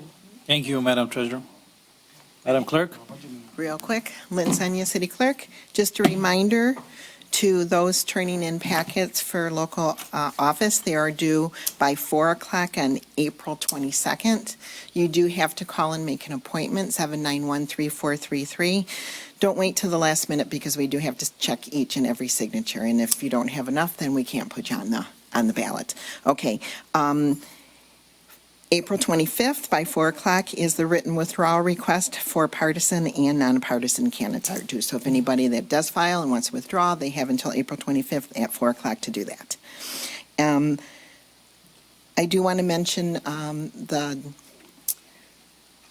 ghost bike. That will be the ceremony for that tomorrow. I did have the opportunity. I can't make it tomorrow, so I've been in contact with Joey's mom, Katie, and I met her up there on, I think it was Sunday. Saturday, I believe you went. Did I go Saturday? I knew it was this weekend. Okay, Saturday. And my heart goes out to anyone that has lost a child, especially in that manner. We stayed there for 2 hours and just reminisced about Joey. And it was enlightening, just to be there with her, And I do want to say the traffic there, 1 in 5 cars stopped at the light or at the stop sign. So, stop at follow the rules, So I think she called you and told you about the 1 license plate too, right? Yeah. So, thank you. Thank you. Thank you so much. Okay. Director Z. Yeah, so, on the lighter side. I'm sorry that you've come into this fiasco. Please forgive us. Well, here's how it goes. You probably all got in your mailbox, so you're all invited, of course, to the Great Egg Hunt. It's one of the first events that I'm going to call it the new Recreation Department is putting together. Incredible events for all the kids. This is just the beginning. I can tell you I'm working on Christmas at this point already. That's how developed everything is. Christmas, Halloween, all those things. The children in this city will see incredible things. And when we talk about Canfield Center, it was a little bit disheartening the way people described it. Some people look at Canfield as what it is, but I look at things at what it can be. Canfield Center is going to become our event center. All of our major events will occur there. And I guess that all starts with I'm going to pull a rabbit out of my hat to make that happen because we have some pretty tight budgets here. But Canfield will be hosting all of our children's events, and they're going to be pretty amazing. No city will have anything like we will have. I like this guy already. But what all brings it all together, I can say this, several council meetings ago, Council Chair Baidoon, you kind of summed it up. You said, Dearborn Heights used to always be thought of as the best place to live. And then you said, and what happened? Well, I remember that Dearborn Heights. And I can tell you that I'm here to make your dream come true. And I will. If anyone can do it, I can do it. And we're working very hard We're working against everything we're doing in the future. We're upgrading, the Young Center. We're all over the place. We're looking at parks. I'm virtually everywhere. But in a couple of years, you're probably going to look at the city and look at those parks, and you're going to say, wow, it's all happening. It's all coming together. And I'm working, obviously, with DPW and Ali, city engineer. Amazing things are planned for the city. And we're moving fast. Right now, I'm working on a backlog, kind of cleaning up some old business that really takes a lot of our time. But at the same time, we're moving forward with all these great events. So just want you to know we're working on it every day, and you're going to be seeing it. And come by Sunday, and you'll see what we can do with the very little out at Canfield. But it's going to be a good time for everybody. Council Chair. Council Chair. Director, thank you for all the stuff and all the planning. Thank you for all you do. But the previous director, before she left, we discussed stuff with her that she was going to be planning some stuff for the Eid, for other holidays. I know there's another Eid coming up in June, but probably that's too short of a notice. Can we plan something for maybe next year? For which event? It's Eid al-Fitr, like after Ramadan Eid. It's like the holiday. Oh, okay. Yeah, we certainly can. We certainly can, yes. I mean, we posted a lot of others, but that is part of the overall plan for Canfield Center, and you'll see it, and we can add that easily. And when we get into the study sessions, maybe next week, I'll start to show you all those pieces and how they're all going to come together.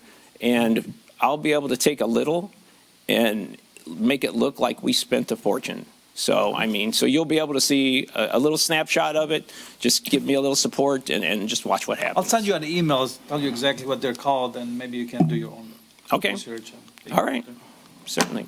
Director Z is former state representative Gino Polidori's brother-in-law, Betty Polidori's brother. Councilman Robert Constant knows everything about everybody. About everybody. Yes, He invented Ancestry.com. Well, thank you. Council Chair, don't forget that's a voting location too. Which one? I can't. Canfield. Yes. Yep. Yes, yeah, we have it blocked. Thank you. Yeah. All right, any other announcements? Seeing none? Motion to adjourn? No, we're going to open it up Public to comments. public comments. Seeing none? Anyone on Zoom? Seeing none? Motion to adjourn. Motion to adjourn. Everybody. Motion by Councilman Ahmad, second by Councilman Saab. All in favor, please state aye. Aye. Those opposed? The ayes have it. Motion carries.